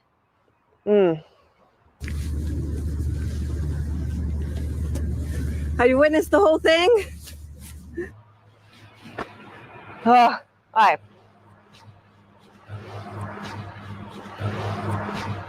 Or download. Or. Oh, aye. Aye. I'm meteorologist Francis Payton here for you. Shoot, what was I saying? For evening anchor Tessa Mentis, the evening's good news story has suddenly gone to a totally different thing altogether. You know, some neighbors in the East Mountains had to deal with a different creature roaming their streets. It was not Richard Pitino. Got it. Jamal Jr. We've obviously got the wrong video. Imagine, if you would, Bernalillo County Animal Care Service reps saying they captured a dog-wolf hybrid last week. They got complaints he was stealing packages. It was not a pure Lobo. This is live television, friends. But I don't know that we'd ever had anything that was quite. Yeah, Cap. Probably 7:30 tonight. I'm gonna be covering that tonight to make up for last night. So if you're into it, be there or be square, brother. Appreciate you. Thank you again to anybody that donated to the channel. Again, by the way, whether it be Cash App, Venmo, or PayPal, guys, that's so amazing. Appreciate you so much. It does help to keep the bills paid, and we never do expect you guys to do it, but thank you so much for that. Quite that wolf-like here. We've had some things that were clearly coyote mixes and things like that, but welcome, Phil. This one, just looking at him physically, completely resembled a wolf. So there is the creature, wolf hybrid named Amazon Tom. And you know how he got his name? Because he was looking through people's windows and stealing packages. Ooh. Amazon Tom has no signs of aggression, still very shy, but now Amazon Tom is happily living at a wolf dog sanctuary in the Four Corners and is trying to figure out how he can go to the Lobo game and meet Richard Pitino. I'm sorry. Whenever I'm not on, I'm watching in my office. It was just hilarious. I'm just glad we got the picture of him up We there. did, yes. I mean, very adorable. Thinking back in my head, I'm like, okay, well, maybe in the rundown it said Lobos, and I got confused with the real wolf. Well, Not you know that Coach what? Patino is not adorable. No, well, Yes. See the wolf. There you go. Yes, Yeah. yes. I Well, don't think he steals packages from Fort. I don't think so. No. A little bit too busy for that. Okay, Gina. Having some technical difficulties. Oh my gosh, that is crazy. And the lights are out of the studio. Yeah, telling scary stories here. Yes, Ian. exactly. So none of the graphics will work behind me. You can even see there's the green screen. So man. it is quite dark. It looks quite like dark. Oh wow! No, look, There we go. That's look, there's the forecast. Hold on, watch this. maybe we can do a team illuminating effort to the get green all of the screen. phones in hold here. Hold on here. Let me get you some temperatures. Oh my gosh! Oh, okay, there you go. 54 in Tempe, 51 That in is Mesa. awesome. This is going to take a while. 53 in Scottsdale. We're in the 40s in Cave Creek. 49. Hey, you know what? This is a York. team effort. We're gonna come help you. Okay, we're in the 30s I in have two Kingman. phones. Here we go. 19 in the Grand Canyon. 34 in Page. Okay, maybe I can use a hand now. There you go. 32 Where we go? in Down here? Prescott. Okay. How about 51 in Lake Havasu City? 57 in Yuba. 48. So there you go. We're kind of getting you through the forecast here. Well, radar, we're just going to show little bits of the radar because we have to do it that way. Helping you out. Oh, my goodness. That's good stuff. Wait. Oh my gosh. You love Elmo, don't you? Elmo, you okay? Mr. Larry, Elmo liked you before. Ask permission before you touch people, Larry. Let's get back on the couch and let's talk about how you're feeling.